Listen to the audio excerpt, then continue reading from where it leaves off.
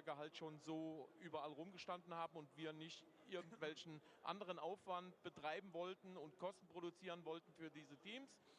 Eine weitere Klasse ist dann diese Gruppe H-Klasse. Gruppe H-Klasse sind Fahrzeuge älteren Baudatums.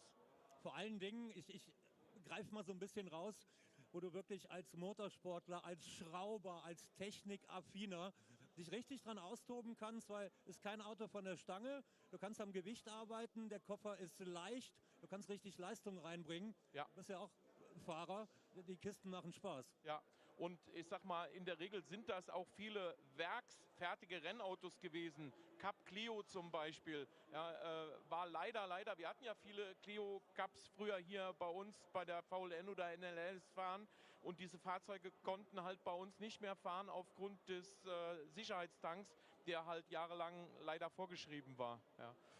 Also wir merken mit dem Schaffen eben dieser neuen Klassen, über die wir euch hier informieren, die wir ein bisschen beleuchten, die wir näher vorstellen.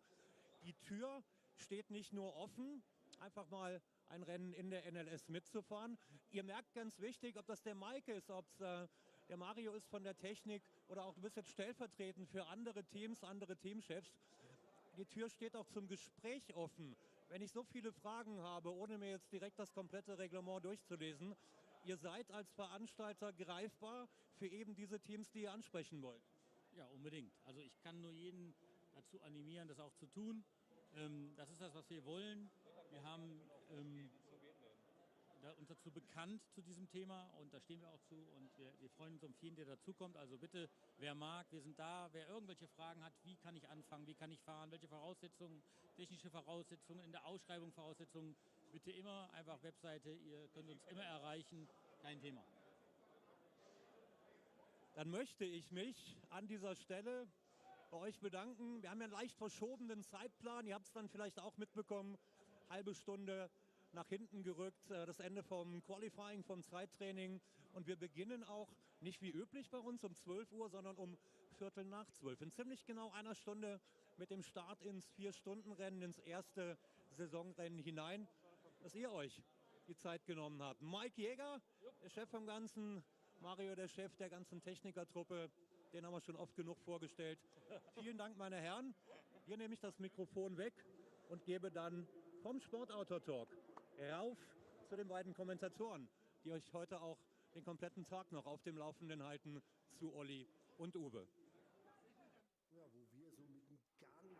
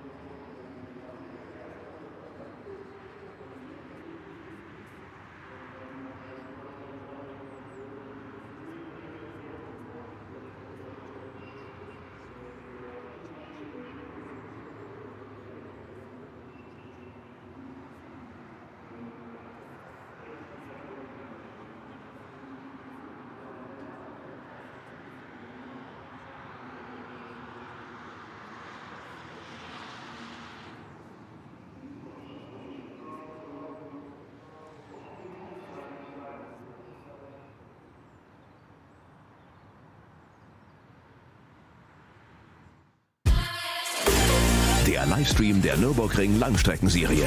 Präsentiert von Falkenreifen. Herzlich willkommen zur Nürburgring Langstreckenserie. Welcome to the Nürburgring for the NLS, the Nürburgring Langstrecken Series. Und jetzt ist das Rennen freigegeben. The red lights are out now. Viele Zuschauer unterwegs.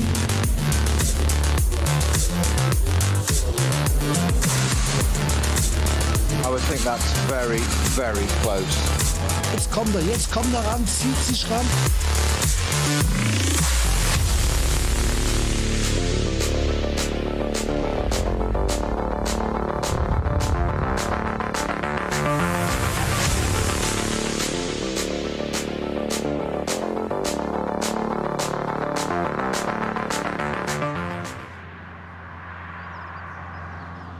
Be joined by my occasional, no more frequent than that, partner in crime, Peter Snowden. We'll be mixing the commentary duos up throughout the course of 2025, but that will just really enhance our coverage, I would have said.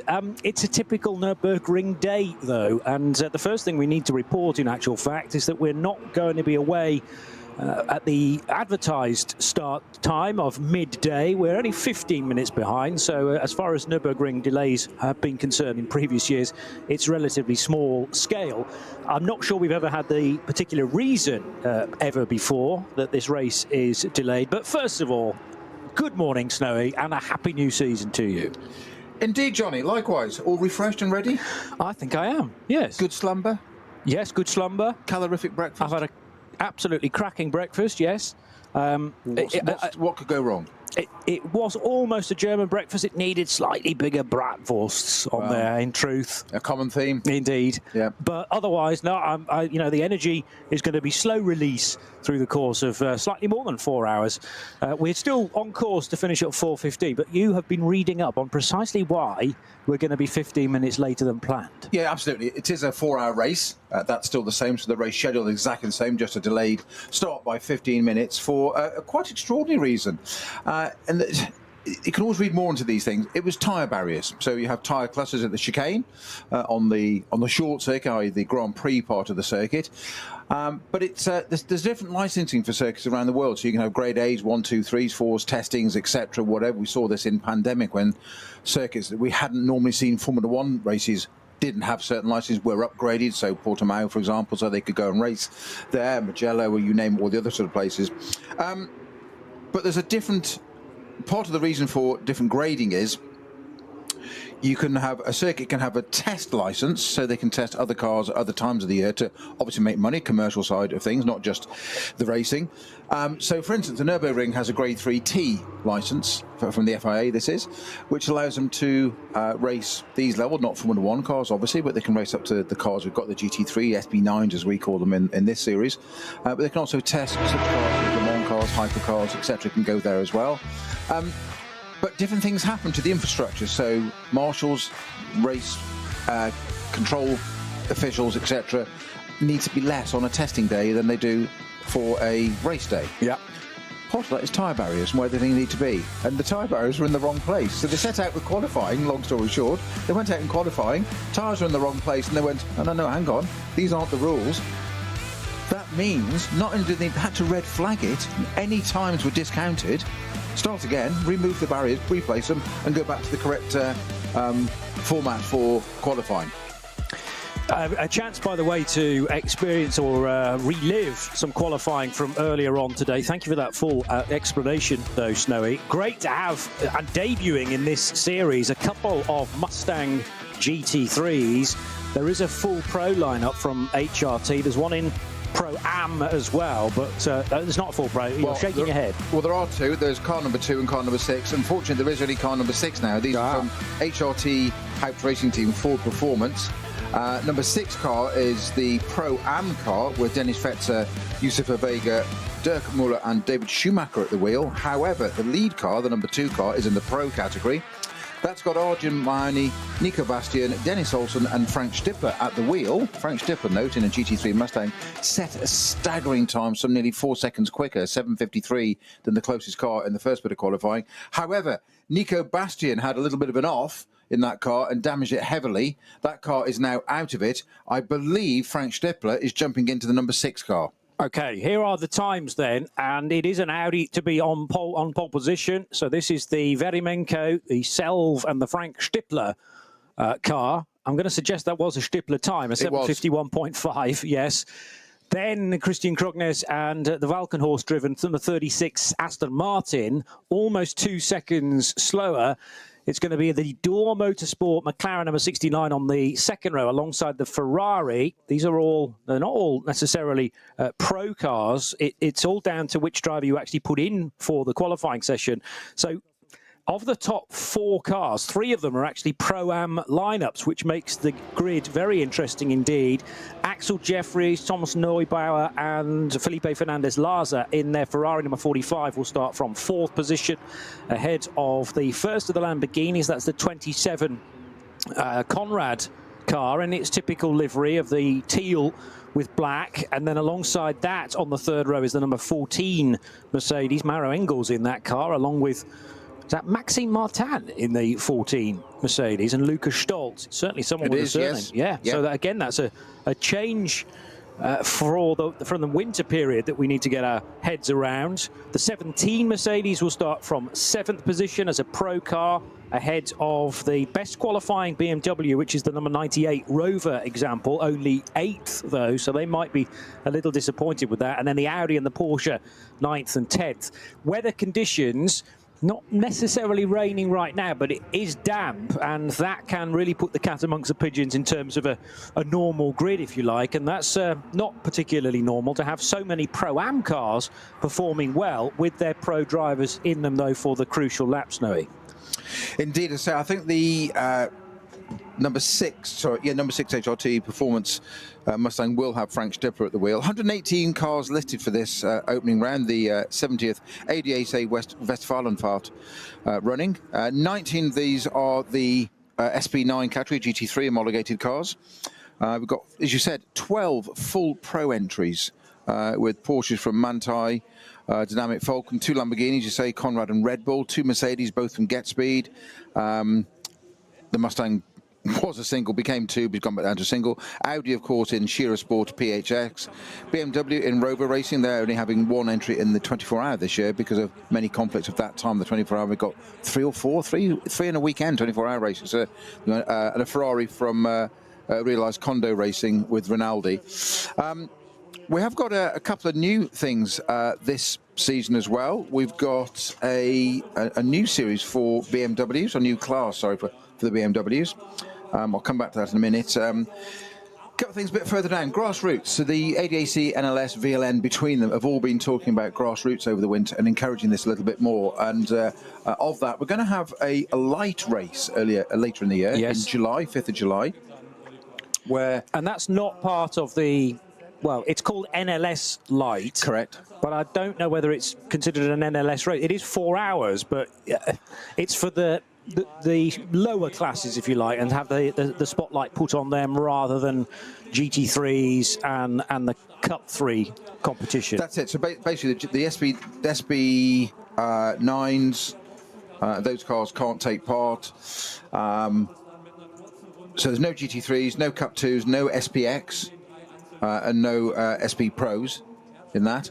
But more importantly, on your DMSB permit, the ring permit, you don't need a grade A. You can have a B or a C to do that. Okay. So that you can go and get your time. And the idea is exactly what the organisers have said. It's grassroots. It's to encourage people there to come and take part in a race, not be, let's say, overwhelmed or threatened by the bigger, faster category cars.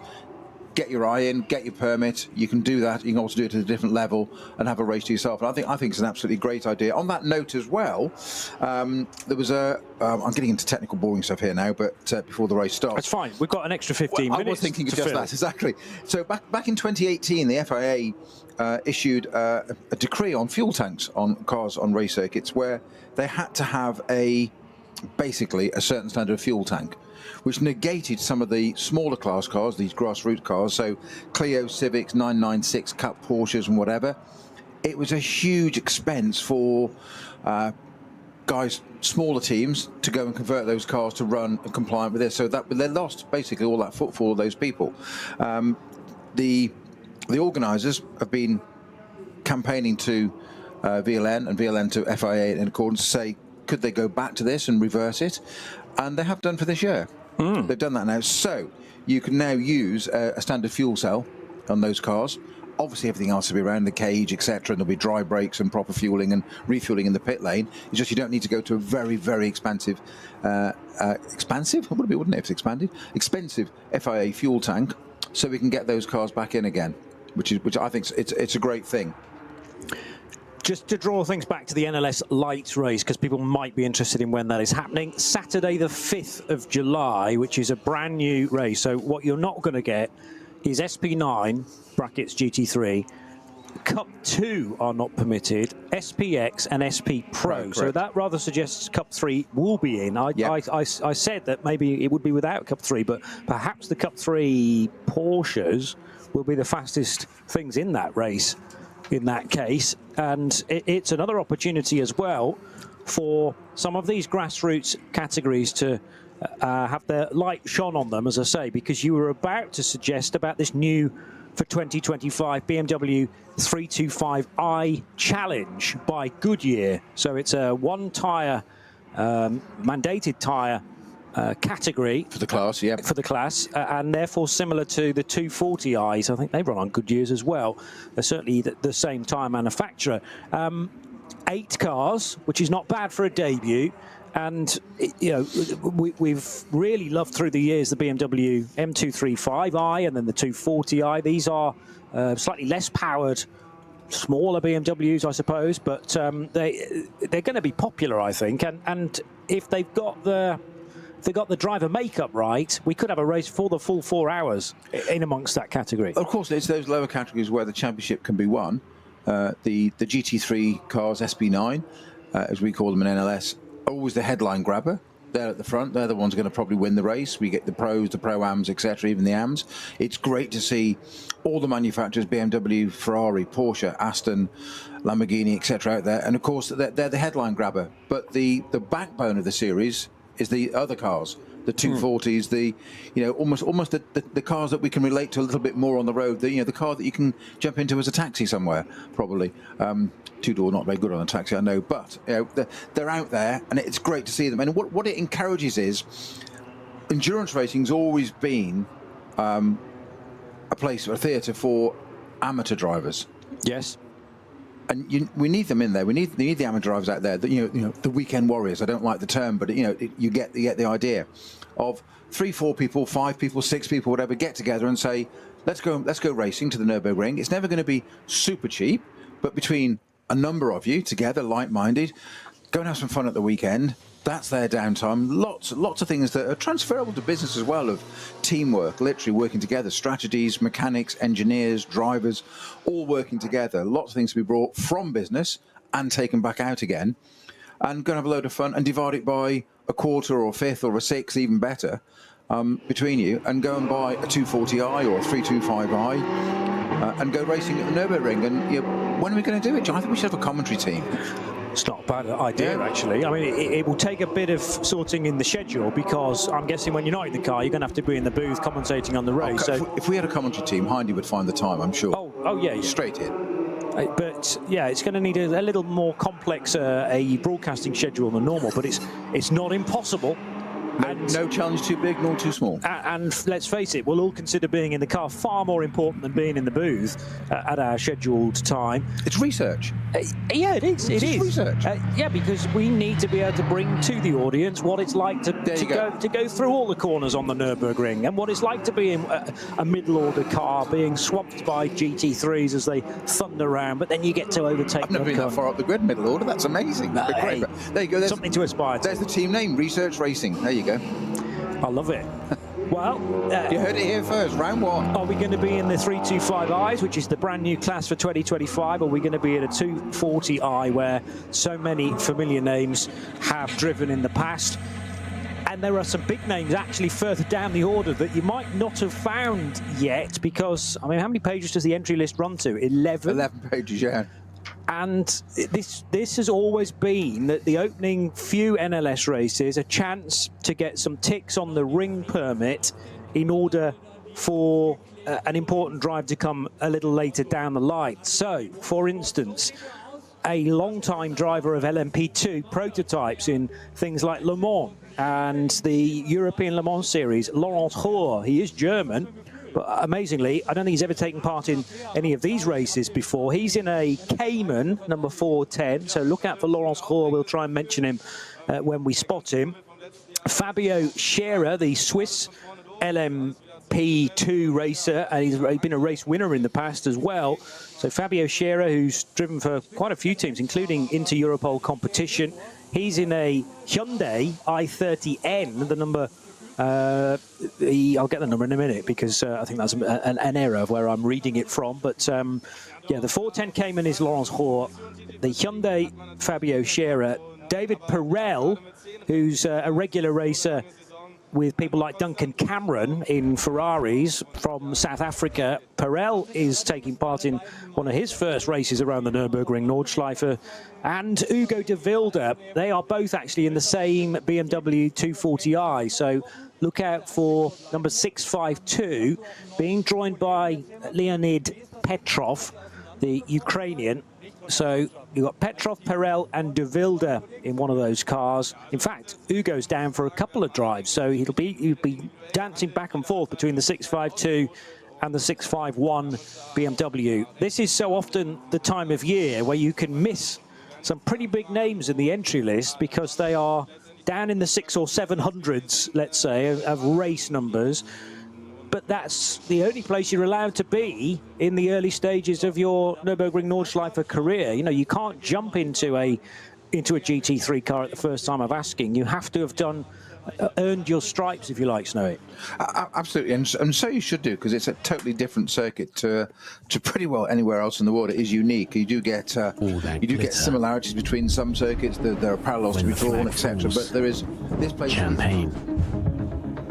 To race for glory, you always have to believe in the impossible. Und wir gehen rein in die Saison 2024. Nürburgring Langstreckenserie, Rennen Nummer 1.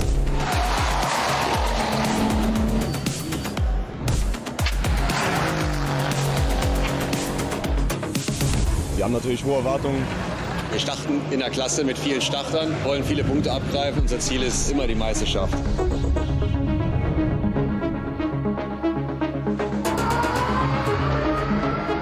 Wir sind nicht hier irgendwie für P5 oder P10 in der Meisterschaft zu sein.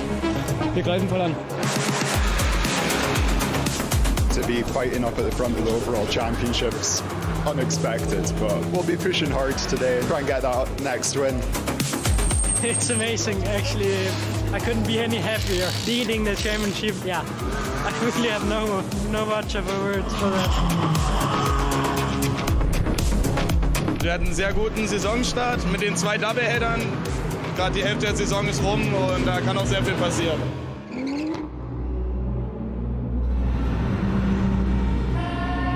Da scheint mir die 650 zu stehen. Und das waren die Halbzeitmeister in der Nürburgring Langstreckenserie.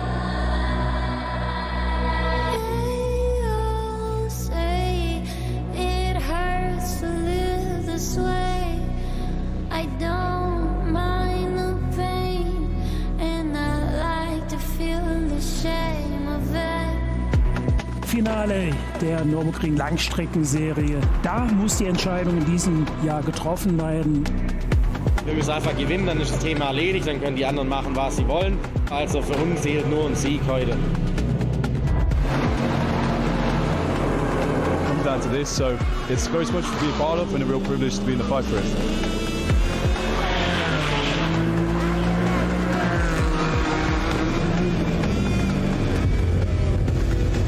Laut unserem GPS-Auge steht das führende Auto in der Meisterschaft. Jetzt wäre dann der Punkt, wo es dann heißt, wenn die 650 durchkommen, wenn die gewinnen, werden sie Meister heute.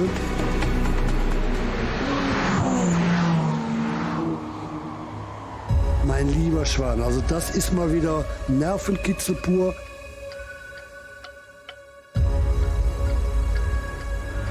every single bump, vibration, weird sound in the car. I was just overthinking in the last 2 hours.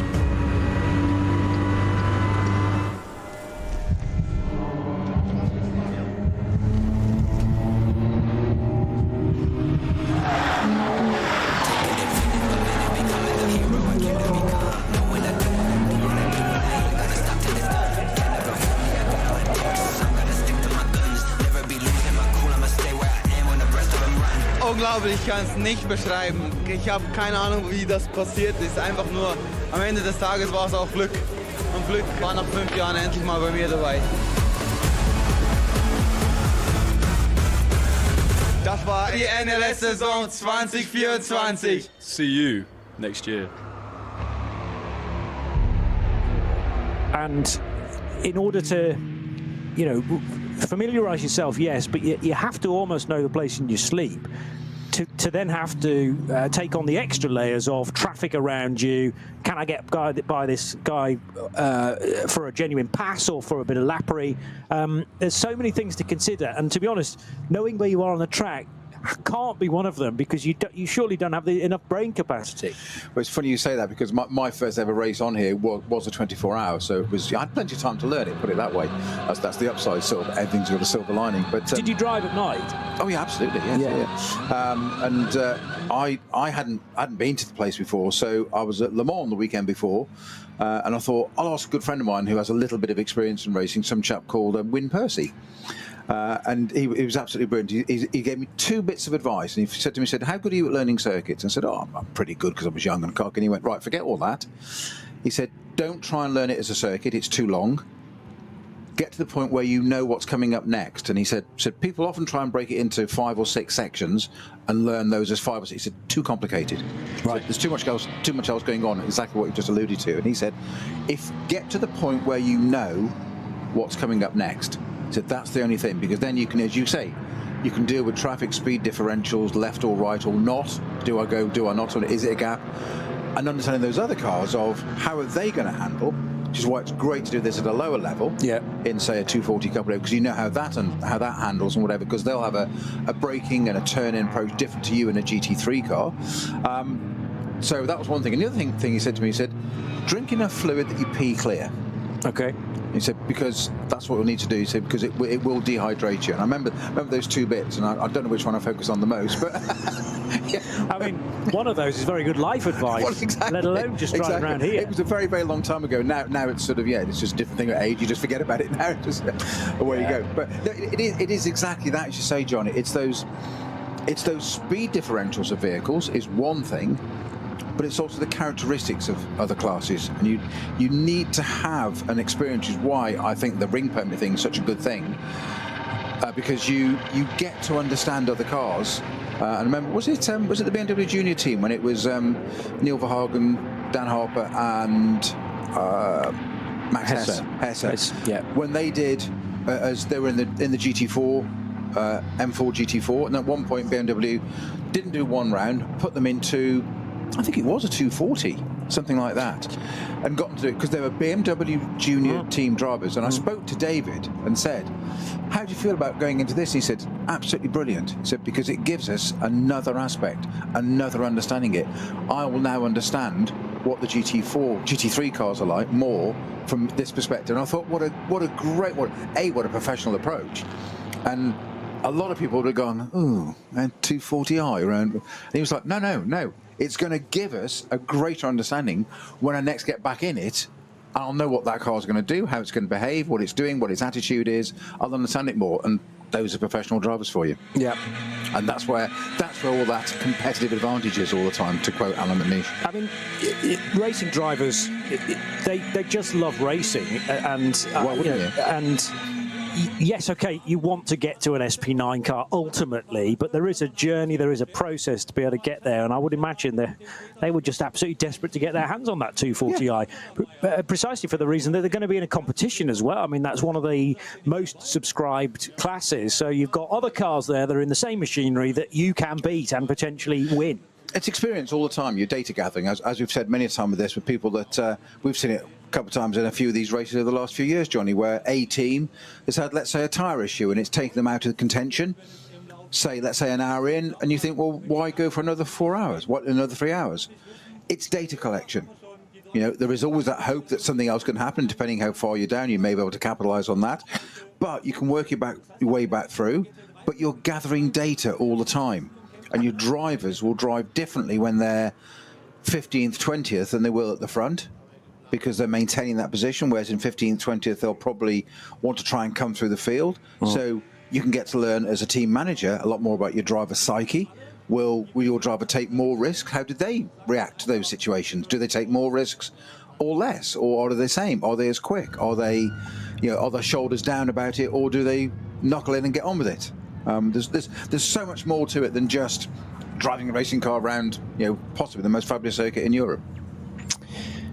Lots to look forward to, as there often is for the opening NLS races of the season. The ones that lead into the N24 race in the middle portion of the year are arguably the best, because there are those cars looking to qualify for the big race. They're looking to try and get some mileage in for their drivers. Might have a new car out as well, so you know, get that acclimatized to the Nordschleife. So big names like Rover Racing with their BMW are here, Scherer Sport, PHX with an Audi, Get Speed with a couple of Mercedes, at least on the entry lists, some of which, of course, some of these cars that we're mentioning may have encountered problems already today. Some are not necessarily here, and we'll run through in comparing the initial entry list with the starting grid for today. But I mean, Porsche are so famous for doing well around this place over the years, and to have Manthey here for the opening NLS race, Dynamic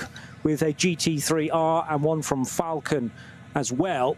So originally 12 full pro lineups, which is not quite the sort of lineup we might get for the N24, but it's really impressive. And with other racing going on around the world this weekend, then clearly some priority has been put onto this opening NLS race of the season. I foresee that there might be some deciding to be done later on in the year when we do actually get to the Nürburgring 24-hour weekend, which is the third weekend of June, because that's a clash with the big IMSA WeatherTech Sports Car Championship race, the 6 hours of Watkins Glen. So there'll be certain drivers associated with manufacturers sent to the US, others absolutely here to compete in one of the biggest sports car races of the season.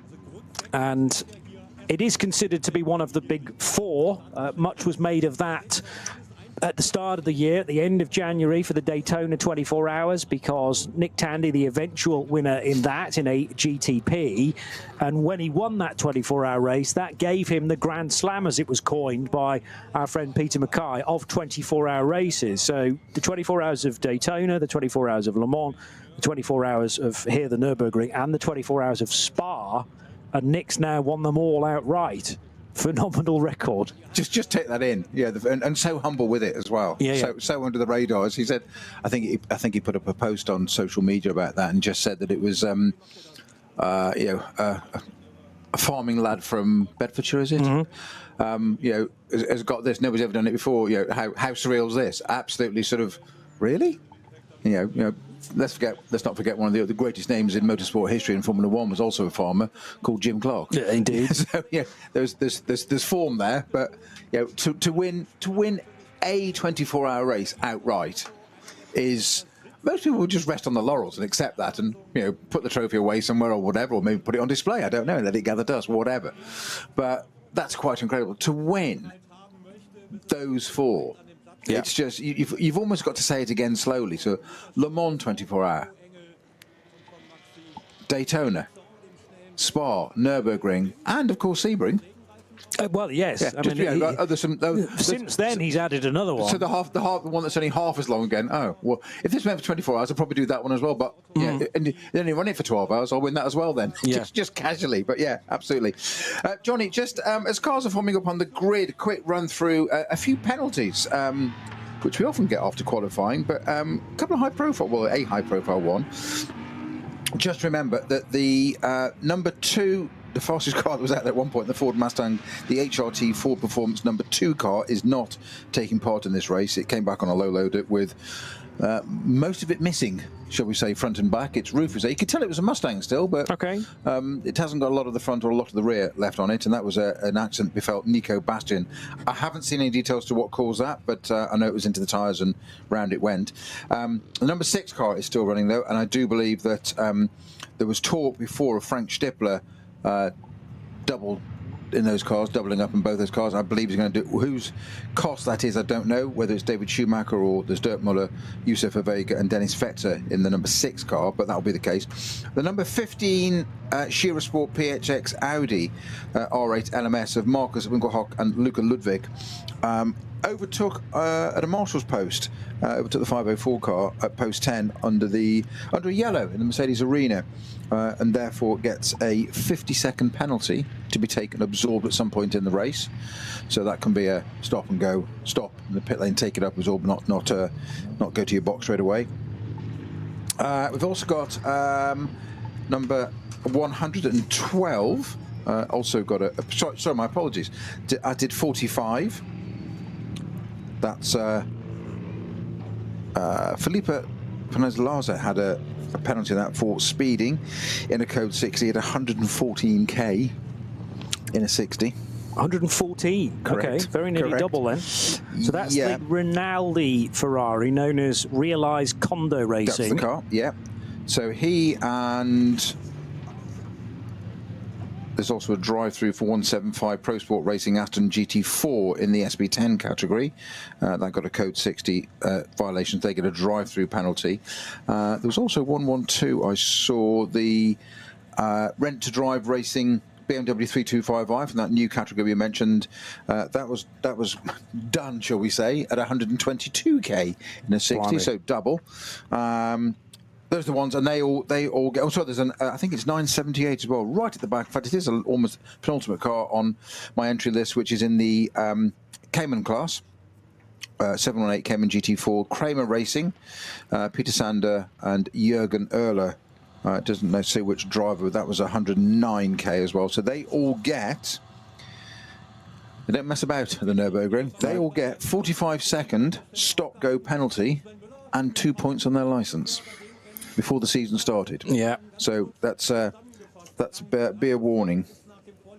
And it's done deliberately that way to make sure that there are no mixed messages. I mean, when there is a speed limit of 60 k's and you're doing almost double that, or actually double that in one of the cases, then yeah, the book has to some degree been thrown at them to send out a message, if nothing else. We've just mentioned one of the BMW 325i's. You might be interested in their general number sequence. If you spot a BMW on the racetrack and think, is that part of the new category for 2025? Well, they are 100 numbered cars and in the low 100s, so anywhere between 100 or 130, generally speaking. Now, the one exception to that is the 700 car, which is also in the 325i class, but we've got 100, 101, 107, and 111, 112, 116, 130, and then 700.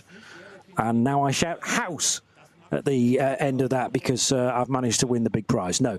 So Jürgen Huber and Dirk Vögels are in the 700 325i. I'm going to be interested to see what sort of lap times those cars can produce. I suppose we've already got the qualifying times to give us an indication of that. Qualifying did run to its scheduled length, despite the fact that I suppose the tyres were in the wrong position for that as well. But no, they stood that's what was red flagged.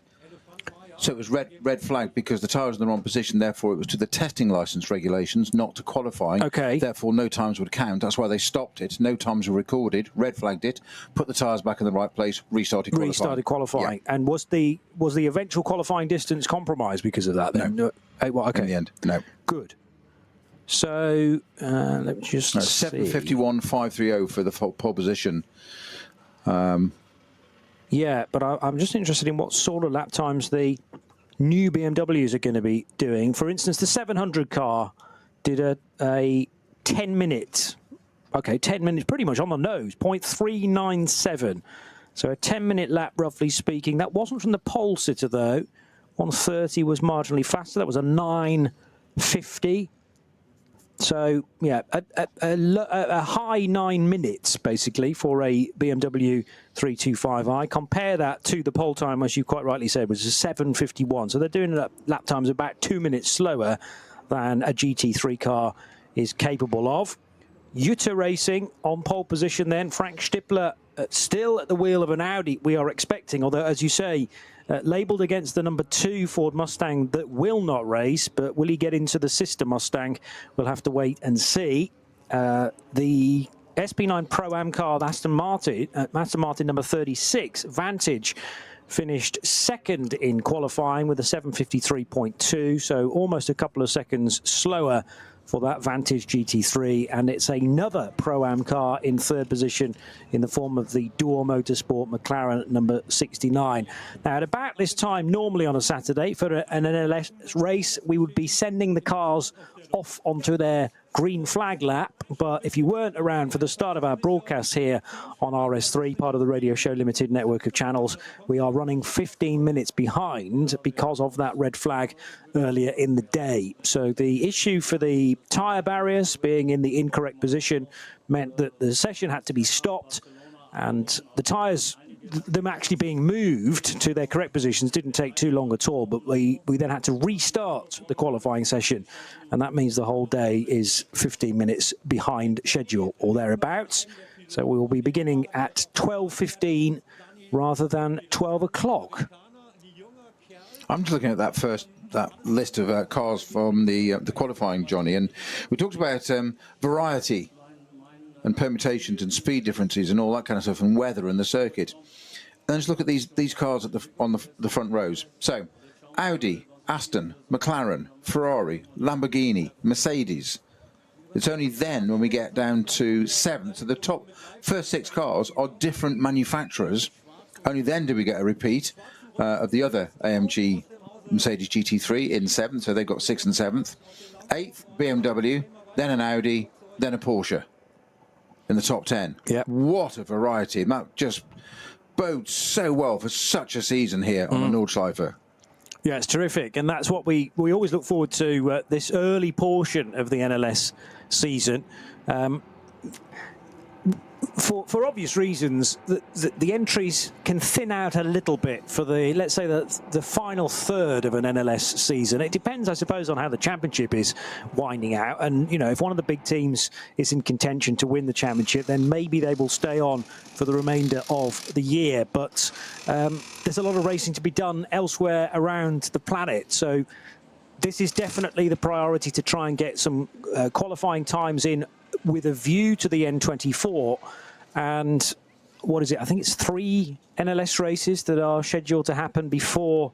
Oh, mind you, we've got the 2 qualifying races, though, as well at the end of May. We have 24th and 25th of May, and they're not listed as NLS rounds. But if you notice, we've got today, obviously, 22nd of March, 26th of April, in a month's time, at NLS2, 10th of May, so short break then to NLS3. The next one that's listed as an NLS race on the calendar is actually in August, 16th of August, NLS6. So what happens to 4 and 5? Well, we've already said that NLS Light on the 5th of July is a light round. It doesn't count towards the NLS Championship. Great information, great data collection for teams, etc. So that would imply to me that the ADAC, not ADHD, that's totally different. ADAC, maybe it's not. 24-hour qualifiers 1 and 2 count as rounds this year. They didn't last year. Yes. I can't. Or was it the year before? We only ran to, I think, 6, and they were numbered as 6 NLS races. It was a slightly hybrid season last year, wasn't it? Through no fault of anybody's. It's just the way it was. So yeah. So let's not worry about that. But it was my understanding of my interpretation of that, which doesn't mean to say it's naturally factually correct. It's just my interpretation. IMHO is that qualifiers 1 and 2, 24th and 25th of May count as NLS 4 and 5. And the other nice thing that's synced up, either by accident or design, is that NLS 6 this year is a 6-hour race. So it's a good way of remembering where the ADAC Ruhr-Pockelrennen is. Maybe that's why they've renumbered it, but it makes more sense to me that you've got a standard NLS 1, 2 and 3, then you've got 2 qualifying races that are in brackets 4 and 5 of the NLS Championship, and then we carry on with round 7, which is NLS 6, because of the NLS light for race simpleton commentators. Yes. Yeah. Call it 6 because it's 6 hours. 6 hours, precisely. So that's the 16th of August. Don't forget that one, because it's always a highlight of the year. And then after that, we still have at the moment 4 more. So we could run to NLS 10, which is, it's got a title. It's the Sportwartenrennen Final Race of Champions on the 11th of October. So, yeah, potentially 10 NLS races. Notice what they've done with the schedule this year as well, having managed to get a little bit more control of it again after the sort of hybrid of last season. It's quite a bit earlier. We've been running till early November now, which does give us a bit of jeopardy with weather in this part of the world, as we know that in the Arfel Mountains. We've had that before. We've had snow, and a couple of years ago we had snow, didn't we? One round where we weren't getting anywhere, literally.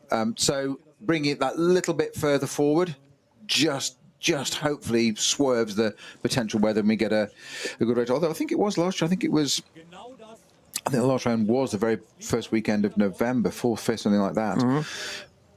And we were mindful of this might be a problem, might be climatically challenging. And what happened? It was that beauty. You and I did that one, didn't we? That round from here. And it was that beautiful golden crisp autumn day where we were just like, okay, this shouldn't be happening. But we know that isn't always the case. So it's been brought forward the end of the year this year, hopefully. We've not mentioned the Toyota Gazoo Racing Supras yet. There are a pair of Evo GT4s at the moment with the same 3-driver crew. So again, there's going to be some orchestration required to make sure that one driver is not required in the other car when they're in car 1 at that point.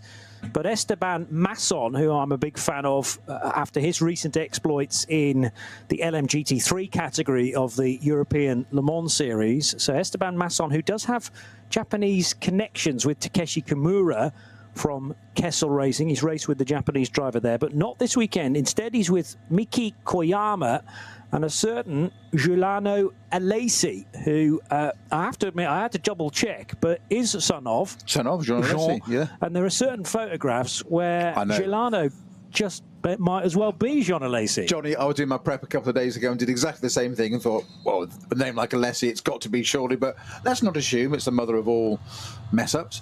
So I went and looked it up, and the first thing that came up was the name of John. I went, oh yeah, that's Jean Alesi's son. I don't need to check. I don't need to do any other links. Yeah. The eyes have it all. You know, it's definitely that way. Good also to see out, by the way. We have who's coming back after an injury from from a race back in testing in Japan, wasn't it? I made a note. Now, of course, when I've opened, can't find it. Exactly. So I should know that as well. The jeopardy of live broadcast.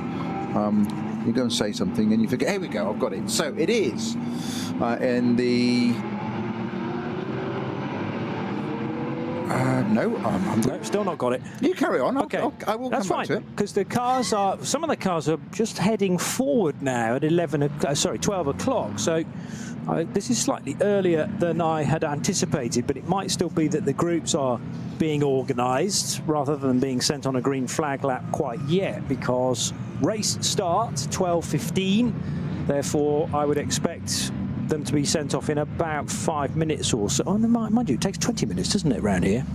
I'm in mode of other tracks, of course, so recalibration of the brain required. And yeah, this is about right, therefore, because 5 to the hour, 5 to 12, the cars will have been sent off, and the green flag lap is already underway, Snowy. It was exactly who you were just talking about, the Toyota Junior driver, Esteban Masson, making his return after his accident at Suzuka last year in his upcoming test for Formula Lights. And he had he was only 20 years old, had a fairly hefty incident, and it was never completely specified or declared what he did, but believed multiple fractured vertebrae. So it's his, he's, as you said, debuting with guy did the team with him as well, actually, was Giuliano Alesi in the Super GT, who also, by the way, did get onto the Ferrari Academy program and did one test, and then the phrase was left the programme. No, that old chestnut. Yeah. Okay. But you know, your dad won a Grand Prix for Ferrari, and there's going to be a connection. There's going to be a link there, isn't it? And it doesn't mean to say it always works out. It doesn't mean to say you haven't got any ability either. It's just various reasons we're seeing it playing out in the so-called top theatre of Formula One, which isn't. It's sports car racing, as we all know. We just need to educate people properly. But we're seeing it there. People that you think would be very good in certain cars are appearing to be last quite regularly. Let's leave it at that. Okay.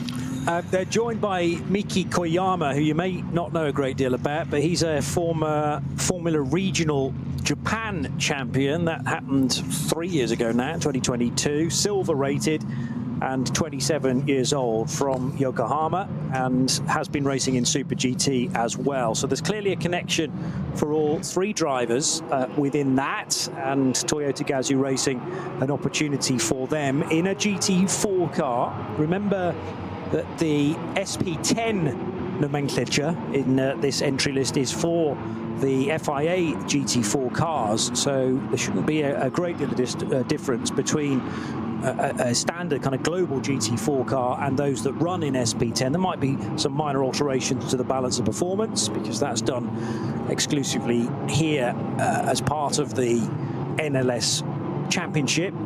So SP9 BOP is not necessarily the same as SRO GT3 BOP, for instance. Stefan Rattel organisation for the same cars. So we are off and running.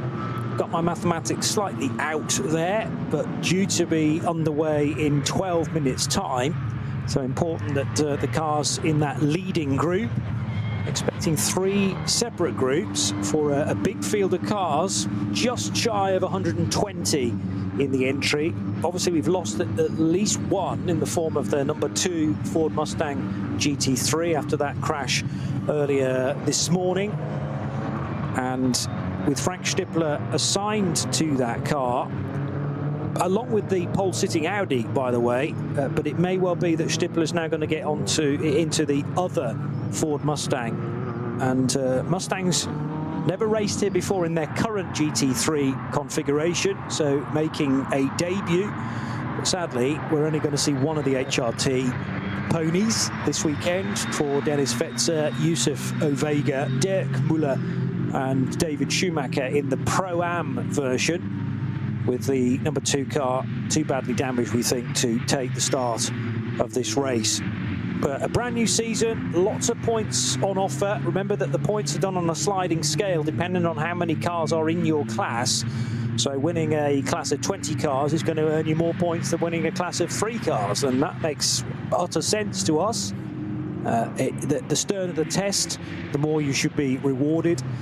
And that is the reason why in the highly subscribed classes further down the order, if you're consistently winning every month, let's say, then drivers that have less recognised calibre, perhaps, they're less global superstars, but they have every chance of taking what is a big title, the Drivers' Championship in the Nürburgring Langstrecken Series for 2025. And we start, as usual, with the Westfalenfahrt, the 70th edition now of the ADAC Westfalenfahrt.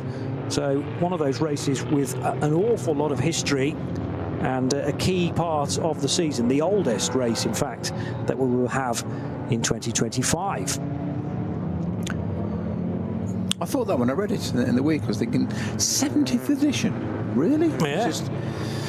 And that's not necessarily taking into consideration any breaks that may have been necessary along the way as well. Yeah.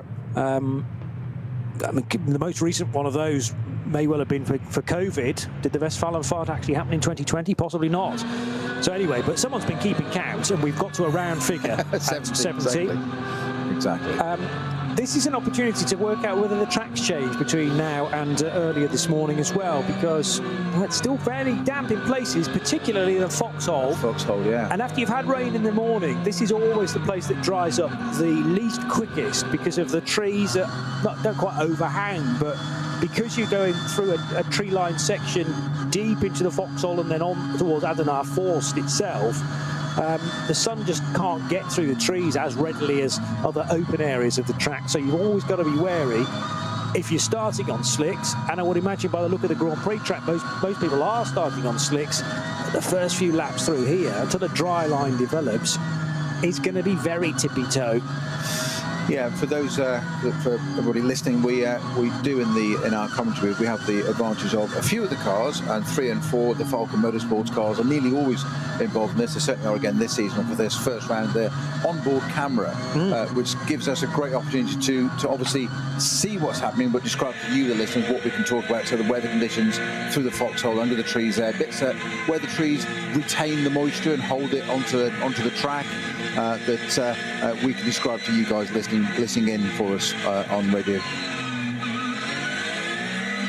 So we've also got, I think it's one of the Black Falcon cars. It's number 90 that has an onboard camera as well.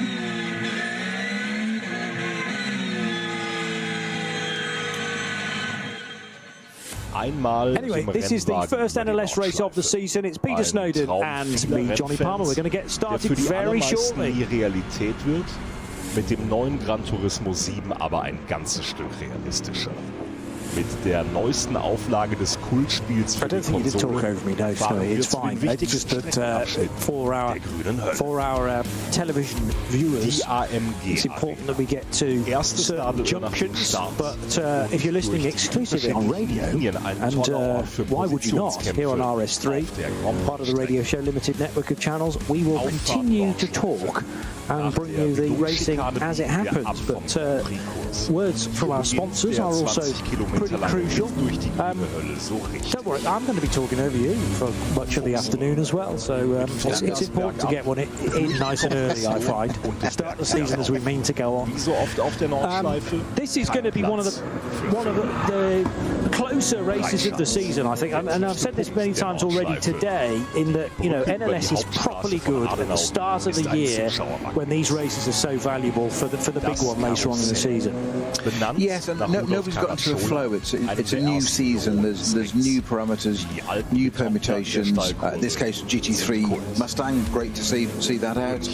Being treated to see if Frank Stipper gets into that sister number 6 car. And I was just thinking about there also him being in the traditional Shearer Audi. What a different type of car. We were talking about different classes. Well, he's in the same class of car there, but he's in a front-engined, road-based car. Mustang. Audi R8 is a road-based car. Go and look at an Audi R8 LMS and tell me what bit of it is a road-based car. No disrespect to Audi at all. They are pure racing cars. The absolute purist will say it can't be a racing car with a roof. Well, I'll just say push to that. Of course it can. You go and look at one. Look at the new GT4, as it's not so new now, but the M4, sorry, GT3 M4 BMW.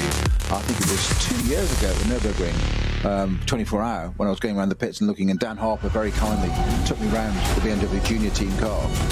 And you often allude, I've raced cars, been very lucky. I've raced GT1 cars and Group C cars and whatever.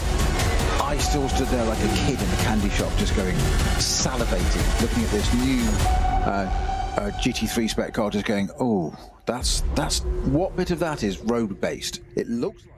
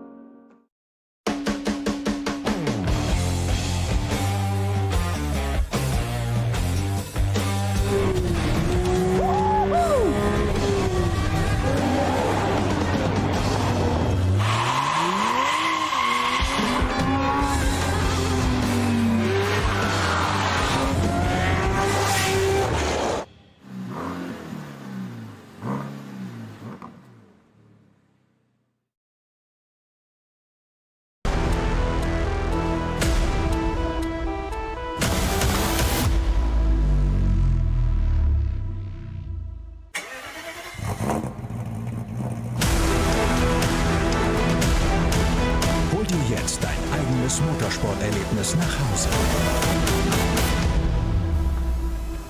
dein Online-Shop für Simracing-Hardware und Zubehör. www.simraceshop.de.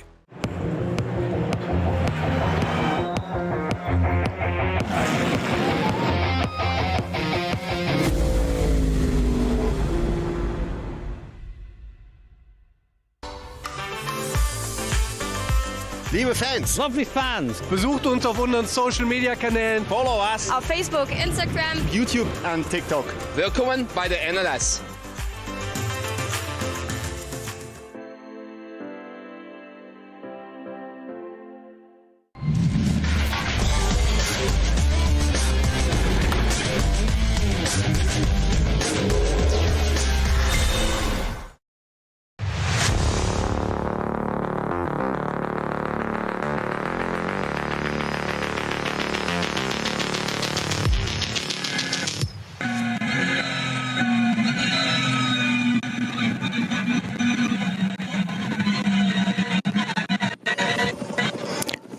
Live coverage of the first Nürburgring Langstrecken series of 2025. Glorious conditions later around the lap in the region of Brunchen and Flansgarten then from our various cars carrying onboard cameras, yes, but onboard microphones as well, which give us a real idea as to where they've been located. Can we hear a V8? Can we hear a flat 6? Can we hear a V10 in the case of the Audi and the Lamborghinis positioned right in the middle of the car? That's the fabulous thing about this huge variety in GT3 racing these days. You know, stand at the edge of the track, shut your eyes and try and guess which car is approaching and nipping by. It gets even more difficult when you've got side-by-side action in two totally separate cars. The Dorian Boccalacci, Nico Menzel Porsche in the Falcon colours, so the two-tone blue, car number 4, heading now through the latter stages of its formation lap. We're a couple of minutes away. And remember, if you weren't around at the start of the broadcast wondering why we've not started on time, this was a complication after tyre barriers were in the wrong place, which meant that the red flag had to be thrown during qualifying this morning.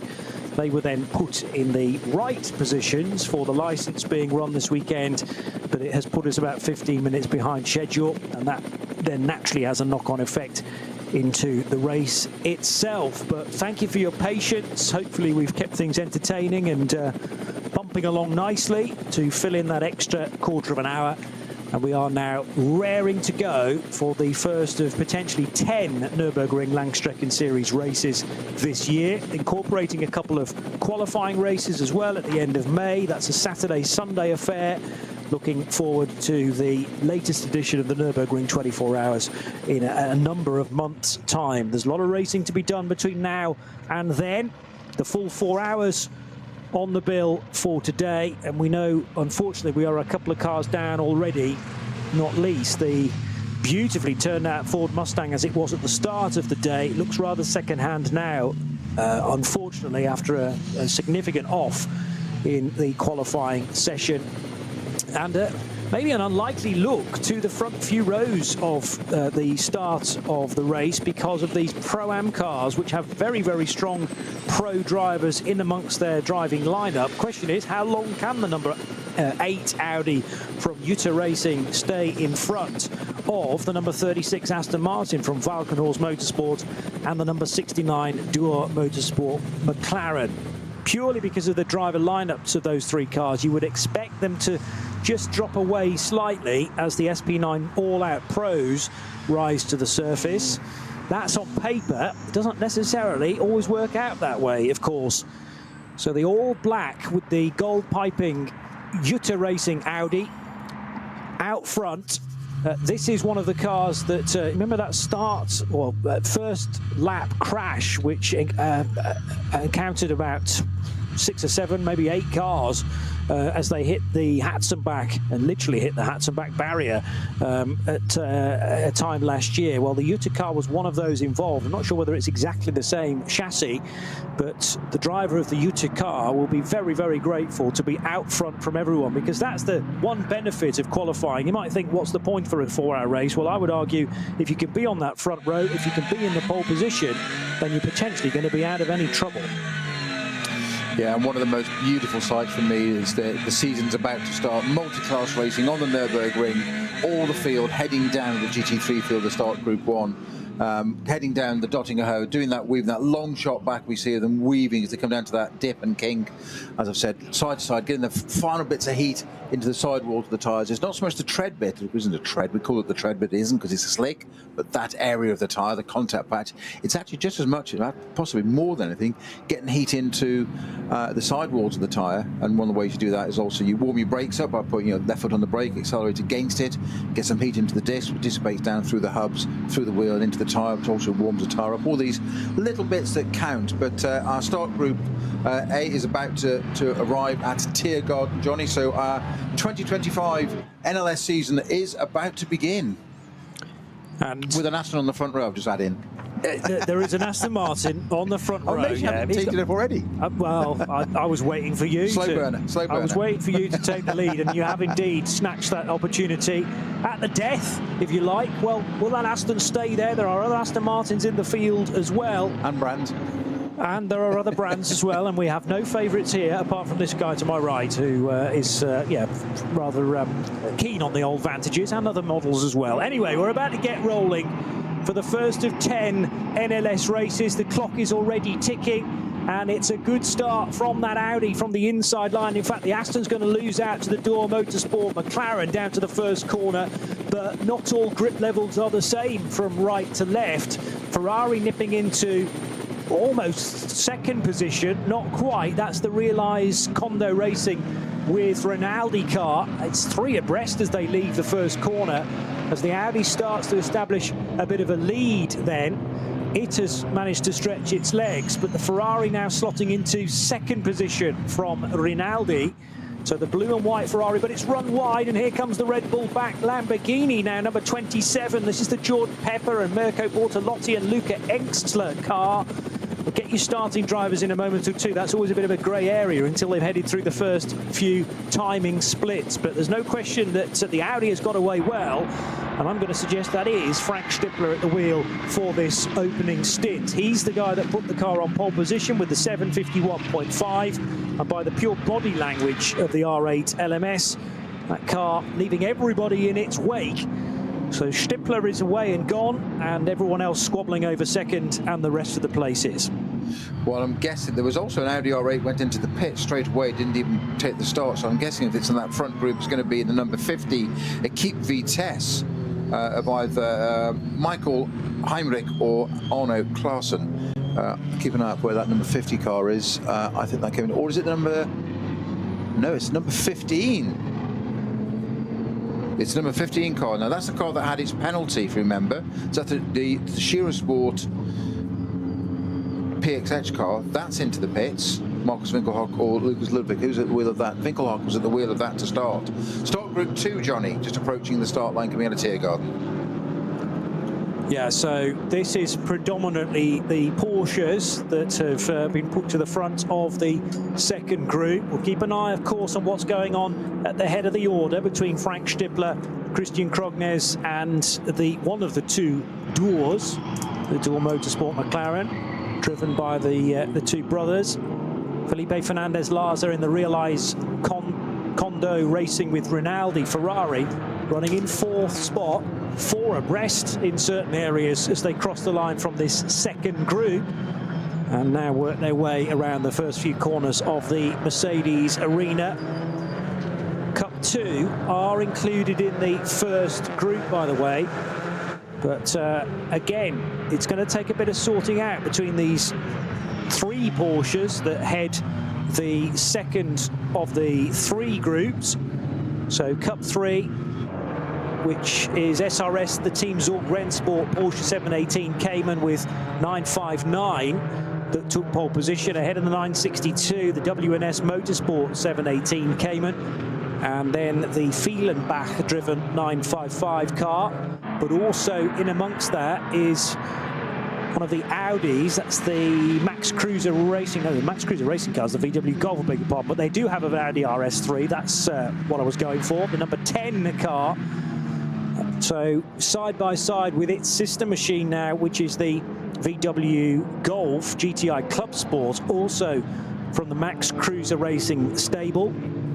And car number 76 looks like it's been started by Kristoffersen. So as Kristoffersen works his way around the Grand Prix lap for the first time, joined in that car by Fabian Vettel and Christian Gebhardt, but it's Johan Kristoffersen in car number 76 that is starting to pull a bit of a gap now on a few behind, including that sister Max Cruiser Racing car, the number 10, which has been started by Heiko Hammel, and he has one teammate in the form of Timo Hochwind, as the third group is now heading towards Tiergarten and Hohenrhein to begin its race.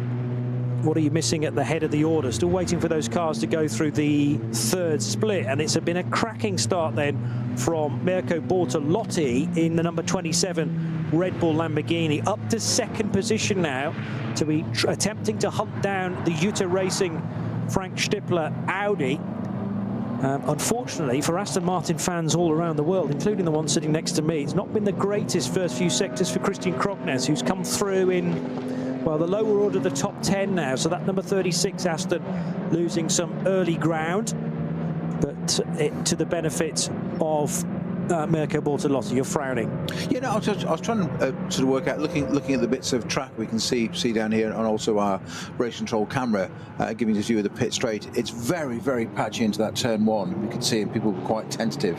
And so just wondering what sort of tyre choices people have made here, and I wonder why some people have popped into the pit straight off. There's quite a few cars ran wide on that turn one on both groups.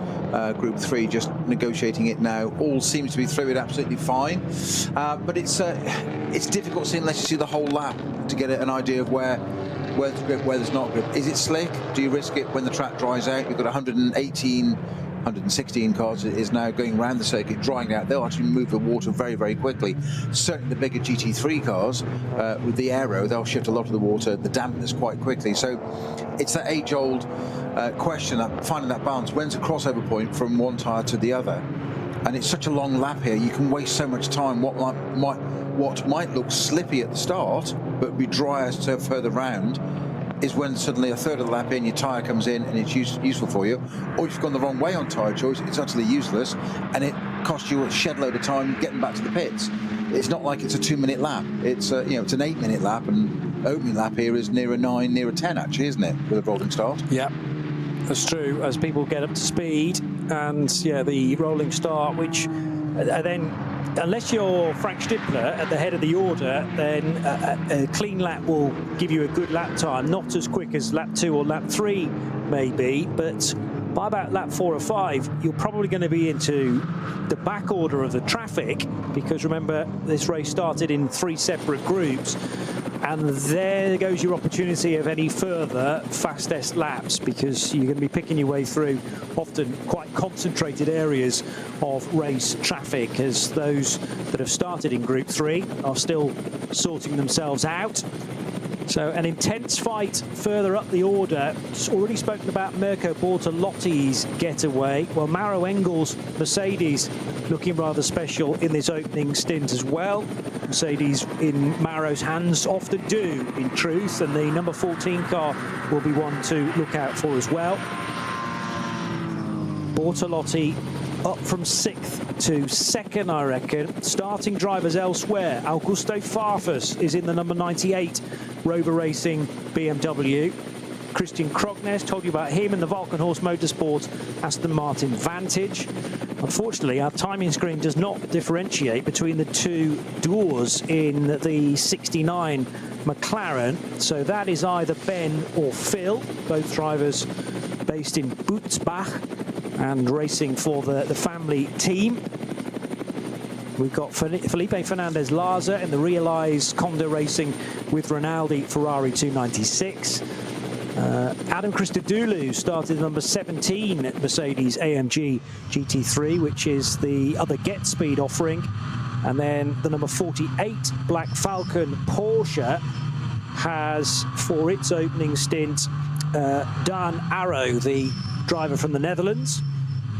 Also in that car, Gabriele Piana, Ben Bunagel making the step up to GT3 competition this year. Bunagel's a big name in the Cup 3 categories of the past, but maybe now a regular in SP9. Mike Stursberg is becoming more frequently seen in SP9 as well. But at the end of the first lap, we actually have a new race leader. I told you about Mirko Bortolotti's charge to second. Well, he's now got ahead of Frank Stippler, and that is because Frank, at the end of the first racing lap, has come into the pits. So car number 8 for Jutta Racing already pitting. Now, is this all part of the pre-race schedule? It's going to go up on the dolly jack, so maybe a genuine problem with this car. I wonder whether it might be just a way of getting Frank out of that car. He does the opening lap, makes sure everything is okay, then hands it over to his fellow racers and perhaps concentrates on the Ford Mustang for the rest of the race. We've also got another pit stopper. Tyre changes. They've started on with different tyres. Right. So slicks. Number 4 Falcon's in as well, coming off from wets onto slicks. Yes. Are they fully wet? They are. Yeah, they're fully wet. They're not, because there is no intermediate as well. Exactly. I was just saying, what tyre do you start on? What's the circuit like all the way around? And that's it. So Falcon have called it there on the number 4 car. So that's the Nico Menzel, isn't it?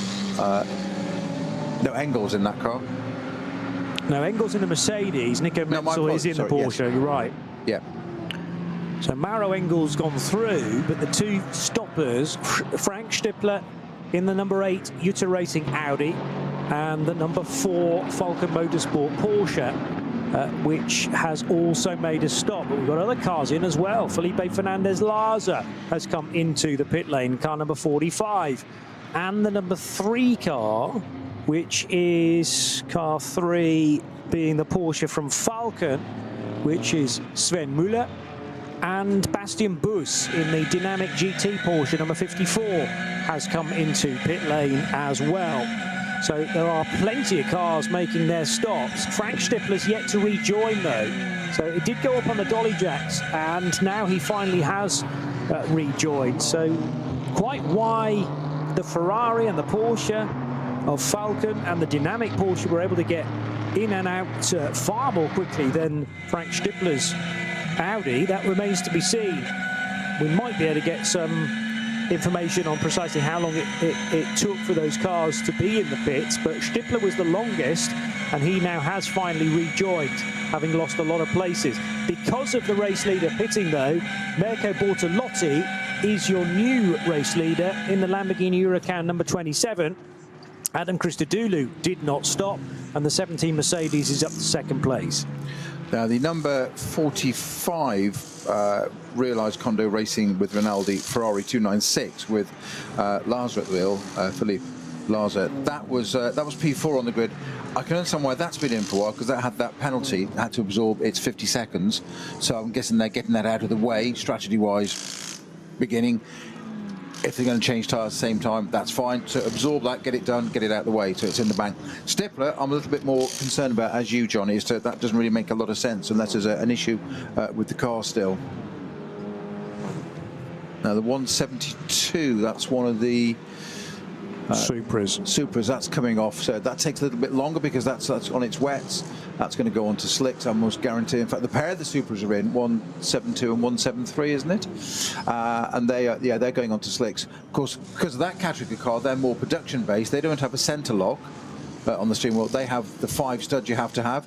You're not allowed air spanners. Can't think of it. Air guns is the word I'm looking for, onto them. But you're allowed an electric one. Make sure it's charged up though.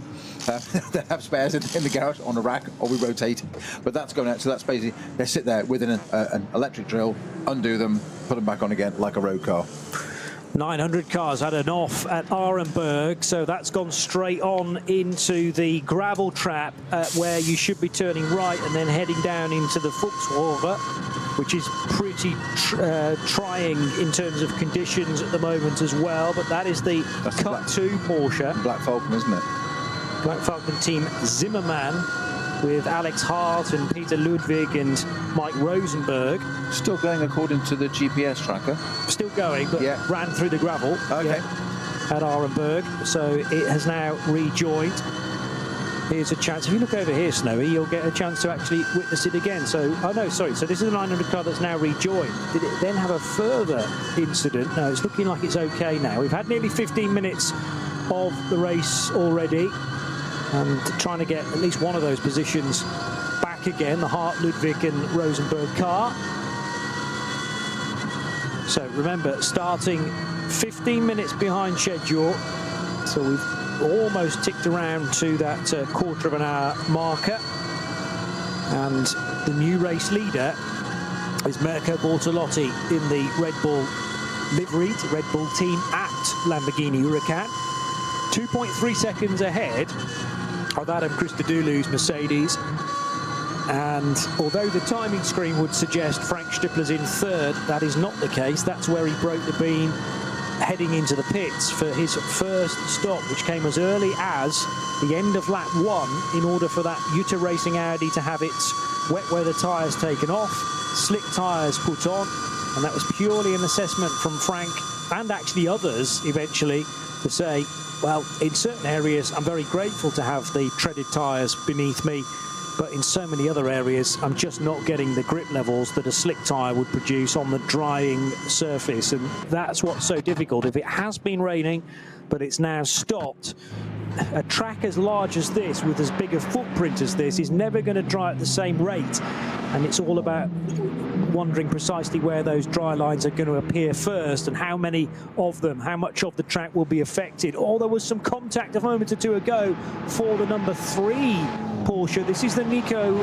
Müller car, and that was the Falcon livery car. With the McLaren. Yes. So it was all getting very congested at Adenauer Forst there.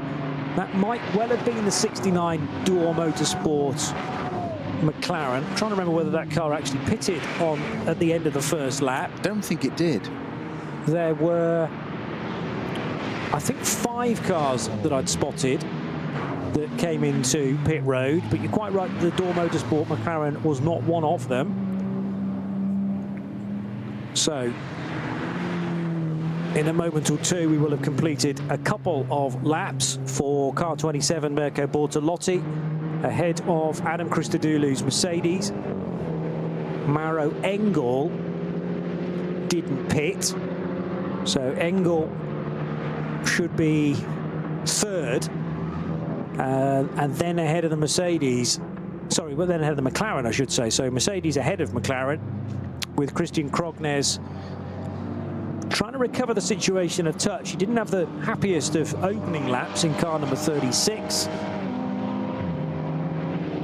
As now back onto the main straight will go some of the starters from Group 2, including a gaggle of BMWs. Oh, but too late on the brakes, in fact, for the GT-sponsored car. So that's the 506 BMW overshooting into the first corner. Was that a schoolboy error? It's just there's loads of runoff. If you're going to do it anywhere, do it there. Oh, I see. So it's one of those forgiving areas on the racetrack, which it's not ideal. But if you are going to do it somewhere like that, do it where there's runoff. Yeah, and that's an insight to the driver's mentality. See, if there's plenty of runoff, you've got more chance. It's fine. Yeah, risk it a bit more. Makes sense. Well, no team managers listening on now are going to be writing in. No Armco barrier down there, so nothing firm to hit for Jan Ullrich in his GT Motorsport by WS BMW 330i. So haven't yet had the real focus on the brand new category, which is for the 325i's. Meanwhile, at top speed, we've got a new race leader again, because the Door Motorsport McLaren is now in front at the end of lap 2. And that is not because of is it because of a pit stop? Christodoulou came in, yes, and Bortolotti came in as well. So more potential changes here. That rather suggests the Lamborghini was started on wet weather treaded tyres, as was maybe Adam Christodoulou as well. Well, I thought the speed was quite good. However, the Door Motorsport McLaren happy to stay out at the end of lap 2. So was the McLaren the first of the runners to be definitely started on slick tyres? I can't imagine that you'd be wanting to go on to a third lap if you're on treaded tyres, and they will start to be overheating now with such a considerable part of the racetrack dry, including the Mercedes arena. I mean, it's that very, very grey asphalt rather than the darker black now around the Mercedes arena, although there are different areas of the different ages of asphalt which have been laid at various points. But I noticed that particularly the area around the Mercedes arena, that right followed by a couple of lefts, there's just no moisture there whatsoever. And if you continue around on treaded tyres, regardless of who's made the tyre for you, Michelin, Goodyear, Pirelli, then there is a danger that the block on the tyre is going to be overheating, starting to move around on the tyre, and the car becomes very unpredictable to control as a result. But a McLaren for Door Motorsport is now the new race leader, another SP9 Pro-Am car. Good to see a McLaren out here as well. Just getting back to your tyre thing there, Johnny. We often hear drivers talk about degradation. That which you just described of that wet tyre, it is designed to work in those wet conditions. It's going to be cool. That's the point, because it's running in water. So the moment it gets slightly warmer and dry, it's not only outside of its comfort zone, outside of its operating zone, the drop-off and the degradation is phenomenal. It is like falling off a cliff, and that's why you'll see guys struggling. This is what I was saying about this longer lap here if you don't look out. If that happens towards the end of a lap, so be it. If the lap is, or the circuit is, a little bit of a mixture of both, you can run offline within reason on some straighter bits, where take a different line, excuse me, run onto the wetter parts or damper parts of the track to cool the tyre down, to get it back a bit nearer to its operating window. But if you haven't got that opportunity and it's completely drying, I did say 100 or so of these cars going around will dry this track out really, really quickly, which is exactly what's happened. And all of a sudden you're on and it's like driving around on absolute, the worst possible thing under your feet, as it were, imaginable, under your wheels. It's horrible. You don't want to be out there on absolutely tired, useless, wet tyres in drying conditions. Driver's nightmare. I'd rather have tired slicks that are, no pun intended, that are at the end of their life than a set of wets that are trying to run in the dry. It's horrible. Yeah. It's true. And the situation will be ever changing through the course of the afternoon as well. So calls from the pit lane start to become more crucial than those from the car, potentially, because those that are involved with teams in the garages and on the pit wall might have a better viewpoint of parts of the racetrack where the car is not yet, but will be in the next few minutes. So Door Motorsport's McLaren leading by 6 seconds over the Valkenhorst Motorsport Aston Martin. And then it is the 948 Cup 2 Porsche, the 48 Losch Motorsport car, which has made its way up to 3rd position already. Now, a Cup 2 Porsche, perhaps no stranger to being that far up the timing screen at the end of, let's say, the first stint, because as SP9 GT3 cars pit after maximum 7 laps, Cup 2 cars can often do an 8th lap as well as the formation lap. So Cup 2s are often found in the top 6 positions at the end of the first SP9 stint, but never quite this early on. We've got Cup 2 Porsches, 3rd overall, 5th overall, and 6th overall as they all crossed the line last time around to complete lap 2. And that is because so many of the SP9 GT3 cars made early stops because of this tricky decision for so many teams at the start of the race. Which tyres do we start on? And quite clearly, 1 or 2 decisions have gone in the wrong direction for a number of big teams as well. So are we about to see a rather unusual result in a little under 3 or a little over 3.5 hours time? Christian Krognes in his Aston Martin, after a difficult couple of laps, has found his way back into 2nd position. So, I mean, is that some explanation as to why the Aston Martin seemed to have no pace on the opening lap? Because the slick tyres weren't the right choice at that exact moment, but they knew that things were going to improve as soon as the track warmed up a little and, more crucially, dries up a little. Trying to put my well, actually I'm putting my professional impartial head on, even though it is the Aston. When you said it started on the 2nd row and dropped down to almost out of the top 10, didn't it, on that first lap? That hinted at a problem, either mechanical or, in this case, as you say, tyres. If it started on slick, which is a brave call, and that's exactly what we were discussing, weren't we, of what's the right way to go. So slick is brave in these conditions. If you can get it round the order, that first lap, it would have come to you, which is why the Aston's now back into second, if that's what it started on. Did it start on a slick? That's what, it hasn't pitted, has it? It hasn't pitted yet. It started on a slick then, because there's no way of doing that on a wet out there now. That's why. But it's also getting around there, and that's a test of a driver as well. When you're out there on a tyre that you know is going to come to you, but you've got to be patient. And you've started second, and you don't want to lose all. And people are just passing you hand over fist. You're sitting there going, oh, do I don't? And you're probably screaming at your engineer on the radio, are you sure we've done the right thing here? And they're just like, wait for it. And that's where you need the calmness in a race engineer. Would just say, wait for it. We believe it's the right thing. We've run the model, etc., etc. And that's what it is. Look at that Aston now. Second to ninth, back to second. Still focusing on the 900 car, which is running in 13th position overall. But again, a chance for the Cup 2 Porsches to shine this early on. And that is Alexander Hart at the wheel of the 900 car, which has had that slight mistake into Arenberg, running through the gravel trap, and the tyres will have taken a bit of time to scrub after that. But the grip's now back with this Cup 2 pilot, and Cup 2 is going to be fascinating throughout the full 4 hours to find out precisely what goes on in that.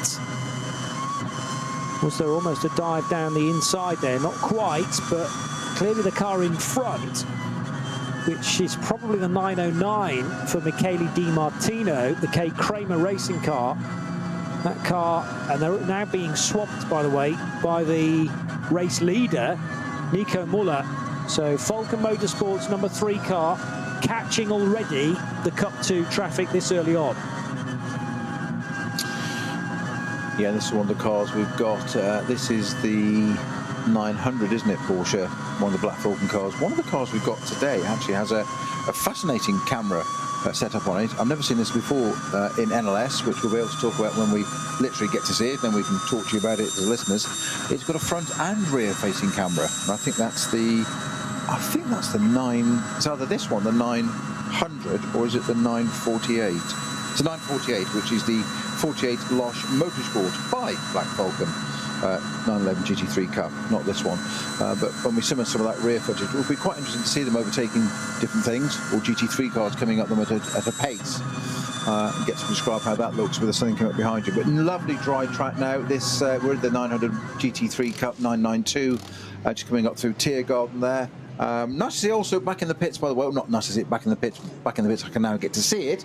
Is the Dacia Logan has returned on more rebuilt form. I think it's more of a Renault Clio underneath with a Dacia Logan inside a Dacia Logan body, which is fine because we discussed this last year, didn't we? Where the owners of that team went through all sorts of hoops to find an engine which I think is a Renault Clio based engine that was in some production version of this somewhere.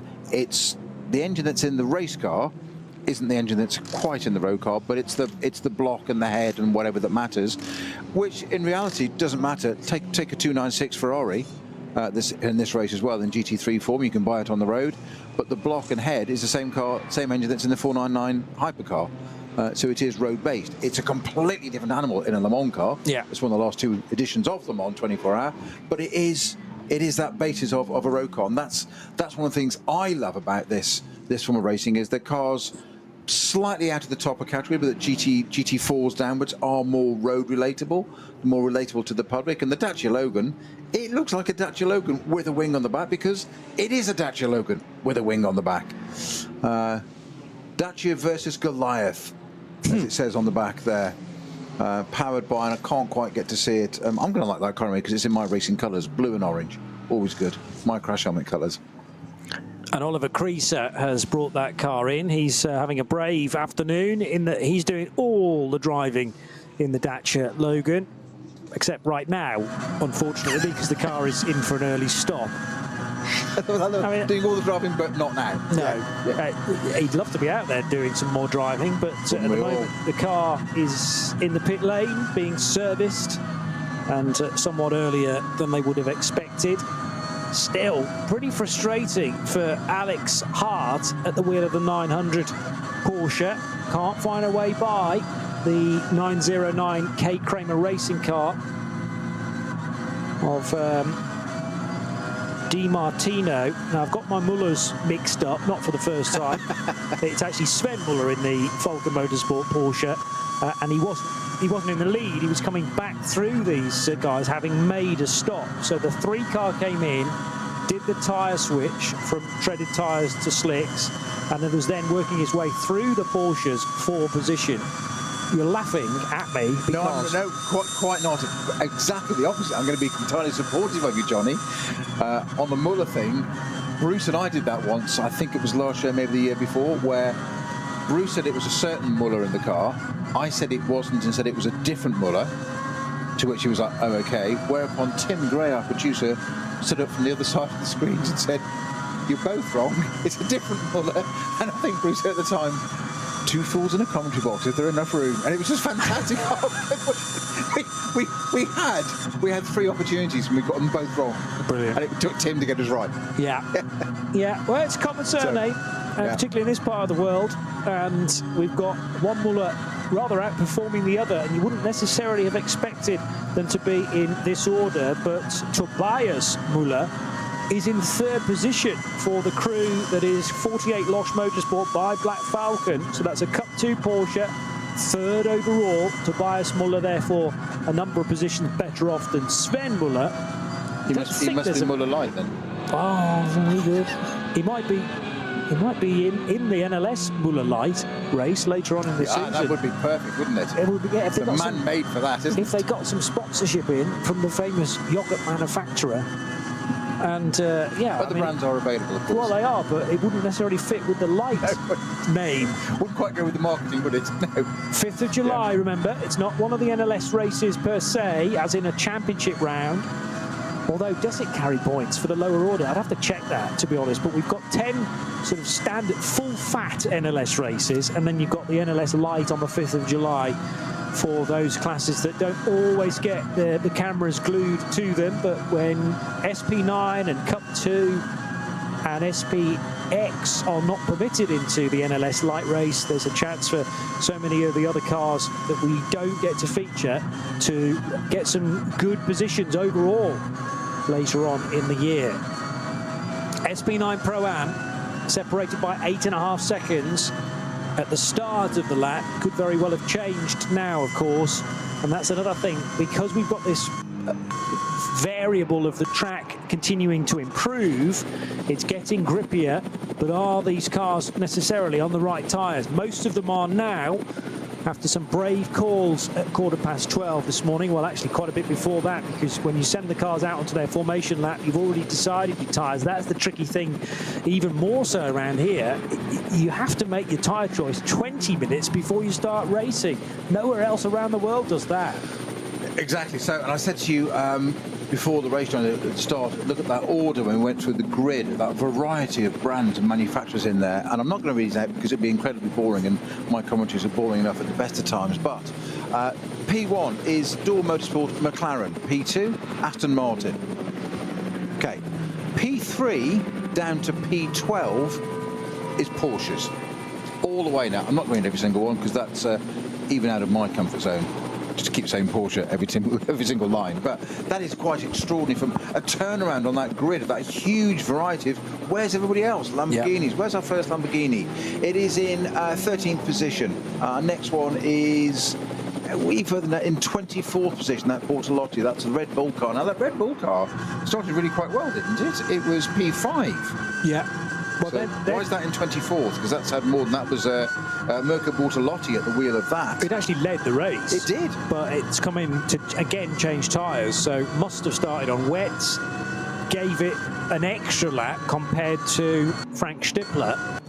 And maybe there's something psychological about, oh, we can't pit at the end of the first lap, that's going to put us nowhere. Whereas Frank Stippler just knew straight away, he's like, nah, I'm on the wrong tyre. We need to sort this now. And yes, I'm going to pit at the end of the first lap, but it means that then the improvement can begin as soon as possible.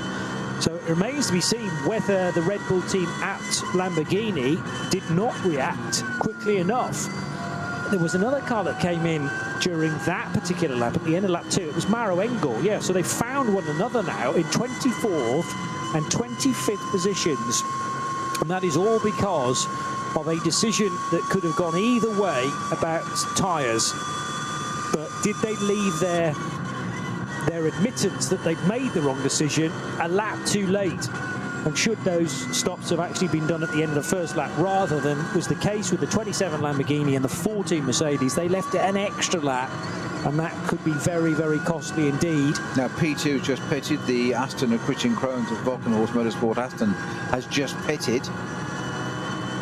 That's the number 36 car. That's on an 8.17 on its last lap. Its best was an 8.19, as opposed to our Door Motorsport McLaren that's leading has done an 8.14 on its last lap, which is its best. And Muller in the 948 P3 car, that's also just done its best lap of an 8.16.107. So the McLaren stays out. But yes, Krogner's in, and is that now rolling the dice for strategy? Now, we see this quite often, don't we? That quite often you do a 4-lap run. If you do a 4-lap run now, you can then go to a 6-lap run. So they've been, so let's see. They start, now that's interesting, because they started on, we think they started on that slick tyre in the Volkenhorst Aston, judging by its pace dropping from P2 to P9, we think. Certainly that order. So have they, I'm surprised they haven't taken more, maximised that a bit more and run longer. We think we can do 7-lap runs, isn't it, on this? We think we can... Well, no, when you get away from the opening stint, you can do 8. Yeah. So the most I would have expected during this first stint of the race would have been 7. And generally, it's 5 or 6 or 7 laps as an opening stint. 4 is a weird one. Surely you would like to go slightly further than that, ideally. That's what I'd have, my logic would have said, my intel would have said to me that having lost out so much on that first lap, you'd want to stay out longer and gain it back. Unless they're saying we've lost so much already, cut our losses, literally, do a short run, get in there, and let's see. So we'll watch that strategy, keep an eye on that strategy. That's the number 36 P2 car that's on. It isn't actually P2 now, because obviously the 948 Muller car, driven car, 48 lost Porsche is in second place now. So the Aston is out. So Christian Krohn stays aboard the Aston, so no driver change.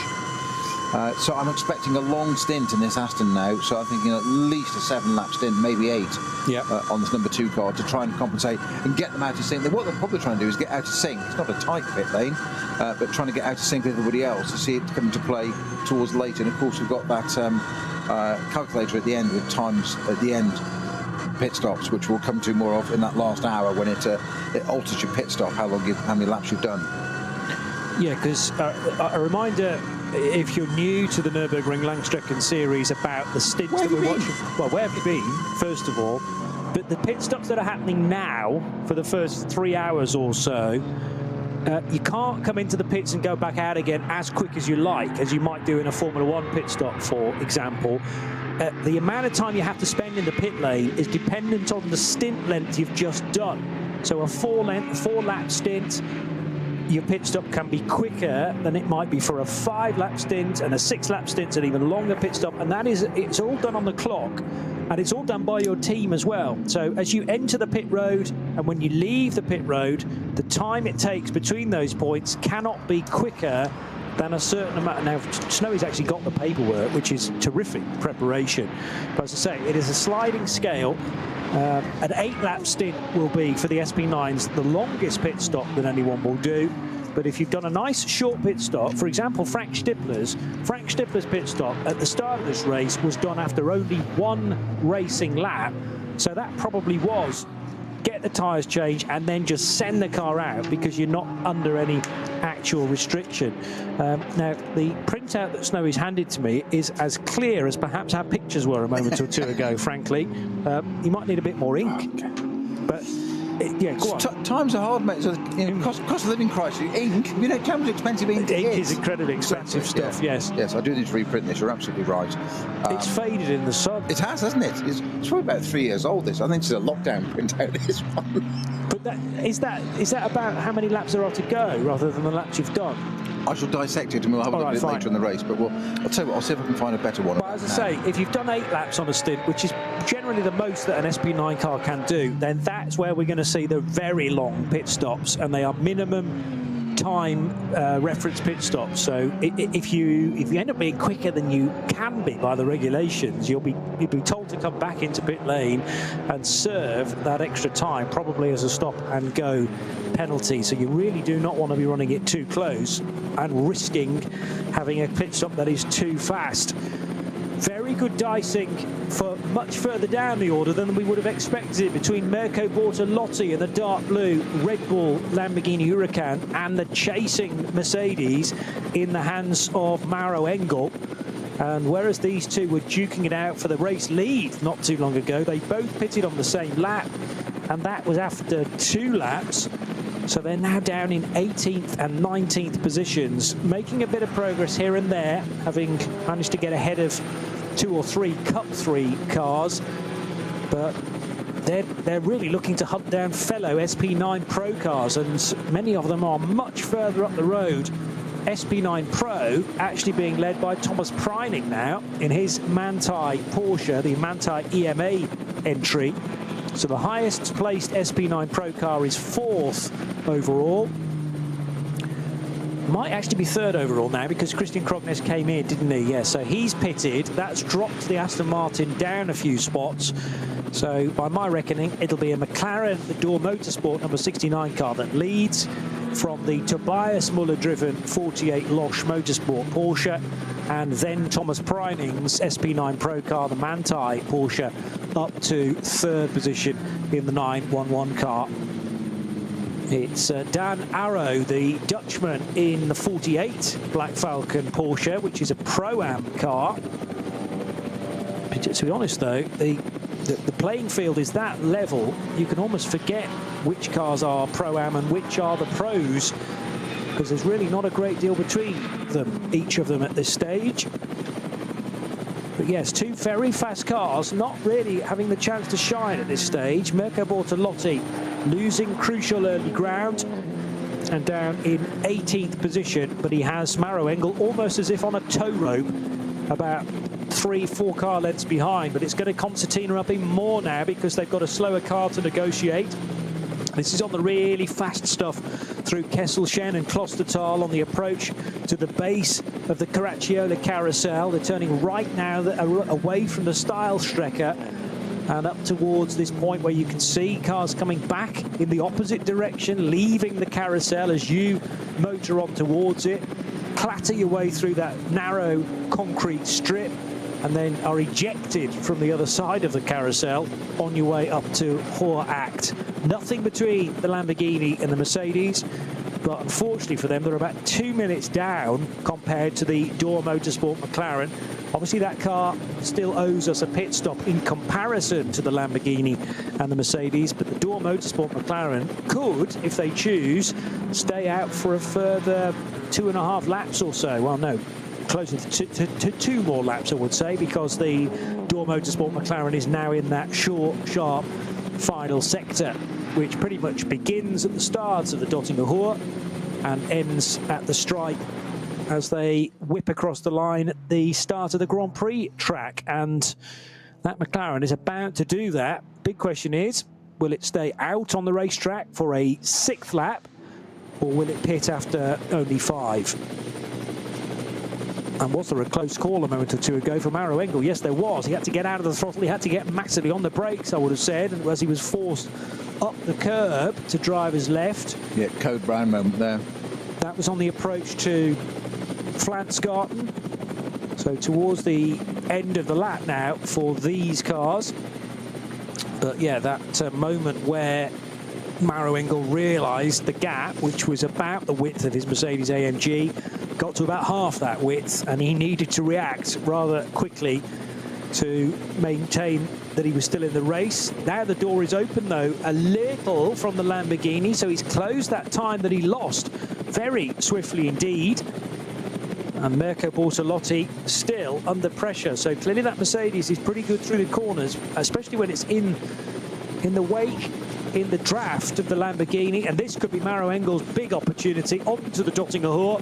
That bright yellow Get Speed Mercedes with a good opportunity to get at least one of these positions back, Snowy.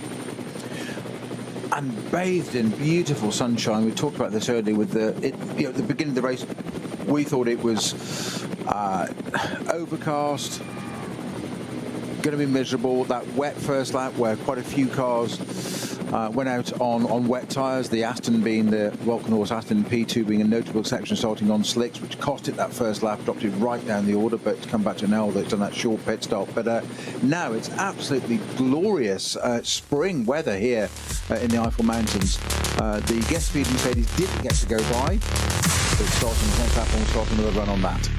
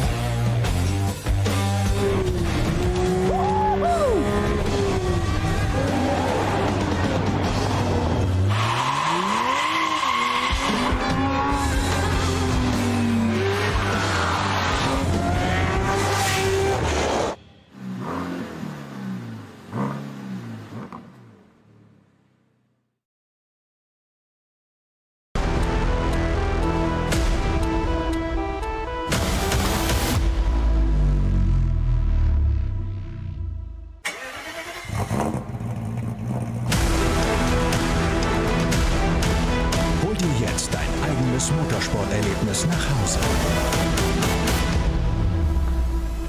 Dein Online-Shop für Simracing-Hardware und Zubehör. www.simraceshop.de.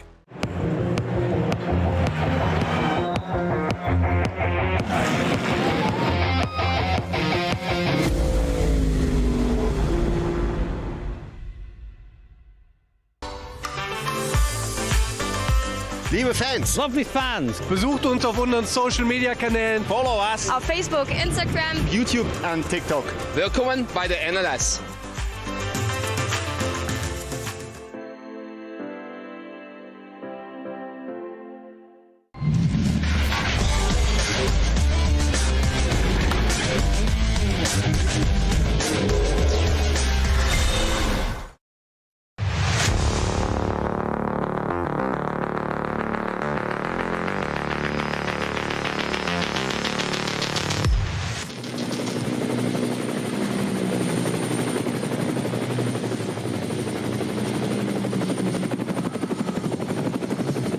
Just after 3 minutes past 1, we are a little over 45 minutes into the opening race of the season of the Nürburgring Langstrecken Series. And as Mirko Bortolotti and Maro Engel continue their fight, not necessarily for the leading positions though, it is actually for 15th and 16th spots. I noticed that they've just passed a stranded car, bright orange, might have been a Hyundai actually. Might have been a Megane actually. Might have been a Megane as well. So a hatchback of some description, which was off the road. This is RS1, part of the Radio Show. No, it's not. It's RS3, I should say, part of the Radio Show Limited network of channels. So used to saying RS1, but they are busy today with the first part of the Mugello 12 hours. It's a busy weekend on the Radio Show Limited network of channels. You can catch all of the Mugello coverage at your pace, at your leisure, just as soon as we are done with this NLS race, because if you're joining us for this one live, then you better stay with us till the finish. You can always get involved with what's going on in Tuscany at a later date. Remember, that's sort of half the race being run today in Mugello and half of it tomorrow. But a chance to get some early NLS action up your sleeve for 2025.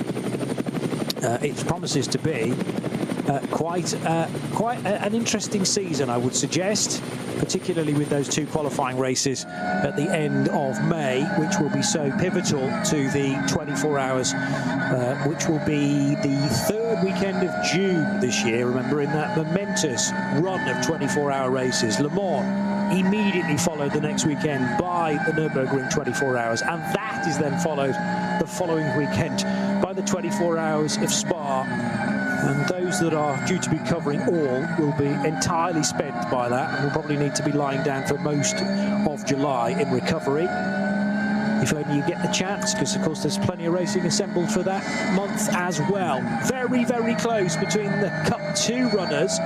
So we've just had a driver change in that Carlos Rivas, the Portuguese born but now Luxembourg-based driver, he's gone on board this Losh 48 car, and he has right on his boot lid 921.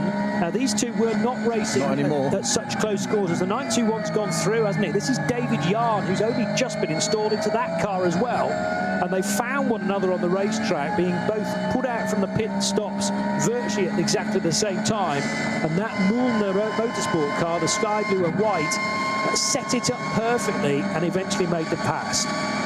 What we were treated to there, which John was just describing, was this 948 Porsche Black Falcon Losh car, which I mentioned earlier is the first car I've seen with a rear-facing camera on. We just treated to a little bit of footage of that for a few seconds there, with that Müller car all over the back of it. And a couple of times you get that foreshortening, that eternal piece of elastic between two cars when one accelerates out of the corner and the other one catches up, then they brake. And in those braking zones, it was just like, is he going to hit him? And no, never in a million years. But this is the skill of driving the Nordschleife, being able to do that close and weigh up where you're going to go, which side you're going to go, and he did. You said, just as you said, John, he was right on the boot tail, but he wasn't. He was actually alongside it and passed, and just dived down the inside.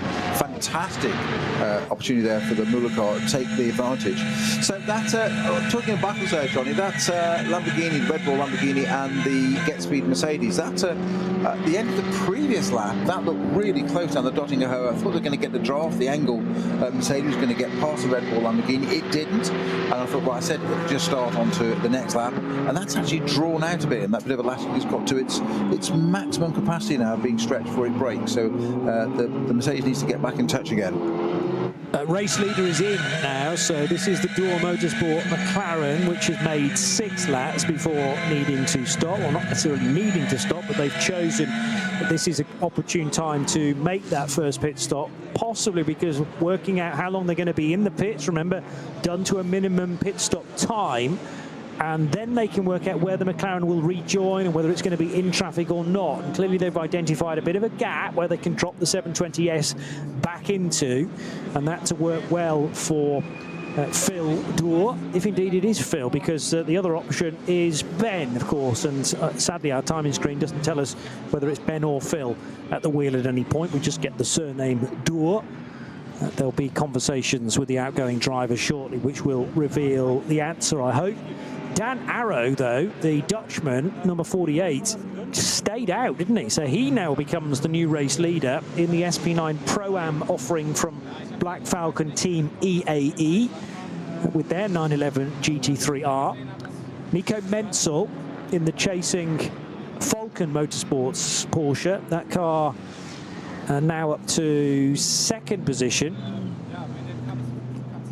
And just trying to work out who else may have pitted on that lap. It's only the Door Motorsport McLaren, I reckon, but because that car's just done 6 laps, it's expected to spend more time in pit lane.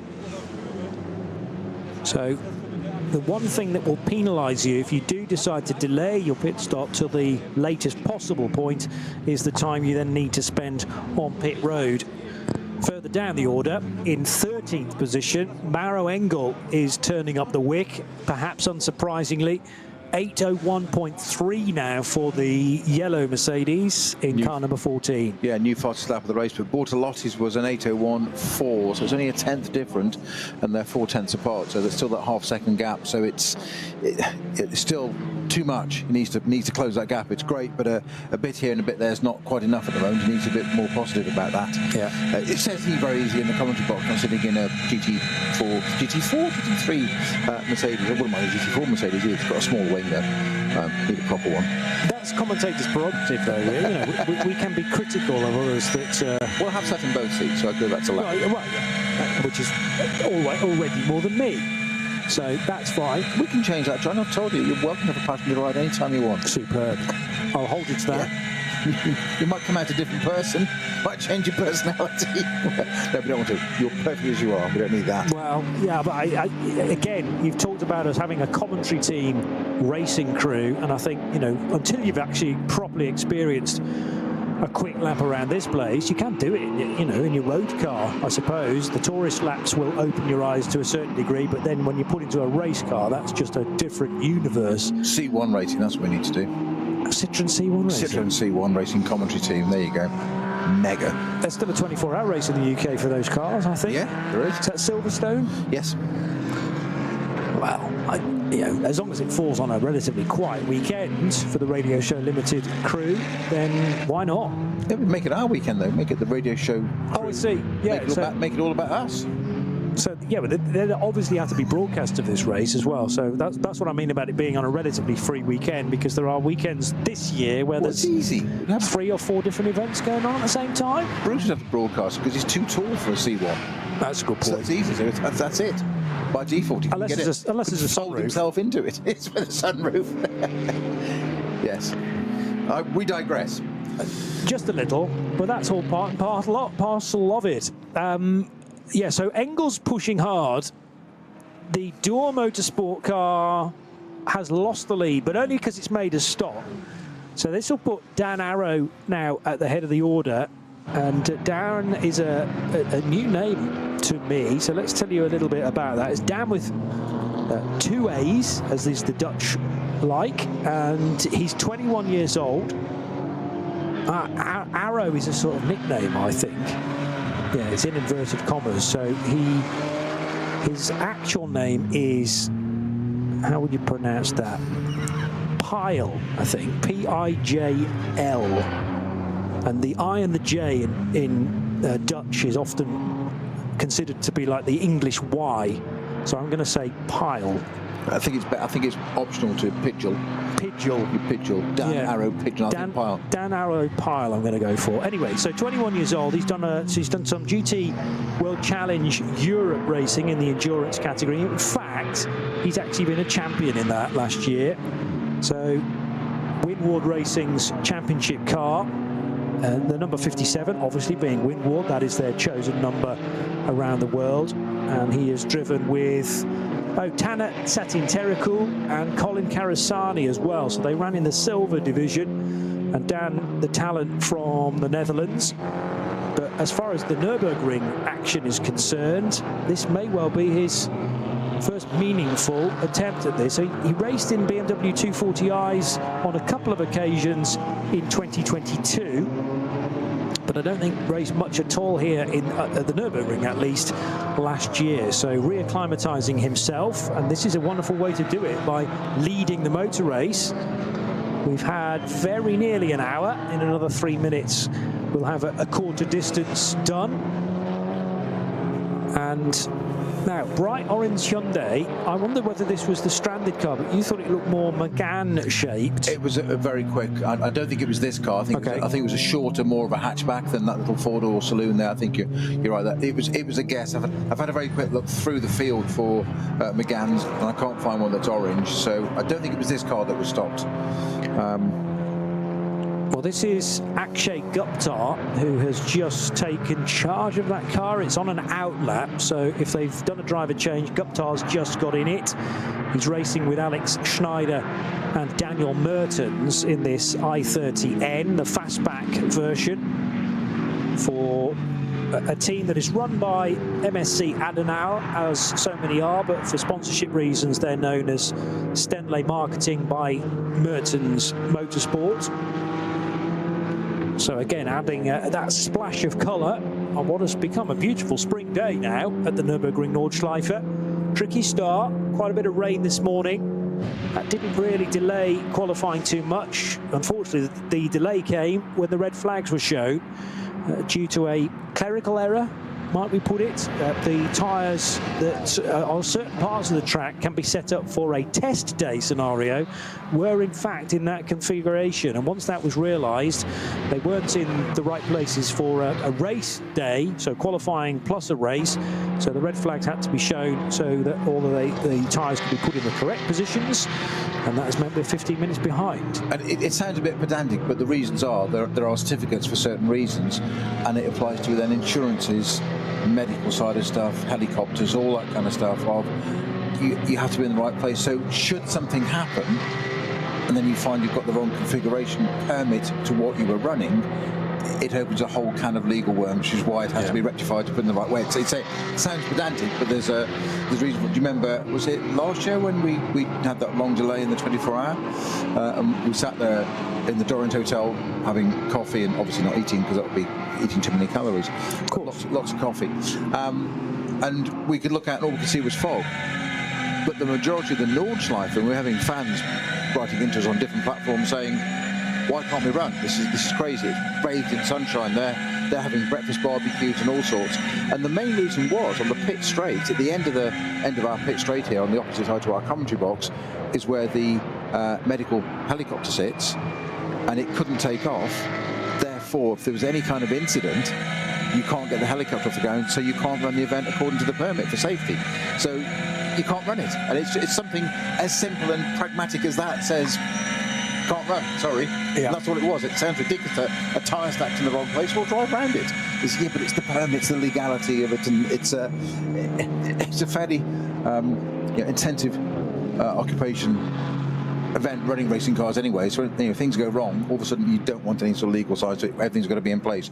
Risk assessments, not to be confused with health and safety, different things. It brings to mind a meeting that happened a good 5 or 6 seasons ago now at the Circuit of the Americas, COTA, in Austin, Texas, where it was a joint meeting. There was an FIA World Endurance Championship 6-hour race on, but there was also an IMSA WeatherTech sports car race at COTA, and one was held, I think, on the Saturday, the IMSA race on the Saturday, and the WEC race on the Sunday. Now, FIA rules, different race director for the World Endurance Championship race said, right, we're going to integrate track limits as is correct, as in, you always have to have at least one tyre in contact with the racetrack, the correct side of the white line. And that makes sense to me because the track has been designed putting Armco barriers in places, tyre walls in places, according to where the track limits are. So if you leave the track, there should be enough space, from a safety point of view. The IMSA decision was different in that because so many people were breaking the track limits, they said, you know what? To heck with this, to a certain extent. Word to the similar effect, yes. We're going to scrap track limits entirely. Yeah. So they had, hallelujah. So they had one race that was just go where you like, and talk about crossing the white line. Run what you brung. They were about 5 car widths the wrong side of the white line because it's quicker that way. Quite right. Where are the true track limits, as any British touring car driver will tell you, or any touring car driver? The barriers. That's the track limit. But yes, but if you leave the track when you're 5 car widths off the track, I mean, you could argue you're going to be closer to the wall, so the impact's going to be less. Perhaps, I don't know. But the track is not really configured for that. No. And then the next day, you have a slightly more conventional race, which was within the track. And just two different worlds almost colliding on the same weekend. We had an absolute perfect example of that a few years ago back in the UK at Silverstone Classic, or the Classic at Silverstone, it's now been rebranded, where they run down at the far end of the circuit between Stowe and Club Corner, and they have the Vale as a different format for historic than it does for contemporary racing. Yes. So it's not the super tight 90 left, 90 right into club, it's a faster flowing one. And for different series, so to these touring cars run it on one format, our race Woodcock Trophy 50 sports cars run in a different format. And then somebody realised this was fantastic. I think it was after qualifying that hang on a minute, you're running 2 different layouts of the circuit on the same meeting and the same day. And they're like, yes, because one championship has this rule, one that said, and basically Silverstone just went, oh, I'm not sure it was Silverstone, so I don't want to throw them under the bus, but some official at some point quite rightly pointed out, you can't run a different layout on the same day. And they went, but it's different races. No, you absolutely can't. You've got to decide which one it is, and that is the permit, that is the layout that's run for the day. I see. So we had to go back to the other one, which in 50s cars with old brakes and drum brakes, they don't go anywhere in a straight line anyway, and it's just like killer. So we had to go back into the old sort of Grand Prix, or the new Grand Prix Vale one. But that's what happened here at the Nordschleife. And what is happening here at the Nordschleife, Johnny? Well, we now have a nice little segue. That was a very good segue, Snowy. It's like you've done this before. Amazing, isn't it? The 48 cars just pitted from the race lead. So we were talking about Dan Arrow Pyle, or however you say his actual surname. I think I prefer just keeping it with Dan Arrow. Exactly. And he's arrowed into the pit lane, out of the car. Gabriele Piana is now at the wheel of the car 48, but they've lost the lead as a result of that, which may well put Nico Menzel back in front. And that's a Falken Motorsports 1-2. So 4 ahead of 3 now. The Porsches, well, I thought at one point we were only going to be in this opening race with one of their Porsches, but they tend to run in tandem so often. Falken, who are a big supporter of this race, and they've named one of the famous corners for this year. Is it Brunchen? Yes. Now that might not be for NLS races, perhaps only for the N24, but I saw the very sparkling posters at the start of the year. So putting a name on a specific corner, as well as, remember, they're an event sponsor. So when I'm checking out the cars ahead of each Nürburgring 24, I think, oh, there's a lot of cars on Falken tyres this year. And actually, no, that's just because of their sponsorship of the whole event. So the Falken name is carried across the whole entry, and then you have to look a little closer for each specific tyre manufacturer. But there's no question about it for the 3 and the 4. They're on the Falken rubber, of course. Gone are the days where they used to run a Porsche and a BMW from the same awning. They are now both GT3Rs. And up to 1st and 2nd positions because of the latest pit stop for the number 48 Black Falken team EAE. Do you remember I went through the grid with you, Johnny, and we were saying about what a variety of mixture we had in there. Variety of mixture, variety of manufacturers. I meant, that was a double negative, wasn't it? Was it a double positive? It was down to 10th place before we had a Porsche on the grid. We had an Audi, an Aston, a McLaren, Ferrari, Lamborghini, Mercedes, followed by another Mercedes, BMW, and another Audi. It was 10th, P10, before we had a Porsche. What have we got now? Porsches 1, 2, 3, 4, 5, 6. Yeah. How that changed around. Falken, always their traditional cars. You see their, what do you call it, turquoise and blue? It's a turquoise and blue, standard sort of colours for them. Cars 3 and 4, they always are, nearly always a camera car, which is great for onboard to describe to you guys listening. They're right over the front again. I think I've just heard that number 14, which is one of the Get Speed Audis, that the Mara Engel car, I think that's just stopped somewhere out on circuit. Oh, we have got a code. We've got our first code 120. I haven't got a car for it at the moment. That's up at Klostertal, which is Motorsports 134, 135. Klostertal. That's an extremely fast part of the circuit. Kasselshen before it. You come through Bergwerk, up through that super, super fast top gear. Very, very narrow up there. Kasselshen, Klostertal, up to the Caracciola Carousel. Something is causing a code 160 there. Sorry. Code 160, that's new. It's a conflation of a 60 and a 120. It's a code 120. I'll get there. It's the opening round of the season. Give me a break. It's fine. All of this will be taken out in the end. I know I'm safe with you, Johnny. Yes. On many levels. We'll close the gaps once this goes out properly. We've been having 1 or 2 issues, but hopefully we've been skating over most of them. I'm not just talking about... It's not that car. It's the 913. So what about Maro Engel? Did you suggest that? Well, I've just read a report. I'm going to just come back to them and just get this one. So the Clostertoll stoppage 120 hasn't been reduced to a code 60 yet. Is car 913, which is the Cameron driven GT3 Cup Porsche. Bill Cameron, Jim, Bonk, Ralph and Peter. There's a set of names for you. But I've got 14 before that. I've got 14 Engel stopped at Bergwerk, which is that fast downhill, beginning of that section.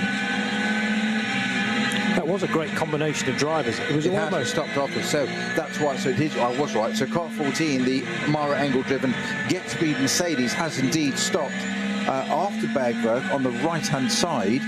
Which is why there are yellow flags and warning there. It's not a code 120 or a 60 at this point.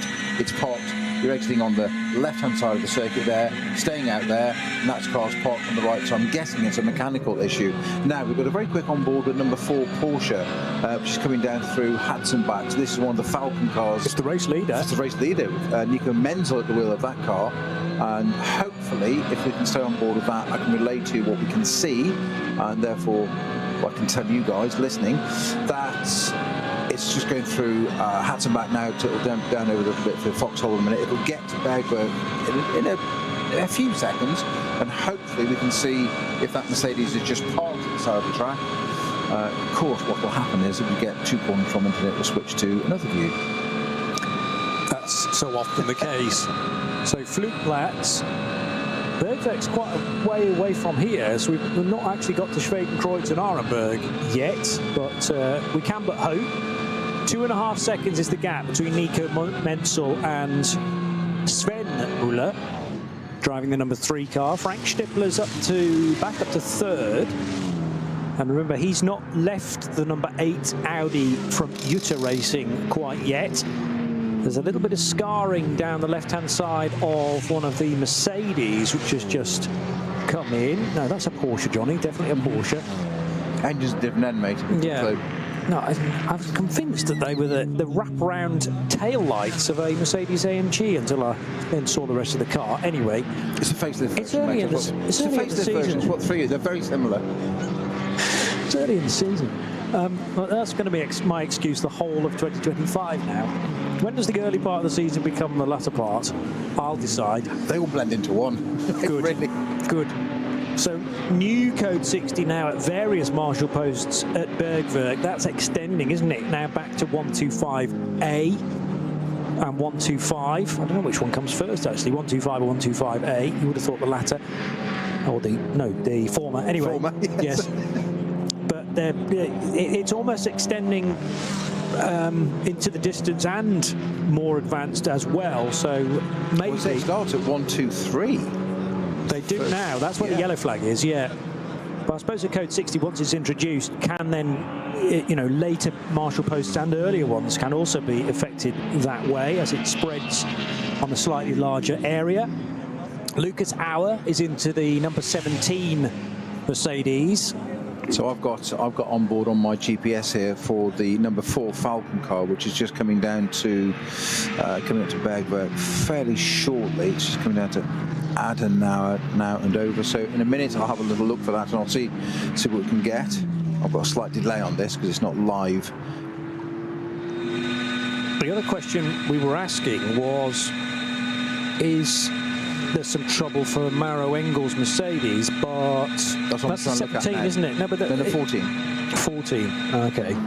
14, yes, has not appeared at the end of the 4th sector, whereas other cars around it have. So, yes, a concern. I'm just coming up to it now. I've got the onboard here privately, as it were, on the number 4 Falcon, and Engel's. Yeah, it's parked at the right-hand side after Bergwerk. It's stationary.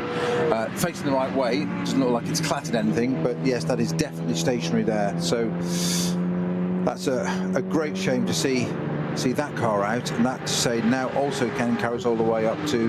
So Bergwerk is that fast downhill left-hander. It's a bit going to Kesselchen, Clostertoll. That's super fast. Oh, absolutely twitching part of the circuit up to Carousel. We've then got the 913 on the left-hand side there.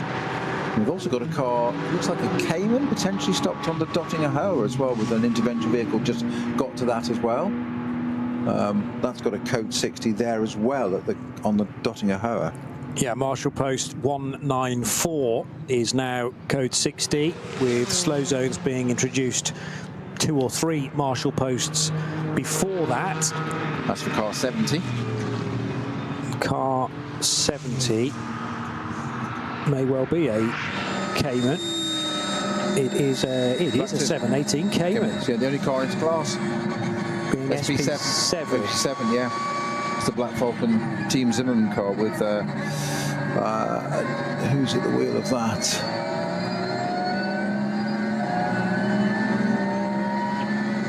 Can't see it on the time screen at the moment to find the driver. It is going to be either David Bast, Axel Sartingen or Schwenk Niels. So it's the only car in the class, which is the Special 7, under 3.5 up to 4 litre.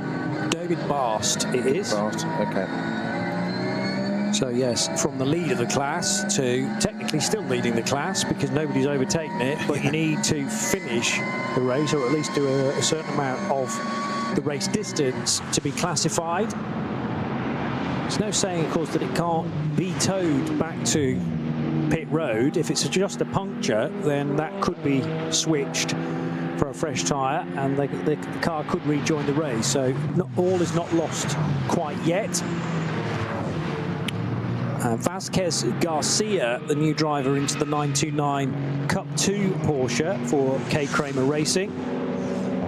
And this is the points of the Cup 2 race where a number of driver changes are taking place. In fact, so how many laps of those cars done? 8 just completed, which is the most you should be able to do on your opening stint in a Cup 2 car.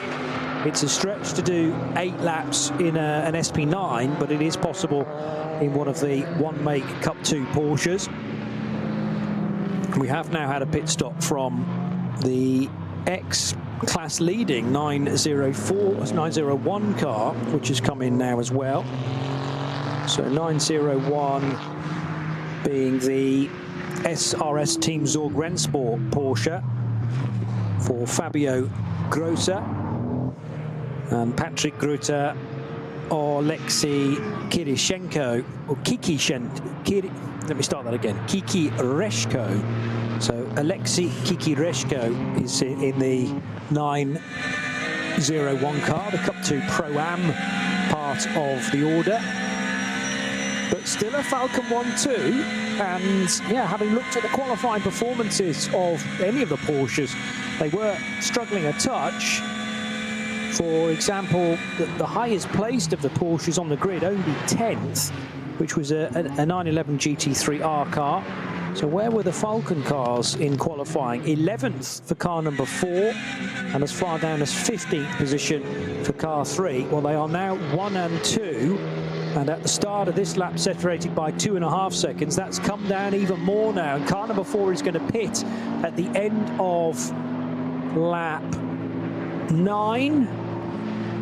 Yes, 9 laps completed for these cars, but they are the second pit stops for the Menzel and Muller Porsches. We had early stops for these cars when they were potentially on the wrong tyres, remember?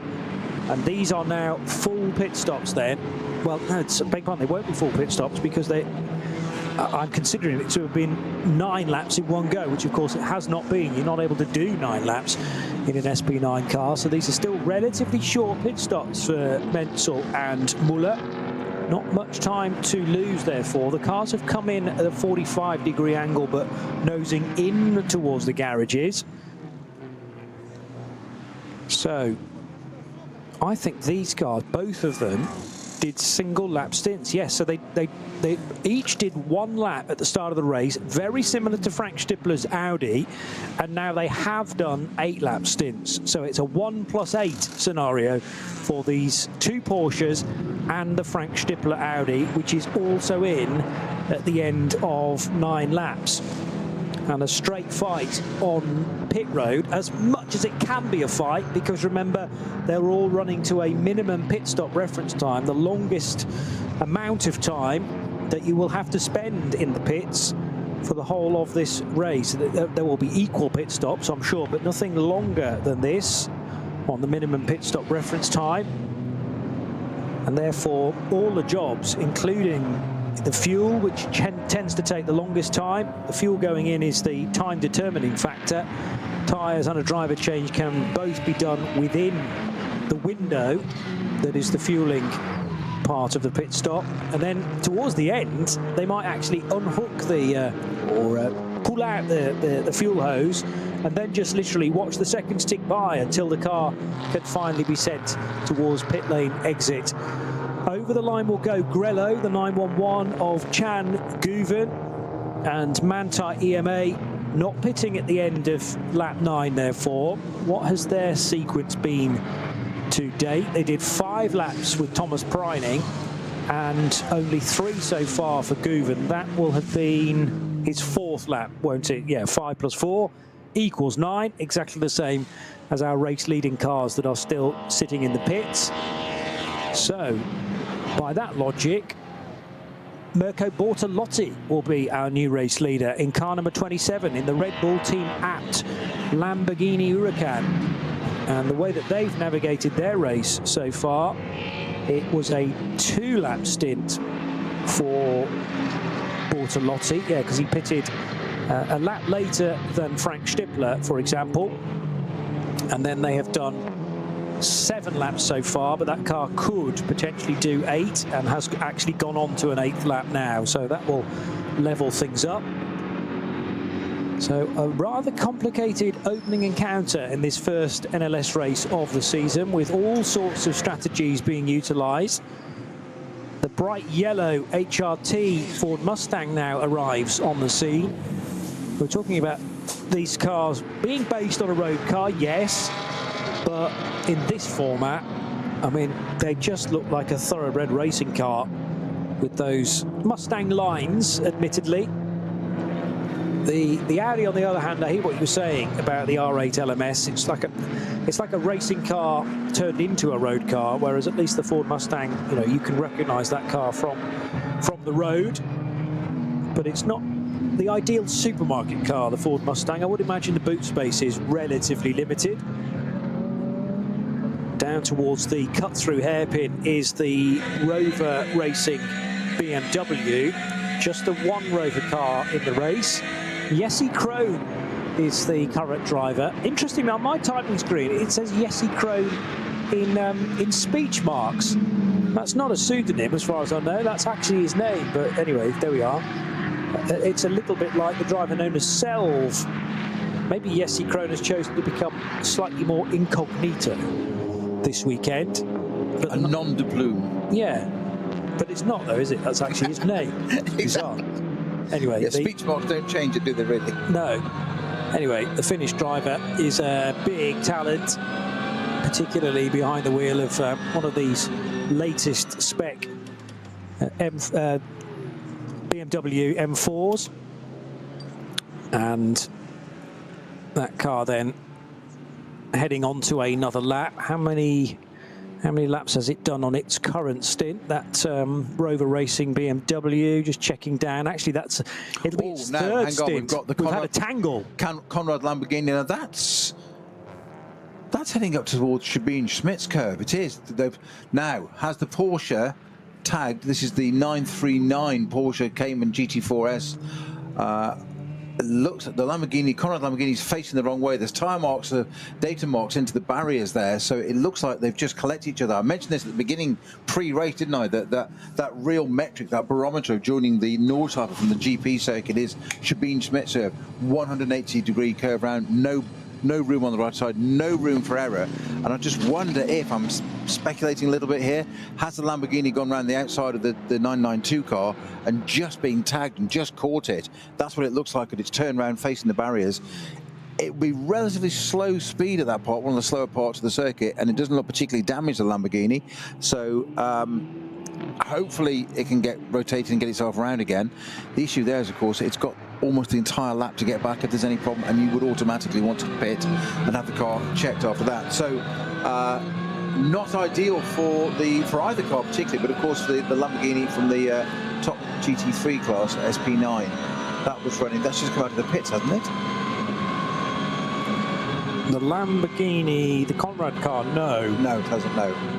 It's Danny Sufi at the wheel of the Conrad car, and I can tell you how far into his stint he was. Probably not that much. Oh no, I'm totally wrong. He's done 7 laps, so this would have been his in-lap, in fact.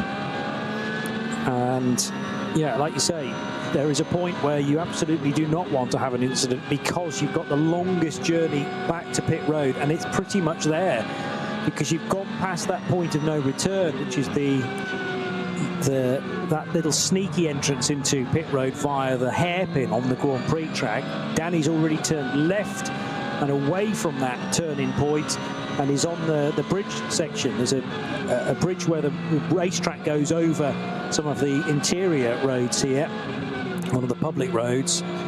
He's almost crossed that bridge, but either been turned round or there's been some contact which has resulted in that Lamborghini now being effectively broadside across the nose of the Mühlner Motorsport Porsche. Oh no, it's steaming. There's front right damage. Yeah, you said there wasn't a great deal of damage. The splitters facing upwards, which is not ideal. There's carbon on the track. That's had a big impact. There's damage. Yeah, there's damage. There's wires hanging out to the back left, at the rear left of that Lamborghini. So it's had a proper tag there from the BMW, or it's caught the BMW. Let's say 50-50. It gives either the chance. But that Lamborghini's collected the barriers there, so I'm going to suggest that Conrad car is out of the running completely now. Just as we've got a little bit on board with the number 3 Falcon Porsche there. We very kindly had the number 4 Falcon Porsche on board before. The Get Speed Lamborghini is still, sorry, no, I'm looking at the Lamborghini and talking about the Get Speed Mercedes. The Get Speed Mercedes is still parked on the grass at the right after Bergwerk. No need for notification. We can see the marshal here actually holding the code 60 board now by this number 7 Conrad Lamborghini. This is on the exit of the Sabine-Smith curve. 2 hours 35 minutes to go of this race. The driver's door is being opened, and I think the driver's going to get out actually. Yeah, it's game over. I did say it was going to be game over in terms of getting it back into the race, but it's now completely out. It is handy for the point of view that's where the other side of the barriers there is where they parked all the cars that retire from the race anyway, so that's dead easy for the marshals, which means from our point of view we can get back into racing again quite soon. So hopefully we'll see at some point some visual replay which we can relay to you as to what happened there and why that Lamborghini ended up collecting the barriers on the left-hand side. But I think it's the usual thing. There's always going to be 2 drivers, it's like 2 lawyers. There'll be 2 different stories, and there'll be a fee anyway. But 2 drivers will always have a different story on the same event. So did the BMW catch the Lamborghini or vice versa? Either way, the number 7 Lamborghini Conrad is now entirely out of this race, round 1. Great shame. Because you said it was bad to start his in-lap as well, wasn't it? Yes. Stint. Yes, 7 laps completed, onto an 8th. Danny Sufi at the wheel, yeah. Yeah, so the Texan being told eventually to get out of his car, and he used that time then, or that opportunity, to just scoot round to the front to check the damage.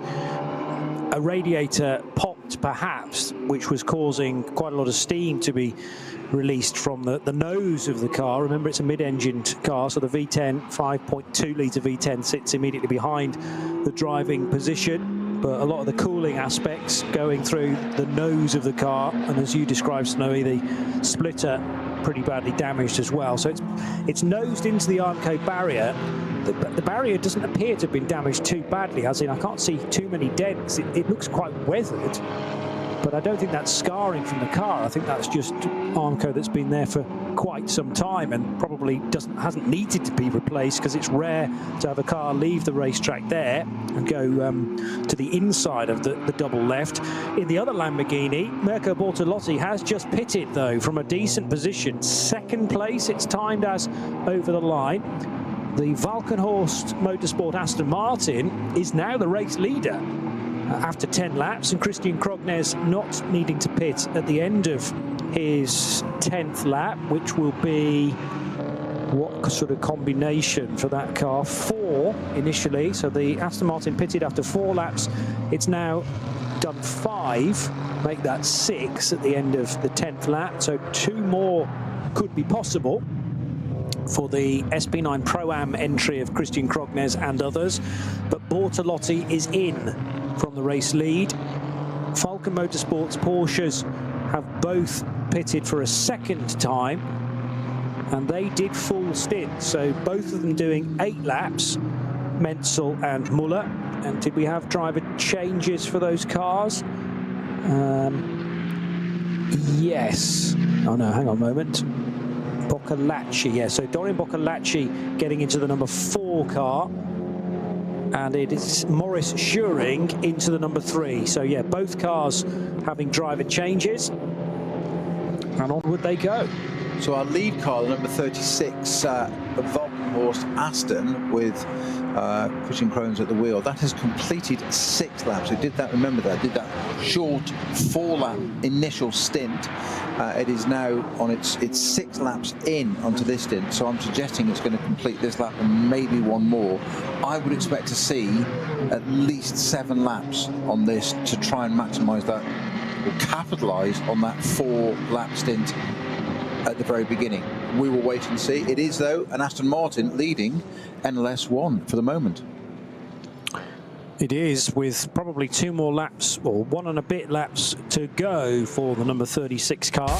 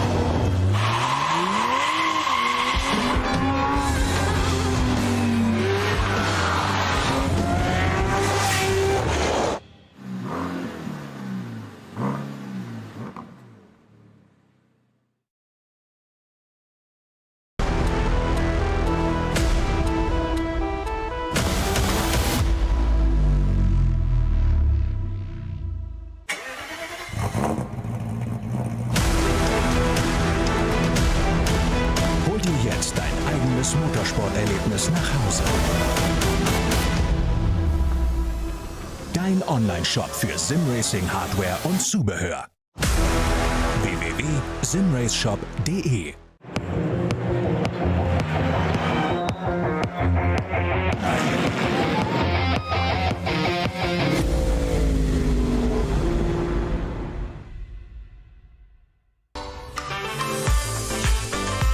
Liebe Fans, besucht uns auf unseren Social-Media-Kanälen. Follow us auf Facebook, Instagram, YouTube und TikTok. Willkommen bei der NLS.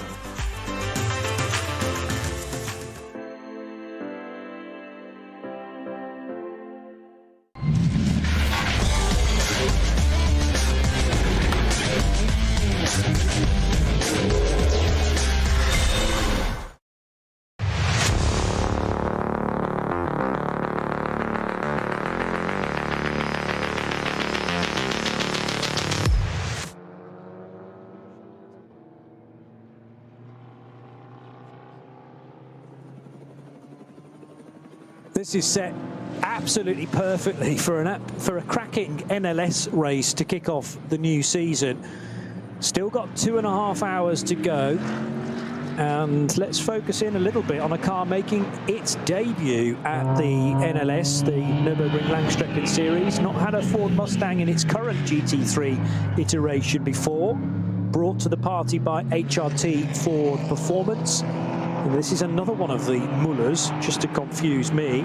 Keeps you on your toes. So let's make sure. I've already mentioned Sven Muller, who races for Porsche. There's a Tobias Muller, of course, but in Ford Mustang number 6, we are talking about Dirk Muller. So Dirk with David Schumacher and Yusuf Ovega and Dennis Fetzer also as part of this lineup. And might we actually see a shuffle in the driving lineup, Peter Snowden, to accommodate a certain Frank Stippler as well, who was due to be driving the sister car, number 2, which was the all-blue Ford Mustang, but that was damaged this morning in qualifying. So Frank's only other opportunity to drive a pony today will be this car. Yeah, I'm just looking at the as they're approaching the Sabine Schmitz curve there, the all yellow, or predominantly yellow and blue, reverse coloured number 6 car, sitting behind that BMW as it comes through Sabine Schmitz. When it was suddenly put up right behind it, you could physically see the footprint difference in size of a little BMW and the GT3 Mustang right behind it. Looks like a massive, massive car. Oh, there's that McGann being brought back on the Dottinger Hoa. That's coming out of Schwalbenschwant, isn't it? Taken to the first bit of escape road on the right-hand side. That's not coming back to the pitch, just getting it out of the track there. Yeah, so it remains to be seen, as you said. We knew that Frank Stippler was going to be double stinting 2 cars this race. One was going to be a front-engine GT3 Mustang, which was the number 2 car. Unfortunately, Nico Bastian had a whoopsie with that in qualifying, so that was a non-starter. And he was going to be in the standard 50, well, standard entry, Shearer Sport PHX Audi R8 LMS. He was going to be in that car as well, number 15 car. He has driven that. Would he jump into the car that he put on pole position, or its sister car, which would be great to see if he did? And true test of a driver. Different type, not even different cars, but a different type of car. Yeah. Totally different layout. Rear engine, front engine, mid engine, you want to call it, with an Audi. But he is. There are probably other people that are nominations for the title, so nobody else take any offence, please. But he must be a candidate for Mr. Nürburgring title, mustn't he, Frank Stippler, by now? The other thing you've missed out on is actually the difference in tyres. Those 4 things that touch the ground, because the Mustangs are running on Yokohamas, and his Audi's probably on.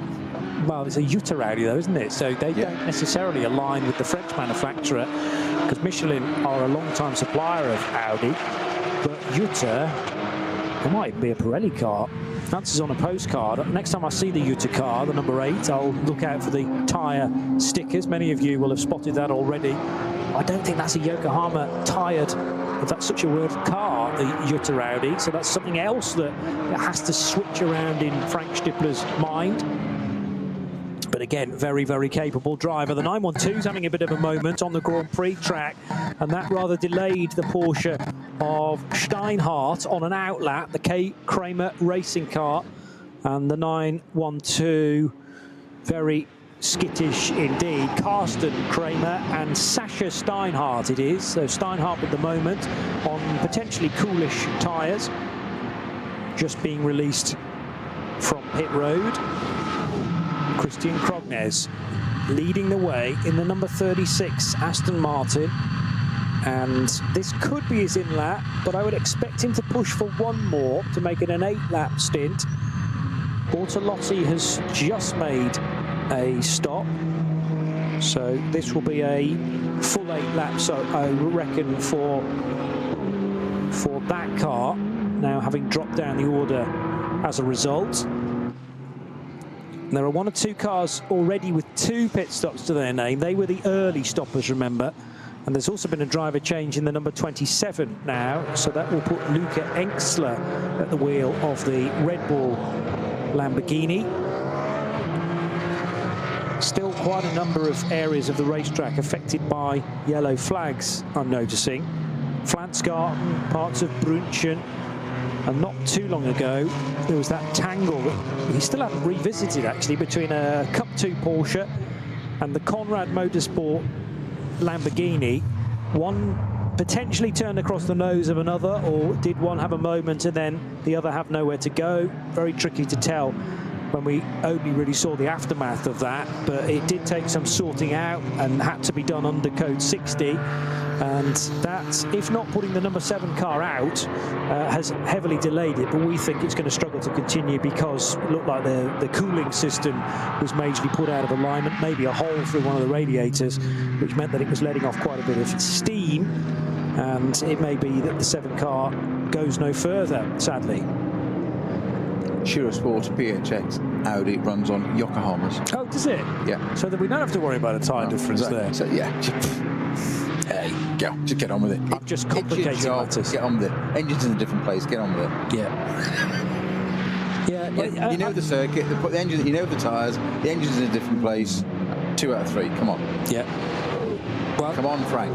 Let's see whether, I mean, he won't be allowed to get straight back into a car because he's just done the best part of an hour, so you've got to take 50% rest period, haven't you? And then you've got to wait for when the number 6 car next needs a driver, because it has to fit in with their strategy as well. But they haven't had the best of starts to today's events. 2 stints for David Schumacher. It's more like a stint and a half, actually. So 2 laps initially for the German, then a 7-lap stint, and now that HRT performance car. That is the Haupt Racing team, by the way, now looking after Ford Mustangs, and it is Dirk Muller who currently drives car number 6. But remember, that is a, well, it was entered as a Pro-Am car. Oh no, was that the 2? Was the 2 the Pro-Am and the 6 the Pro? Was it always that way round? Just checking now. Of course, the 2 won't actually show up in the results from qualifying this morning. So let's go back to the entry list. If I've got that somewhere, yes, I have. And the initial entry list, yeah, had the number 2 car as the Pro entry and the 6 car as the Pro-Am. Well, that's now shown on our timing screen that the 6 car is an SP9 Pro entry. So they must have accommodated Frank Stippler in there.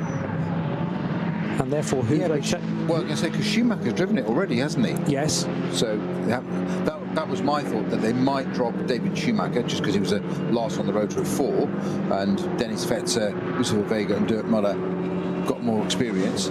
So my guess was they might well have dropped him. But Schumacher's driven the car already, or maybe he's had 1 stint and to get some experience in the car, and right off you pop and put somebody else in. Just notice the number 50 Clarkson driven Equipe Vitesse Audi is in the pits, as is the number 13, number 948 Loch Porsche, 48 Loch Motorsport Porsche, and indeed the 10th place Mühlner GT3 Cup car, which is the Cup 2 class leader and in 10th overall. Very impressive. A yarn at the wheel on that.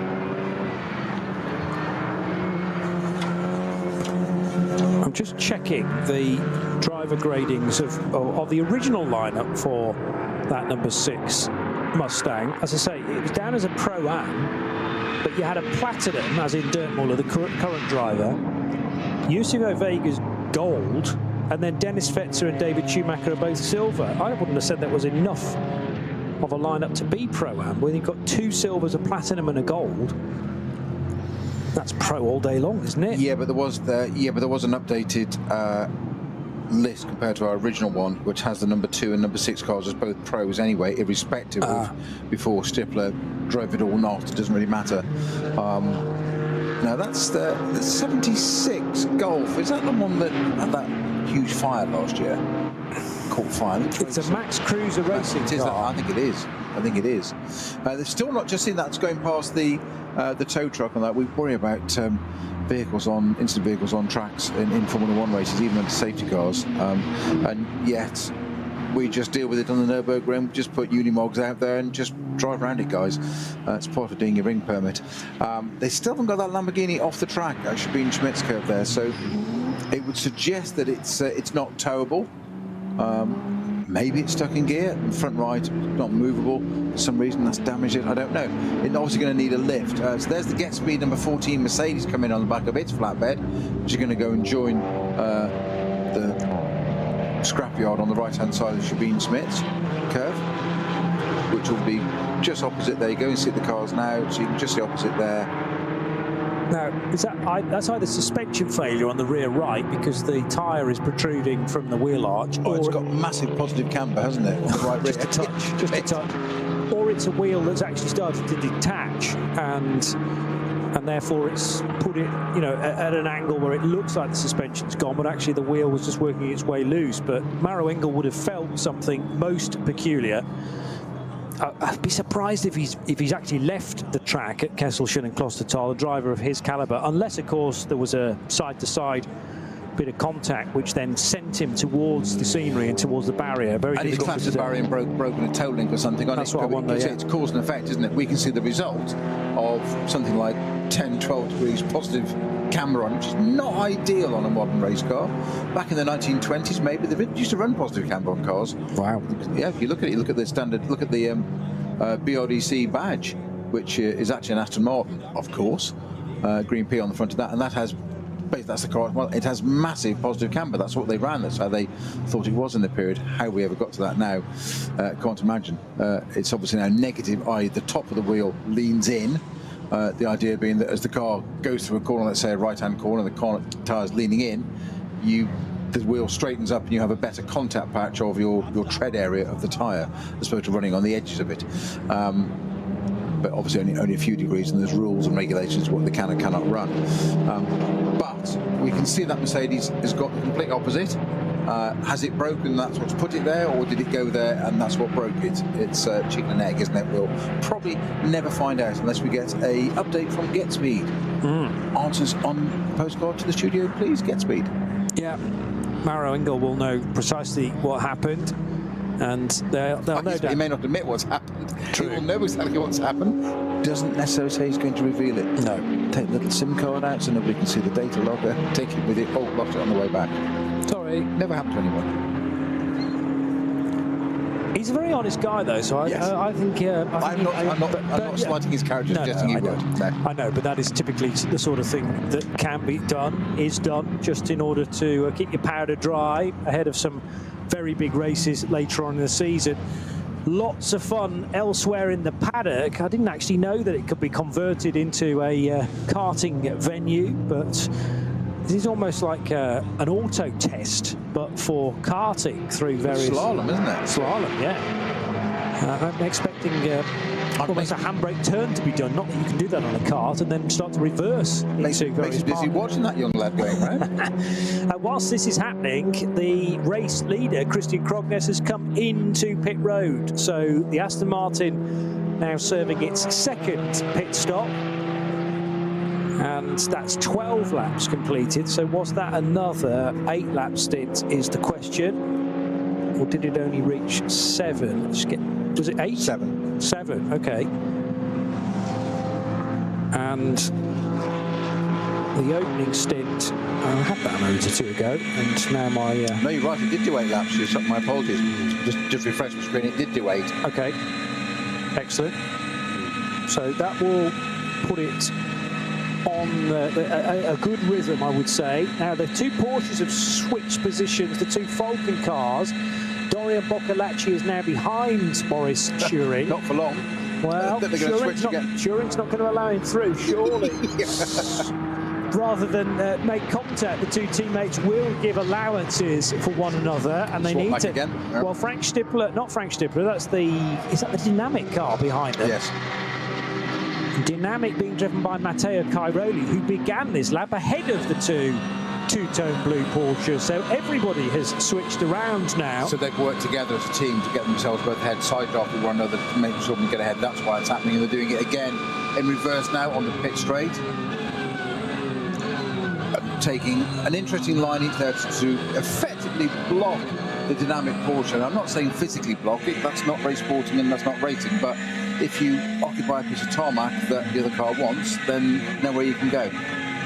Cars don't just disappear. I know people think they do, but they don't. This is frustrating for Cairoli, purely because he's got a slightly lighter car. He pitted 2 laps before the two Falcon machines, so burning the fuel off more readily.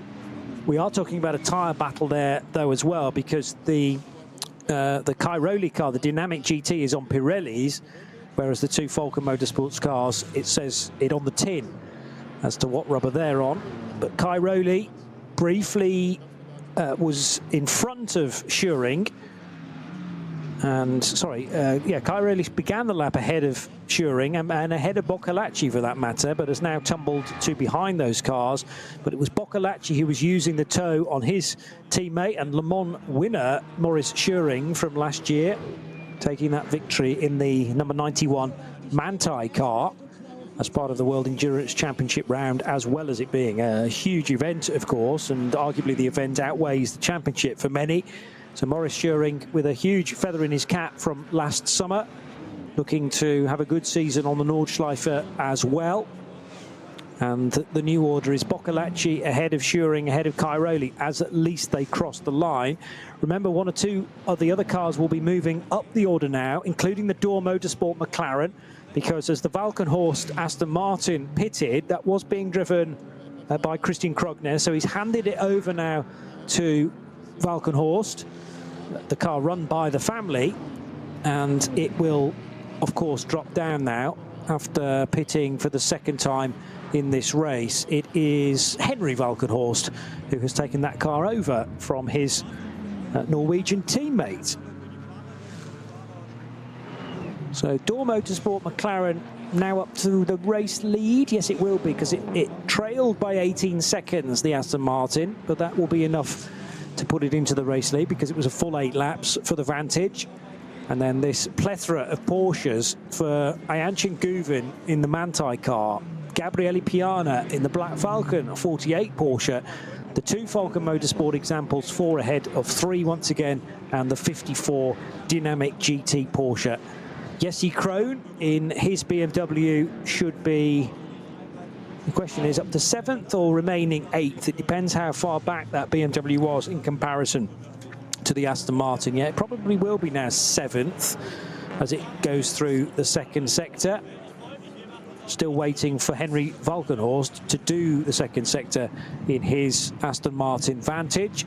Cup 2 is led by Christopher Brook for K. Kramer Racing in the Porsche number 909, ahead of Luca Ludwig in car number 900.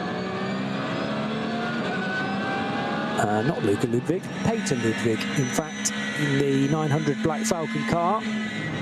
Then it is Kiki Reshko in car number 901, and completing the top 4 in Cup 2, as high as 16th position, Arne Hofmeister in the Mühlner Motorsport car. But focus again on this 3-way scrap between identical machinery, the Porsche 911 GT3Rs, because, well, this time the number 3 car of Maurice Schuring was virtually in the boot of Dorian Boccalacci's car. There's not a lot of space there, of course, with the flat 6 occupying basically all of that rear area just above the diffuser. But they were absolutely neck and neck heading down the hill towards the lowest part of the circuit, and now Bergwerk and the climb up towards essentially the Caracciolo carousel. But this is where the real fast stuff begins. Kesselchen, Klostertal, and this run up the hill, which is so rewarding when you get it right. And the bit that's not evident right now from the vantage point of Maurice Schuring is quite how close to the back of this car is Matteo Cairoli, because there are 3 Porsches line astern. Unfortunately, the battle's going to just have to be taken off the boil for a moment or two, because we've reached this yellow flag and code 60 area, Snowy. Yeah, which is a blessed relief in some ways, but it's one of those things, again, also that these are things that go through drivers' minds and team strategists, whatever now, that of course that's a very, very fast part of the circuit. So you are now, by being under code 60, saving tyres, fuel, brakes, most importantly probably fuel and tyres.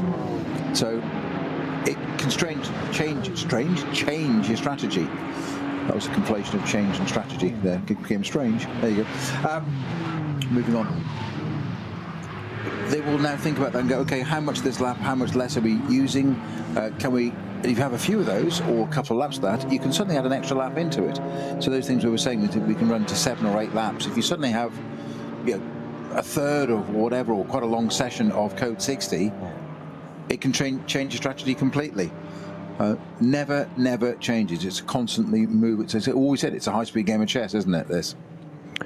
There's also some focus, of course, on the final 70 minutes of this race, though, because that's where the reference point entirely swings from the stint you've just done to how much time and how many laps there are. Well, it's actually done on time. It's done per minute to the end of the race. Now, that end of the race has shifted. So normally it's 4 o'clock. We're now focused on 4:15, there or thereabouts. And when you come in for your final pit stop, or a pit stop within that final 70 minutes of the race, how many minutes are there still to go? And that will govern how long you need to spend in the pit lane, i.e. if it's only 5 minutes to go to the end of the race, you can be very, very quick indeed. However, if you're pitting with 65 or 70 minutes left on the clock, then it's a longer pit stop that you'll need to serve.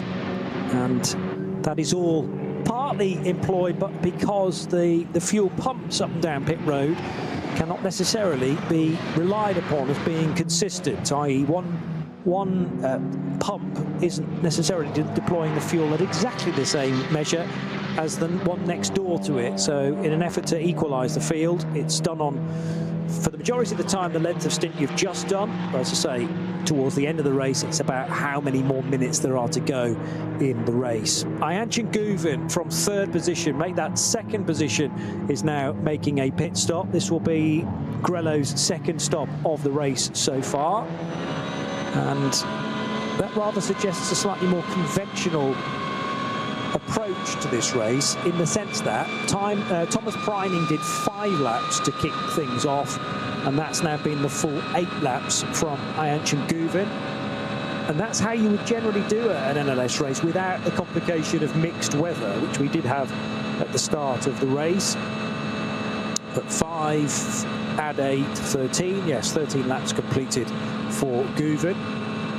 Not yet seeing a stop though for the Door Motorsport McLaren, which, what did it do as its opening stint? 6 laps, and has now done a further 7, so the McLaren should be in at the end of the lap it has just started.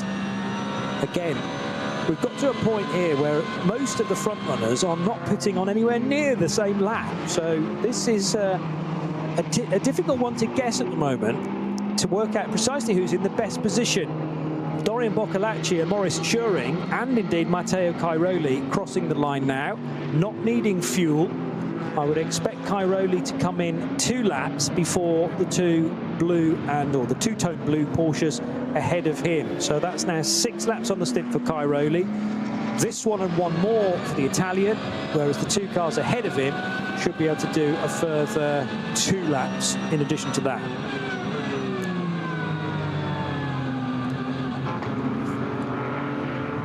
So the question is, Cairoli in a better position as far as strategy is concerned, but is he starting to be held up a little bit by these 2 Falcon Motorsport cars? I have to say the distances between them as they leave the horseshoe, that cut through on the Grand Prix track, rather suggests that actually Cairoli's not being held up. In fact, the bigger distraction is Jesse Krohn on his tail in 7th position in that Rover Racing BMW. So Porsche definitely had the dominance inside the, let's say, the top 8, but it's a McLaren that currently leads, and this BMW Snow is going to start to become a problem for Matteo Cairoli, unless somehow he can clear both of these Falcon Motorsport Porsches. Blimey, Boccolacci was so close to the end of that Armco barrier as he just tried to push the outer limits of the track. He wanted the shallowest line into the second bit of the Spieler-Schmitz curve, but he nearly cleaned out that rear right wing in the process. Well, I think he missed it by the thickness of a respray or a wrap, didn't he? There wasn't much in that one at all, but I'd say that the number 3 Falcon does look to me the quicker of these 2 cars at the moment, just slightly. Front end of the number 4 car just isn't quite turning in, hasn't quite got the front end it wants going down through Hudson back there. You can see struggling with it on those very twitty sections down through there. I honestly think number 3 Schuring car is quicker. But he's not going to let it by at the moment. As you said, the BMW of Jesse Krohn is now only, what, 0.6? There's only, so we've got 0.4, 0.5 and 0.6 between Schuring, Cairoli and Krohn. Yeah, so very much enjoying what Maurice Schuring can see from the front of his car, but what we miss from that angle is how close Cairoli, what's going on behind, and Jesse Krohn are. That's the car we want the rear view camera in, isn't it? So ideally, so we can relay that to you. But yeah, once the onboard cameras are installed, it's quite a lengthy process to switch them around. You couldn't do that during a pit stop. The 911 Guven car, as I explained, had come in, and Guven stays on board the Grello car. So he's already done, did I say that was an 8-lap stint for Guven? Yes, it will have been. So on course potentially for another 8. It's only those 2 drivers in Grello this weekend, Priming, who did the opening stint, and Guven, who will do the middle 2 by the looks of things. So I'm sure the Austrian will get on board for the closing stages and for the final time. We're very close to half distance in this opening race of the NLS season, the 70th edition of the ADAC Westfalenfahrt, and working lap 14 for Dual Motorsports McLaren. Not getting a great deal of airtime at the moment, but he's... I was just thinking that would actually thinking that of Grello, actually, 911 Mansell Porsche. Normally it's a car that's one of the major features, no more airtime than others, but a fan favourite though, and just haven't even seen it today, really, flashing past our window, but somewhere down the order. Yeah, well, the cameras did grab Guven coming in for his pit stop, but that's pretty much it, whereas most of its racing has been done slightly further down the order, but you know, later in its stints it does get the chance to rise to being close to the race leader, only 8 seconds shy of it. Can the Doors, both Ben and Phil, keep the pace up to the required amount to fend off this massive attack from Porsche 911 GT3Rs then? Not least the 2 Falcon cars, but also chasing dynamic Cairoli-driven version. Manthey always a threat. And then there's the Black Falcon Team EAE car for Gabriele Piana currently. So that's the 48 car that wasn't started by Piana, but he has subsequently taken control of that. Dan Arrow did the opening stint. And then the 2 drivers that are well recognised from Cup 2 racing within this championship. Certainly Ben Boonagel is a master when it comes to a Cup car, the Bonn-based driver, but being welcomed into the Black Falcon fold in an SP9 machine this weekend. And then the other driver in that is Mike Stursberg. And depending on, I suppose, how the stints work their way out, getting 4 drivers in and out in a 4-hour period can be tricky. So we'll see how they manage that. Half distance reached though, and already so much to talk about from earlier on in the race. There was a really early pit stop that I think I might have missed actually on the. No, I did say at the time, but I think it was one of the Shearer cars came in, wasn't it? And did that ever rejoin? Because I don't know whether I actually remember seeing it again. Shearer Sport PHS, yes, Peter Ludwig, number 15 that will have been. Yeah. So it is still in the race, but pitting at the end of a formation lap, whereas Frank Stifler in the black Jutta car got a very good getaway on his, what we think were wet tyres. But after a lap, he said, nah, this is the wrong type of tyre, and we worked out that it's Yokohama's on that Audi. Wrong type of tyre to be on. Let's realise our mistake as early as we can. No need to be embarrassed by it, because you have to make your decision 20 minutes before you actually go racing. And let's hold our hands up and get the tyres changed as quickly as possible. And the Jutta car is well in the race. But in the early phases of that opening stint, it was still incredibly damp, particularly offline. So those that had chosen the treaded tyres were rather grateful for them. The 900 off at Arenberg, which I mentioned, a little clang into the barrier, but actually that probably did the favour to the driver, because it knocked the Porsche back into the direction that it wanted to be going. dynamic car off the road with the McLaren from Door Motorsport in the early stages as well, and that could have ended up in a very nasty way. Was that the Grello car? Grello having a big moment, getting a tank slapper on the Hatzenbach? No. Later on in the lap, I think, yes. But whacking the barrier. Yeah, but it whacked the barrier on the rear left, and that could quite easily have been what happened in the end to Maro Engel, because if he either lost the car or had some contact, and it's an innocuous clang into the armco there that could snap a toe link, and then you are done for. But at half distance in the 70th edition of the ADAC Westfalenfahrt, it is a McLaren that leads for Phil and Ben Dorr, ahead of the Ayanchen Guven and Thomas Preining Grello Porsche. Guven has just made a stop though, remember, so actually is no longer second. We have had a change around. In fact, the 69 McLaren has just made a stop though as well. But before that happened, the 48 got up to second position in the hands of Gabriele Piana. Then you've got the terrific battle that involves Dorian Boccalacci and Maurice Schuring and Matteo Cairoli and Jesse Krohn all line astern for 4th, 5th, 6th and 7th. And then Sergei Veremenko, who is currently 3rd in the SP9 Pro-Ams. Cup 2 is led by Christopher Bruck in the 909 K Kramer Racing Porsche. But the McLaren, and I said we haven't really seen a great deal of this in our footage so far. Well, plenty of opportunity now to witness the lines of the 720S in its stealth-like black livery. And the doors are switching positions. Phil Dorr, it is, stepping on board. Much easier when you're close enough to tell the two helmet colours apart. What I'm liking is that Phil Dorr has last year's overalls, because it says Dorr Motorsport AMR on the back. Ah, yes. And it's definitely not an Aston Martin, whereas his brother has McLaren overalls, which is more synonymous with the car, with a bit of orange on, but obviously McLaren.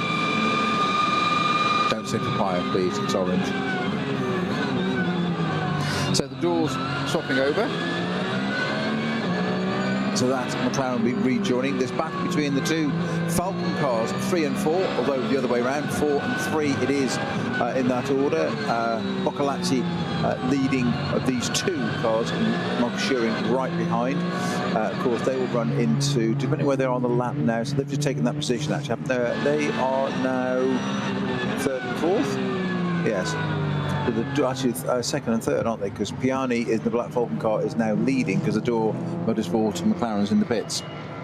Is that what you call rotating doors? Scissor doors. Scissor doors? They're called scissor doors, apparently, those on the McLaren. No, I'm on about the drivers. Oh, okay. Rotating doors. That's a revolving door.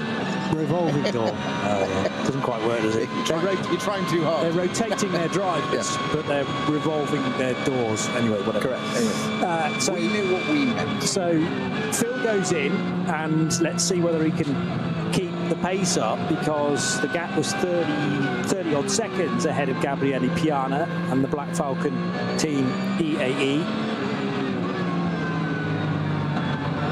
Now clear at Sabina Schmidt's curve, by the way, and it's like a bigger gap now growing between Dorian Boccalacci and Maurice Schuring. Matteo Cairoli was doing the chase. He's still only half a second behind Schuring, so the gap is probably slightly larger now to the car in front of Dorian Boccalacci, and really not very much at all. I'm wondering whether from any of our current angles can we peer into one of the rear mirrors of this car, because I reckon Maurice Schuring, yes, he's keeping an eye on the road in front quite rightly, but he's got half an eye constantly in one of those mirrors to find out where Matteo Cairoli is. Jesse Krohn is no longer part of this party though, because he's just come into the pits in the Rover Racing BMW.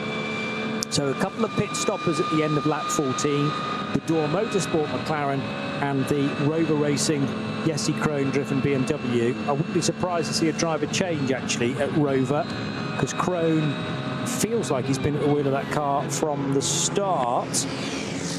98, actually that's not the, another moment. Got another code 60 just coming out of Schwalbenschwanz onto the Dottinger Hohe. This is for car number 494, which is the VW Golf 8th generation GTI Club Sport. I read that's Cabriolet then for a minute. I thought surely not. It's not Cabriolet, it's a Club Sport. That's got, or did have, Otto Pascal Fritzsche at the wheel, and that has stopped on the right-hand side of the beginning of the Dottinger Hoa. So that's creating a code 60 there, as you can imagine. So coming out of Schwalbenstrand, it starts with yellows, goes 120 to 60, then that's parked on the right-hand side. Not sure why. I'm guessing at that point probably just a tyre failure or something, but we'll see. Okay, I've managed to find the answer to my slightly vague question, which was the driver sequence in the Rover Racing 98 BMW. Augusto Farfus did a couple of stints, although admittedly the first stint was only a lap in length. So he did a single, then he did 6 laps, did the Brazilian, and then Jesse Krohn took over and has done 8 laps to this point. And there is another change, so it's a single stint for Jesse Krohn, and he has now handed over to Kelvin van der Linde in the number 98 car. I mean, big names here. Huge. Kelvin van der Linde, Sheldon, his brother, names that we normally be talking about far more in a race, and it's just only sort of just appearing now at sort of half distance. Sheldon's not here. Well, I can't see him on the entry list, but he may have been added at the last minute. Who knows? Kelvin van der Linde, Raffaele Marciello's in that BMW, Augusto Farfus and Jesse Krohn. So, yeah, I mean, Rover not got 8 drivers to fill 2 cars, but they have really concentrated things into their single entry in number 98, and absolutely world-class drivers here for a bread and butter round of the NLS, but it is so valuable for later on in the season. Running 6 overall at the moment, so slight mix-up again at the order. So we've got McLaren and then 4 Porsches, BMW, Mercedes, Audi, Lamborghini.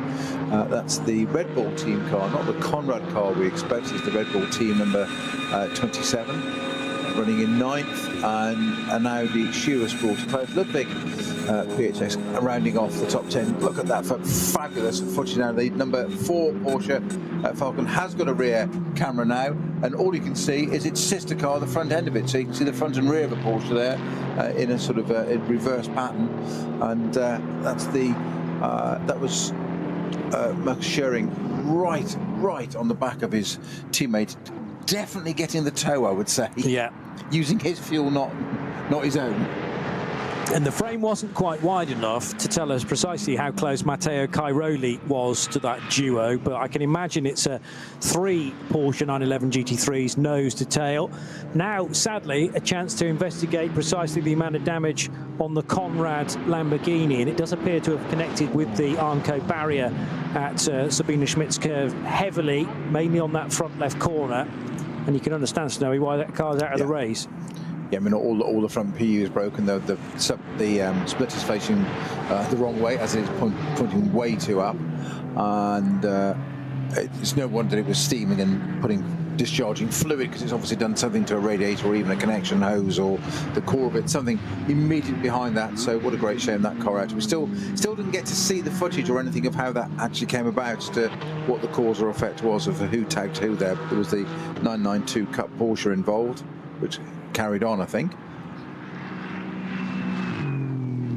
We're not quite sure whether the Porsche turned the Lamborghini around or the Lamborghini tagged the front of the Porsche. Either way, it ended the Conrad run at Lamborghini with Danny Sufi at the wheel, ran in his run from the race when they were doing actually well up the order. So unfortunately that car is entirely out now. It'll be back, I'm sure. Oh, almost. Yeah, I mean, yeah, definitely it will. Just not this race. Indeed, but Franz Conrad running that team, and he'll have his entry for Nürburgring 24, I'm sure, although the Lamborghini's, you know, a relatively older car now compared to all of the newer GT3 machinery that is working its way through. There is an Evo version, of course, of that Lamborghini, which is the example. Not Shearer Sport, the Apt. Red Bull team Apt, yeah. Evo 1, yeah. Whereas the Conrad one, does that have Evo anywhere in its title? It hasn't done recently on my columns. No, the Red Bull one didn't either. Okay, interesting. because I seem to remember looking back at the regulations for GT3 in previous years, and one that actually how the Conrad car was still able to enter the Nürburgring 24, being out of its homologation window, I thought, but I'm sure there is a way to get that car still being involved, and therefore to get correct balance of performance as well.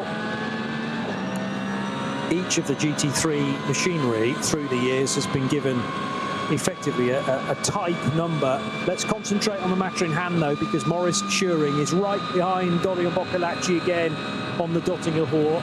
Schuring wanting to attack, but depending on how close Matteo Cairoli is to the rear of his car, can he afford necessarily to be full-blooded in this, because he doesn't want to lose a position whilst he's trying to gain one on Boccolacci. It's important that he stays as close as possible to his teammate. They almost ground out. Cairoli is there for company. He shoots through into Tiergarten at the same time as well.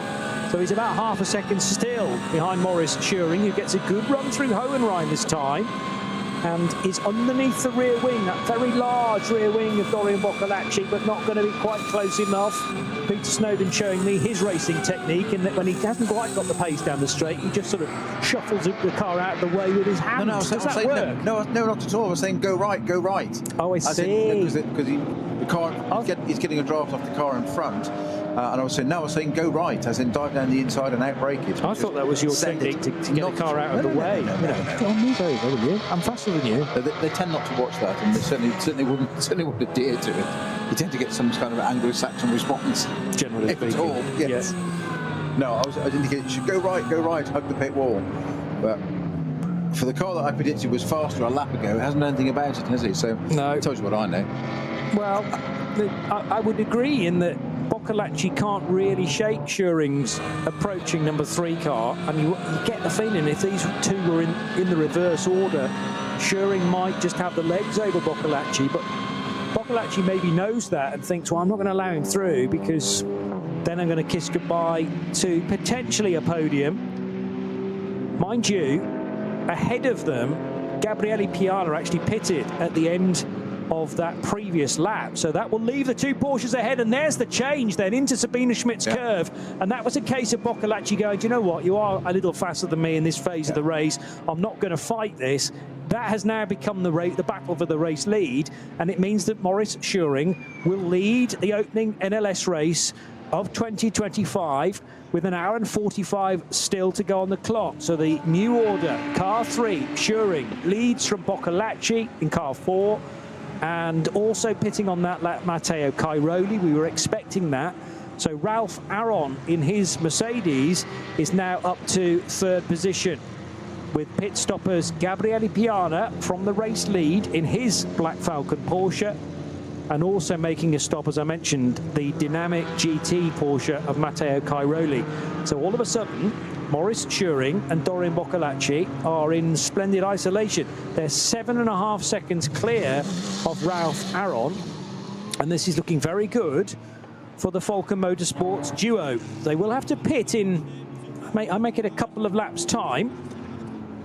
So, and they will probably pit on the same lap as well. I'm not sure whether that's the ideal scenario for Falcon Motorsports. I suppose as long as the teams that they're sharing garages with are not pitting their cars at exactly the same time, then they can service their two Porsches perfectly synchronized and in next door garages. As now rejoining the race, the former race leader, Gabriele Piana's got out of this Black Falcon Porsche in its gold and red colours, the Team EAE livery, looking resplendent for the new season. And it's Mike Stursberg who's now taken over this number 48 car. So doesn't lead anymore, has rejoined in the lower reaches of the top 10, I would suggest. And the race leader now, although Maurice Schuring shown on our timing screen as 3rd, well, it is actually Maurice the Dutchman who is the new leader.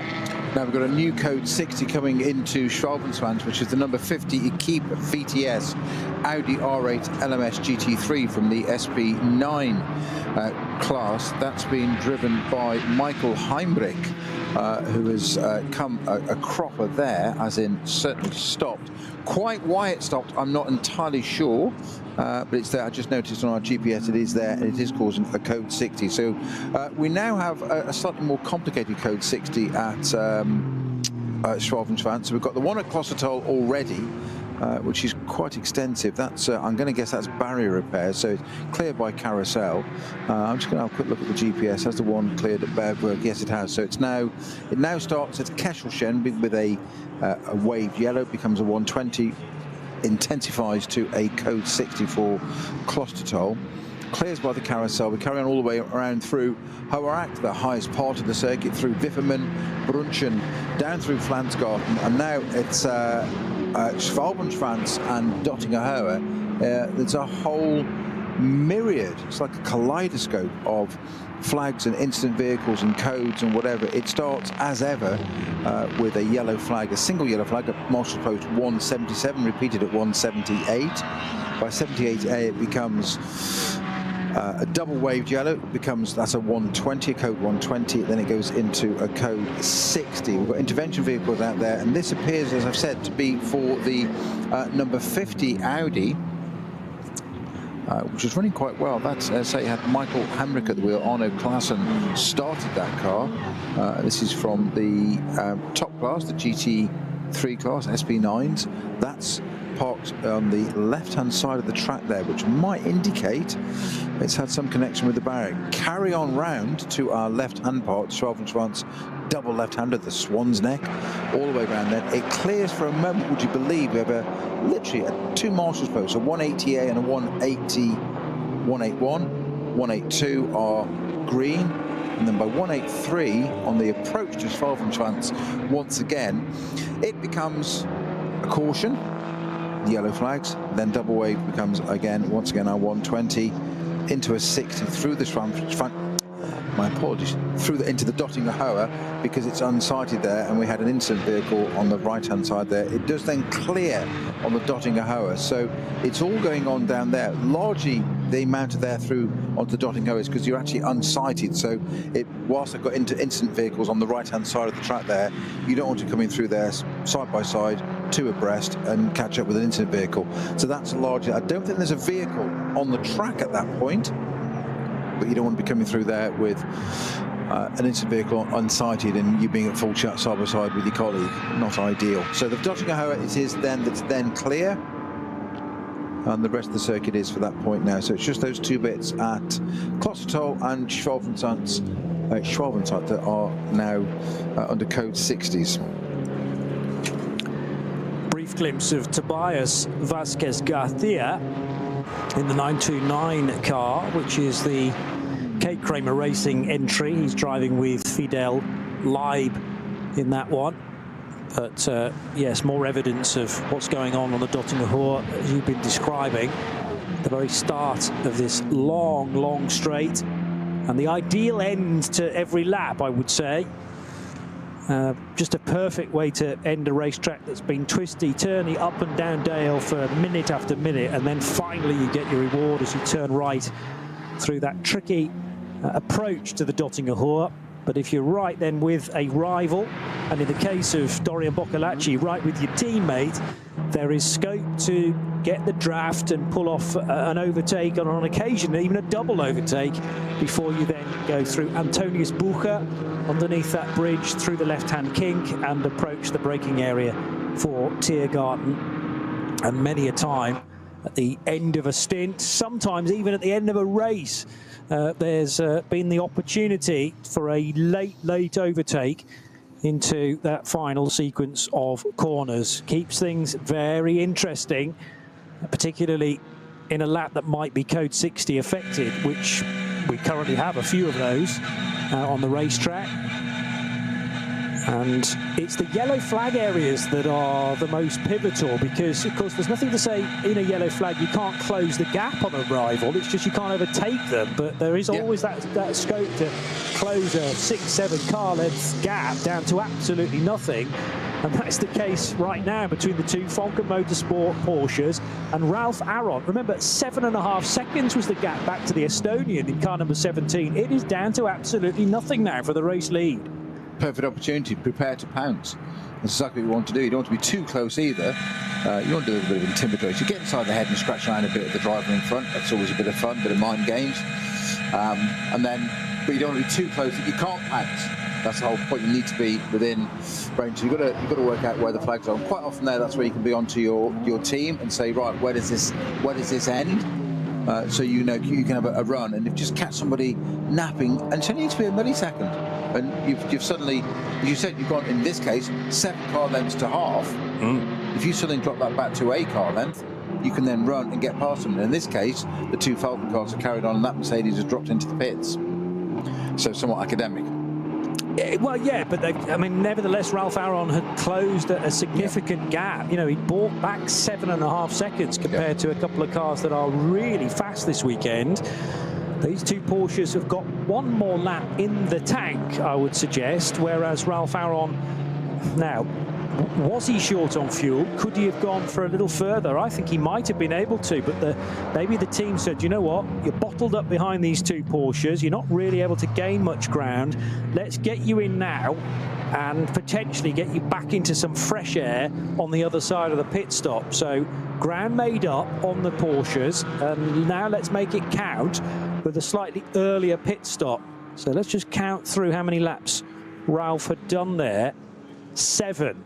Whereas Schuring and Boccolacci had also completed 7 laps, but they've gone on to an 8th, whereas GetSpeed have said the amount of time you probably stand to lose on this lap, caught in behind both Maurice Schuring and Dorian Boccolacci, let's attempt to leapfrog these 2 Porsches, but via the pits and a slightly earlier pit stop.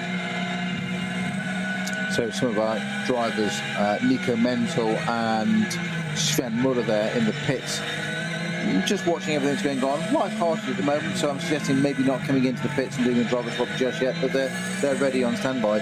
Interesting little track etiquette going on there. The leading Porsche of these Falcon one being Maurice Schuring. He got his headlights on the pit straight, yeah? Whereas Dorian Boccolacci didn't down the pit straight because he's not the race leader. Okay? Yes. However, he was flashing his lights. Was he flashing lights at his teammate? No. They were coming past over the finish line, and there was a Cup 2 car in the way. Well, not in the way, but it's there. So Dorian Boccolacci is flashing his lights, saying, I'm coming through as well. We're a team. This is a train. This is a Falcon train. We are coming through. For the avoidance of doubt, I am coming through. Do not turn in. I would imagine it's very easy, though, when you're your way down the main straight. I mean, it's relatively smooth here at the Nürburgring, I suppose, but there are certain parts of the racetrack which are not particularly stable, and your vision through pretty small door mirrors, you might see a two-tone blue Porsche and think, oh yeah, that's a quicker car that wants to get by. But because they're in near identical liveries, you're not necessarily going to know there are 2 cars there. So you'll cut back in and go, oh blimey, side-by-side swipe potentially. I mean, the new Falcon drivers are preparing themselves now, but bear in mind that Boccolacci and Schuring, or Schuring and Boccolacci more accurately, because it's the Dutchman who leads, they're still about 5 minutes or so away, slightly more than that. Yeah, and are they going to necessarily pit together? I think they've got to, because, because they've done 7 laps already. And yes, we've got a lot of Code 60 out there, but there's not enough Code 60 to have bought a full lap's worth of fuel back. Yeah, well, Schuring's done 7 laps. This will be the 8th at the end of this lap. Yeah, and they won't be able to do 9. No. Even though, as I say, a good portion of the racetrack. Yeah. Well, of course. What did I check? I don't know. Sorry, it's a new season. I forgot. Yeah, come on. I didn't doubt you. I never get anything wrong, remember? I've based a career on that. Well, don't we know? It's why you're held in the esteem and love that you are. I'm joking, by the way, guys. I'm not. Okay, fine, but I do get plenty wrong. I would have got wrong about Ralph Aron. I thought he was going to stay out, but it made more sense in my mind. You know, that Mercedes looks fast, and Ralph's probably gone, get me in clear air, or get the new driver in clear air. Have we actually got a new driver in that car yet? Yes, we have. Michael Grenier, the Canadian, rejoining in car number 17. So there is some ground lost there, but of course now a full fuel tank for car number 17. And this scope to leapfrog the two Porsches, who might even be slowing one another up potentially. I mean, not right now, because Schuring's gone down the road. This is what we were almost intimating. You know, if these Porsches were in the reverse order, which they now are, I got the feeling Schuring was a touch faster than Boccolacci and might be able to open up a gap, and that's precisely what's happening now. Yeah, but it's all going to get fairly well negated at the pit stop, isn't it? They're just coming through Bergberg and up to Kesselchen, Klosterneuer now, aren't they? Yeah, the really fast part of the circuit. I love that part. Just. Of course, it can't because it's yellow flagged. Yeah, it's annoying. Annoying? That's one way of putting it.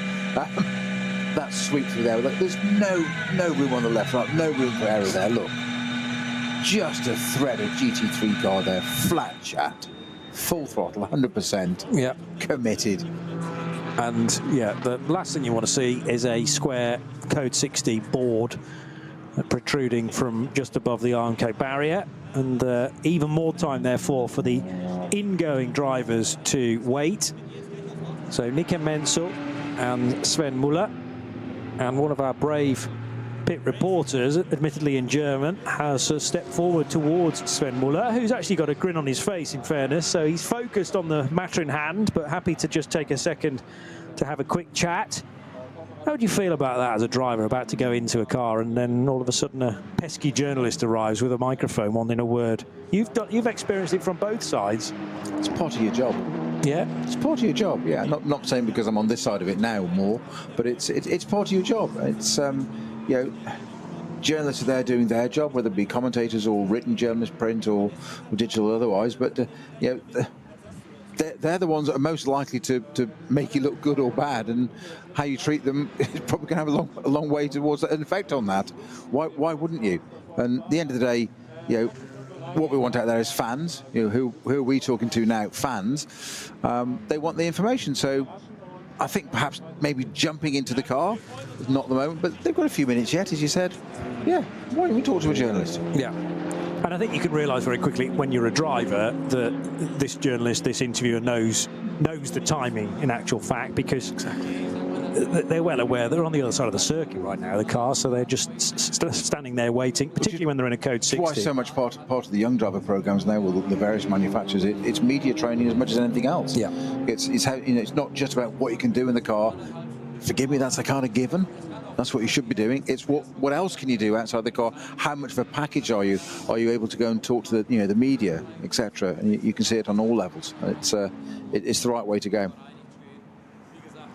So both these Falcon drivers teamed up, crewed up, kitted up. We'll get there eventually. That's three choices, got there in the end. So this is Sven Muller, who will be replacing Maurice Schuring in the number 3 Falcon car, and Nico Menzel, who will be replacing Dorian Boccolacci in the number 4. We suspect they have to come in together at the same time. Just looking up the Dottinger Hoa, there is a camera there where there's a car parked on the left-hand side with its bonnet up, which I'm not suggesting it's got work on it necessarily, but it's probably damaged. GT4 Aston coming down the Dottinger Hoa at the moment in our camera shot, which will be one of the Pro Sport cars, I think. I'll try and get a number on that one in a minute. Dumoulin cars, isn't it? Yeah. Yeah, and one runs in SP8T. Yeah. So out of the more standard SP10 category. Meanwhile, a focus on the number 50 Audi R8, which is another one, sadly, to join the increasing amount of cars just the other side of the wall at Sabine Schmidt's curve. So that was the Equipe Vitesse car. Now, a couple of moments ago, Porsche's threading their way through various hazards. I just turned away at the crucial point there. What the number 3 just had a little side swap. It looked like I'm going to say a Megane again, which means it probably isn't. But it's a yellow Megane Scirocco VW, something of that ilk. Yeah. Didn't turn in, but the number 3 Porsche, which is Maurice Schuring, was robust in taking his line, and I would say he'd actually got the position. The yellow car came across and just tapped the side of it and then ran a bit wide, and it's basically bounced off the side of a GT3 Falcon Porsche. Okay. which can always do more than others. So, Tiergarten now, here they are, the two Falcon cars. This is our race leaders, third and numbers 3 and 4, Scheuring and Boccolazzi, should both be diving into the pits together. Indeed they are, so a little bit of synchronised teamwork for these two now. And their two crews accordingly. So they say these will swap over to number 3 will have number 4 will have Nico Menzel, will replace Dorian Boccolazzi, and Sven Muller will replace Maurice Scheuring in the number 3 car. The other thing about the number 17 Mercedes is that because that pitted after 7 laps rather than the 8 that these two Porsches have just done, then the Ralph Aron / Michael Grenier pit stop could have been a touch quicker than these two, because these are pit stops after 8 laps and Mercedes pitted after only 7. So where is Michael Grenier in all of this? He won't have slipped too far down, and it's a big question now as to who's going to be ahead between either these two cars or the Grenier Mercedes. And also Sergei Veremenko running 4th on the road in the Jutta car, but Veremenko is bronze rated, so with the greatest respect will not have the consistency of the 3 drivers we're talking about at the sharp end. It's also going to be interesting to see where Luca Enxler is going to be in this whole shake-up as well. I love studying body language of drivers. It tells you so much. Sven Muller there, and getting into number 3 car, positively ambled out to the GT3 car he's about to get into, which is, it's the race leading car, isn't it? Yes, that one. Just ambled out to it, and he literally just pulled the door open like he was going to have a chat in the supermarket car park. There was no exactly, less haste and all that, more speed. There was nothing stressed about it. It's, their experience is like, out you pop. There's a pit stop time, I know, but he'll just let Maurice Scheuring just undo his belts and get out and just get myself in, and so we go off on to the Nürburgring, and we're leading, aren't we? Yeah, that's cool. Here is Veremenko though in the number 8 Jutta car. Veremenko not due a stop, still on the lead lap. Oh, but it will come in actual fact. I wasn't expecting that, but 7 laps done for Veremenko's pole-sitting Audi, as the two Porsches are, no, they're not quite back on the move, misidentifying some other Porsches from further down the order, but the two Falcon cars are still sitting there on the apron. Remember, this is just about as long a pit stop as a GT3 car will make today, governed by that minimum pit stop time. Still waiting for where Michael Grenier is. In the meantime, Ayhancan Guven has already crossed the line to now take the lead of the motor race. So Guven leads in Grello, and there is the 911 car turning left, shown as 4th currently, but it's the lead car now, as away go the two Falcon Motorsport Porsches. Has Grenier crossed the line yet? No, he hasn't. Remember, when Ralph Aron was at the wheel of car number 17, he was right on the boot lid of the two Porsches that then became the two race leaders. Muller and Menzel back into the race. Grenier has now crossed the line, and he's just in behind, I reckon. They're going to be side by side with the McLaren of Phil Dorr. So Phil Dorr's going to be the meat in the sandwich, and there's Grenier in the black and with the central white stripe on the Mercedes, full get speed. So it's still absolutely anybody's with an hour and 25 minutes to go, but the new race leader is Chan Guven in the KUS-sponsored Grello Porsche. Just heading onto the hacks and back. So the two Falcon cars in the same order still, 3 and 4, but with that McLaren now sandwiched between them, and Nico Menzel is aboard the number 4 car, keen to get past that McLaren as soon as possible. And as I say, not quite, had a little job. Oh, now, got a bit of, something's gone off in the background there, a little bit of gravel dust coming on. I thought it was one of our two Falcon cars as we changed view on the camera there. A bit of traffic now, just blocking them coming up through the Vidal chicane. That's dropped Menzel out of touch with the McLaren. So it's not going to get to your one of your best opportunities to overtake here is on the GP circuit, because it's so wide, it's a modern circuit. And again, McLaren just getting advantage of a back marker there and getting through in time, just the way the traffic falls, and just nipping through and ahead. So he's now a bit more in touch with first of these two McLarens, two Falcon cars. That's now Sven Muller at the wheel, number 3 car. Nico Menzel gets past that traffic now, so it's Falcon, Porsche, McLaren and Falcon Porsche down through the hats and back. It always reminds me of literally a roller coaster ride, Thorpe Park somewhere back in the UK. Going down through here, it makes my stomach churn watching it. I don't like roller coasters, by the way. You don't like roller coasters, cannot go on them. But you would love driving around this place, which is worse than a roller coaster in most people's eyes. It's a control thing. I'm in control. I've got a steering wheel. So I don't like sitting in the passenger side. It's like you've got control. It's an absolute control thing. I know.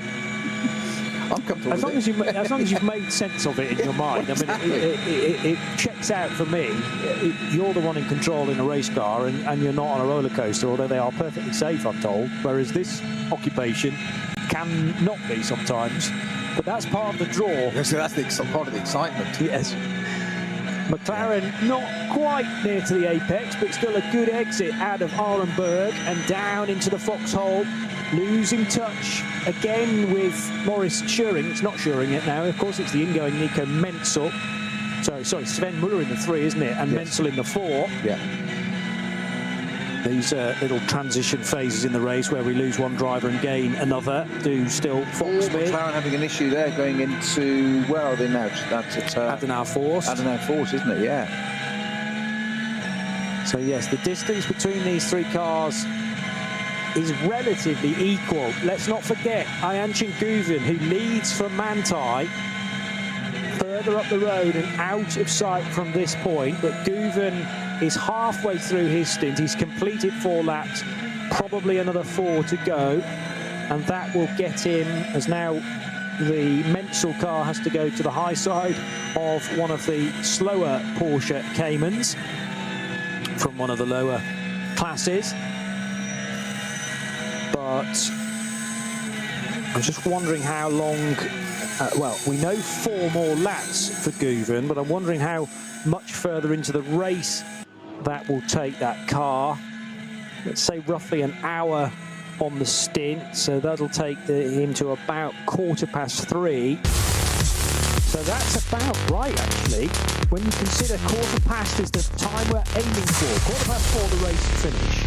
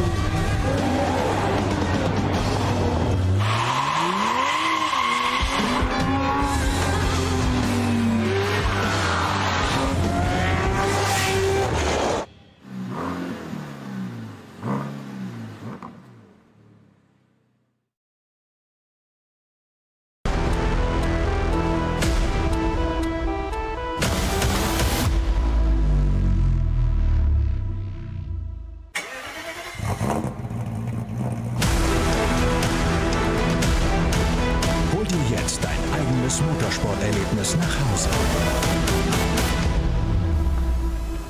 Dein Online-Shop für Simracing-Hardware und Zubehör. www.simraceshop.de.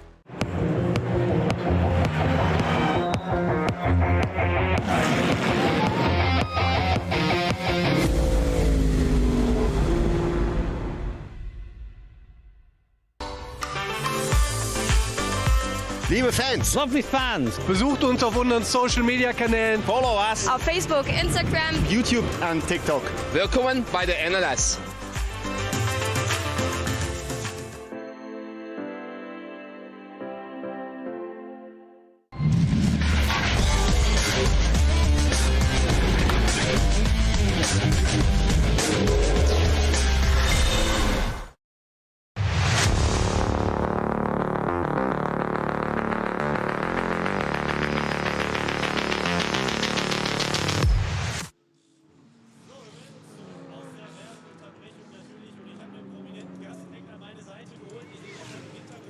One hour and 18 minutes to go. You're tuned to RS3, part of the Radio Show Limited network of channels. Peter Snowden and me, Johnny Palmer, keeping you tuned to the key twists and turns of this race, and there have been plenty of them. And this wonderful scenario, which has really been generated by the tricky weather at the start of the race, nobody quite knowing which tyres to be on to be in the best situation. But Thomas Preining and Ayanchan Guven have definitely got Grello into a smart spot here. And that is purely because of the time within the hour that they are pitting for me. Remember, we're focused on, rather than the top of the hour, top of the clock hour, it's actually 15 the hour, which was the beginning of a race hour now, because we began at 12:15. So everyone is fully focused on a 4:15 finish, there or thereabouts. And therefore, for Guven, who I think is going to pit at about 3:15, then that is absolutely perfectly aligned for the final run to the flag for Grello and the 911 Porsche. We'll wait to see quite how long they do stay out for, but 3 laps plus this one will be spot on for Guven, and Thomas Preining probably being lined up for the final stint in Porsche number 911. The gap between the two Falcon Motorsport Porsches is ever growing, because across the line, as now Luca Enxler pits, by the way, in the Red Bull team apt Lamborghini Huracan, but the gap, Sven Muller back to Nico Menzel, is massive. It's 10 seconds with the Door Motorsport McLaren. I was going to say wedged in between them, but it's really only causing an issue for the second of the Falcon Motorsport Porsches. And can this move be pulled off then in the braking area for the second of the turn, the left-handers into the Mercedes arena? It certainly can. And Nico Menzel's Falcon Motorsport car with the red door mirrors, that's how you tell the two apart. Bright red door mirrors for car number 4. But there's been a significant delay there. And in fact, the McLaren also lets slip through the Mercedes of Michael Grenier in the all-black colours of Get Speed. So I don't know whether there's an issue for Phil Dorr necessarily, or whether he's cooked his tyres, but it's quite early on in the stint to be doing that. However, couldn't hold back Menzel and then couldn't hold back Michael Grenier, so Phil Dorr losing a couple of spots. That will drop the 69 car from 3rd down to 5th. But Ayanchan Guven, now he actually scored as the race leader as he crossed the line for the 18th time. And Grello on course to be pitting within the next 15 minutes, which is perfectly aligning things for the end of the race, in my opinion. Whereas the Falcon Motorsport Porsches and the Mercedes of Michael Grenier, as now there's a delay for Nico Muller, Sven Muller, I should say, he couldn't get by the little BMW on the Hatsan back. That was the 651 BMW from the 240i's. Mirrors if they're looking and not shaving. And that's Ugo de Wilde, who has a lot of experience in Le Mans prototypes. Is there also a hazard for the number 4 car this time around? In fact, this is back to absolute live action now. Looking to try and get by a Porsche number 347. So that will put it into the SP Pro division. And that's the Toyo tyres with Ring Racing 991 GT3 Cup car. So around every corner there is scope for a delay, and it's about how you manage that in your head, I suppose, Snowy. Well, so how you manage it on track. You know, your head can make a decision. It's what somebody else does, and that's the problem. You always rely on other people. Do they do this out of the way? Have they used the mirrors? As we saw that BMW going to Hatsan back there. Sorry, but he should not have been holding up for 2-3 turns like that there. You got a GT3 car behind you. Just let it through. It's just no point. It's just you achieve nothing. I mean, I will say Udo de Wilde doesn't really have the experience around this place, but he is mightily experienced in Le Mans prototypes, for instance. So he's no stranger to being lapped by the odd hypercar. But that's another reason for the 22-year-old to be earning his ring license. Exactly. You know, he might be gold graded, the 22-year-old from Belgium, but he doesn't necessarily know where cars are going to be catching him rapidly, and where he does need to just, you know what, get out of the throttle and say, I'm delaying this GT3 car too much and need to allow him by. It's always the job of the quicker car to find a way past, of course, but if you're judged to be holding somebody up and therefore not obeying the blue flags, whether they be waving or not, in actual fact, there's got to be a certain degree of, okay, I've allowed you that corner from the SP9's perspective, I've allowed you to go through that corner, but then you really do need to be making space for me on the next section. So, some inexperience. You can forgive a 22-year-old who's new to the Nordschleife and give him a little bit of slack, I suppose, in the early days of that. Manuel Metzger, who leads the SP8T division in the Team Bilstein by Black Falcon BMW M4. That's the 150 car. And SP8T has quite a number of entries, as it so often does. What have we got? 8 cars in SP8T for the first race of the season, and a good spread of manufacturer as well. Aston Martin, BMW, the 2 Supras are in that class as well from Toyota Gazoo Racing. Actually, having said that, let me just check, because there is a Supra certainly represented in 8T. Yes, Gazoo Racing's cars are as well. 172 and 173. More pit stops happening as one of the Toyo Tires Supras comes into pit lane. That's the 160 car for Nakayama, second currently in SP8T, so hunting down the Manuel Metzger driven BMW. 11 seconds at the start of this lap was the difference between the top 2. Actually, that's a bit misleading, because the Jordan Pepper car, or at least Jordan's at the wheel of the Lamborghini now, began this lap in the pits with a scheduled stop. So that will drop the 27 car down the order in due course. It should have promoted Sven Muller back up to second position, in actual fact, and an excellent few laps out of the pits from Sven Muller. So he was all smiles in the garage when the German-speaking pit lane reporter approached, with a few minutes to spare, in fairness, and Snowy said, it's all part of your job, you've got to do that, and well, Sven took it in his stride. Wise words. And always. And then he got his head down, and these outlaps have been very good indeed to now be in a clear second position. With the greatest respect to the Door Motorsport McLaren, there was then just a little bit of a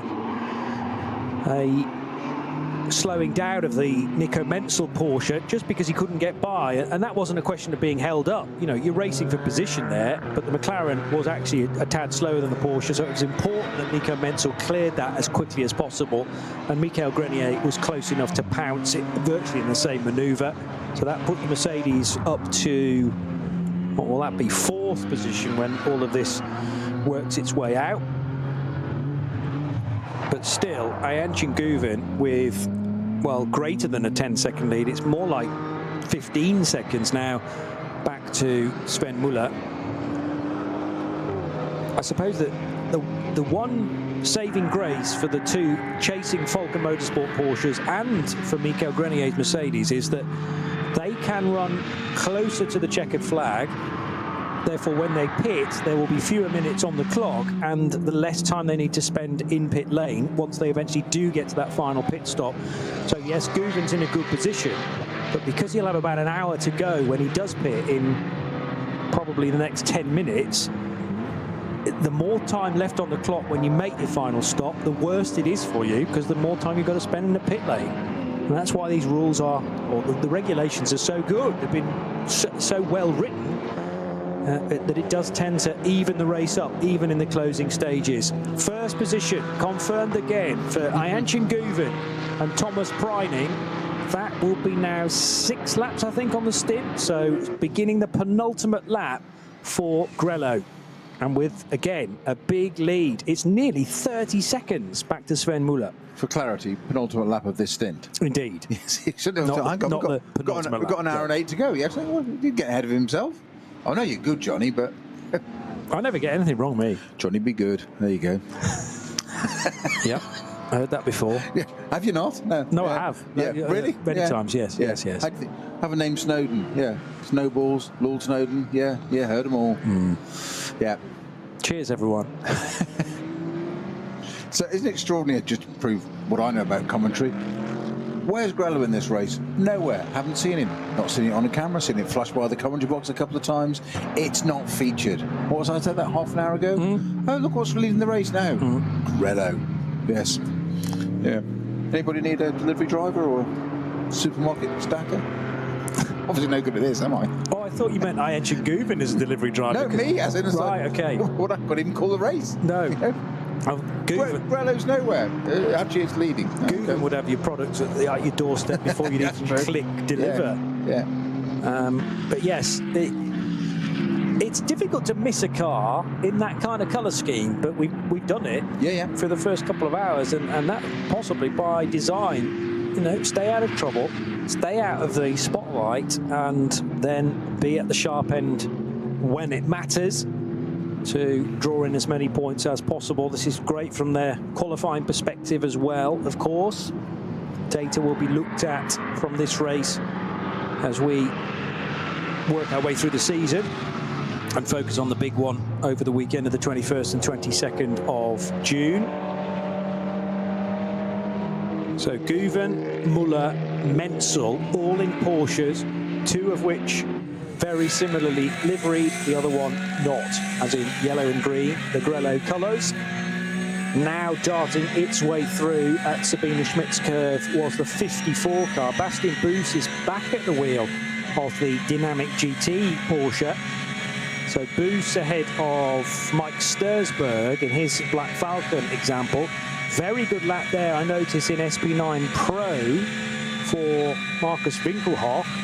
Now, it's showing as a best lap, but that's a best lap within SP9 Pro. So I think that's the only car in Pro this weekend, in actual fact. But nevertheless, a decent circuit there. Back to full course green as well, by the way, Johnny, a few minutes ago, for the first time I've ever while.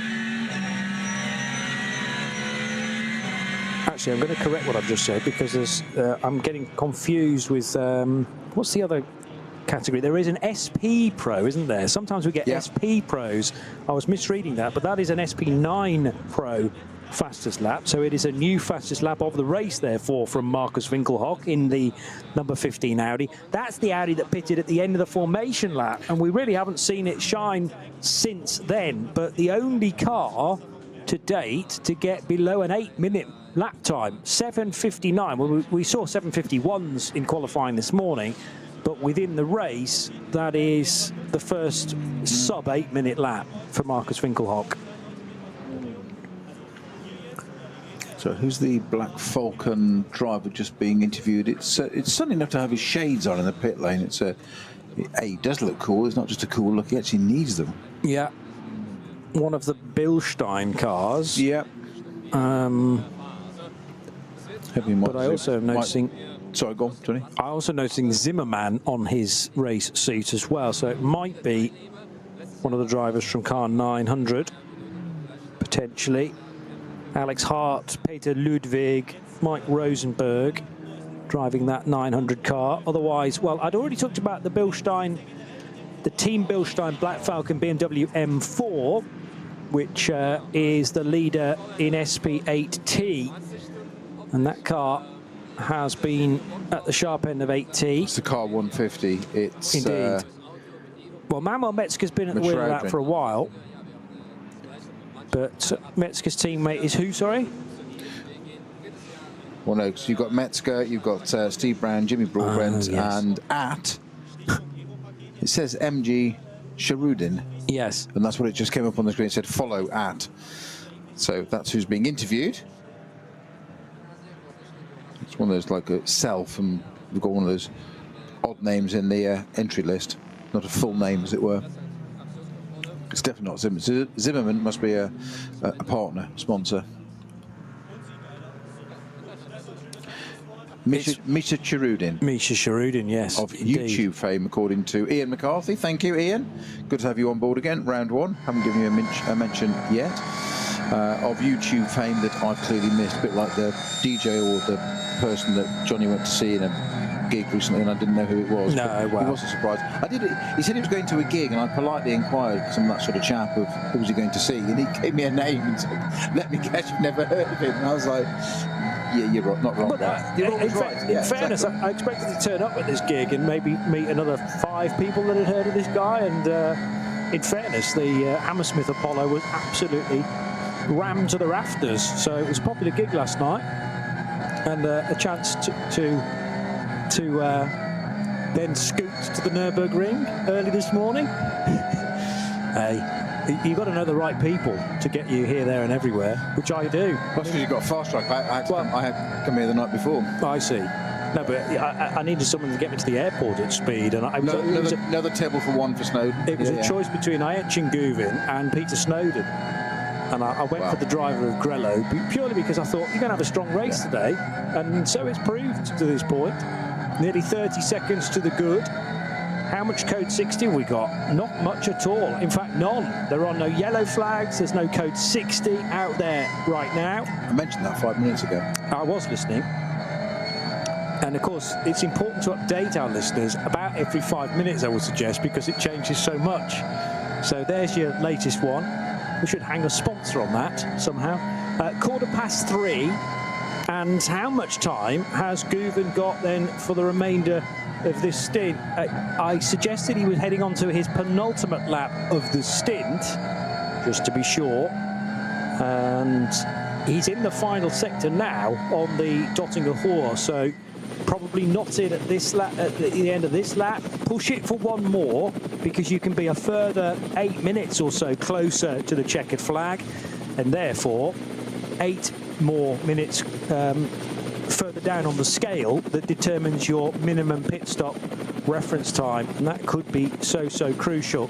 So I'm expecting the Grello Porsche to appear at the end of the start-finish line in a moment on the racetrack rather than in the pit lane. We'll see whether that gap's come down. He does indeed stay out, Guvin. One more lap to go before the final pit stop there. And what are the sector times like so far on this lap for Sven Muller? Well, he was very marginally faster than Guvin through the first sector, slower through sector 2, quicker though through sectors 3 and 4, and that gap of 28 seconds may well have come down to perhaps 25, maybe closer to 20 seconds. It's 26.3 for Sven Muller in the Falcon Motorsports car.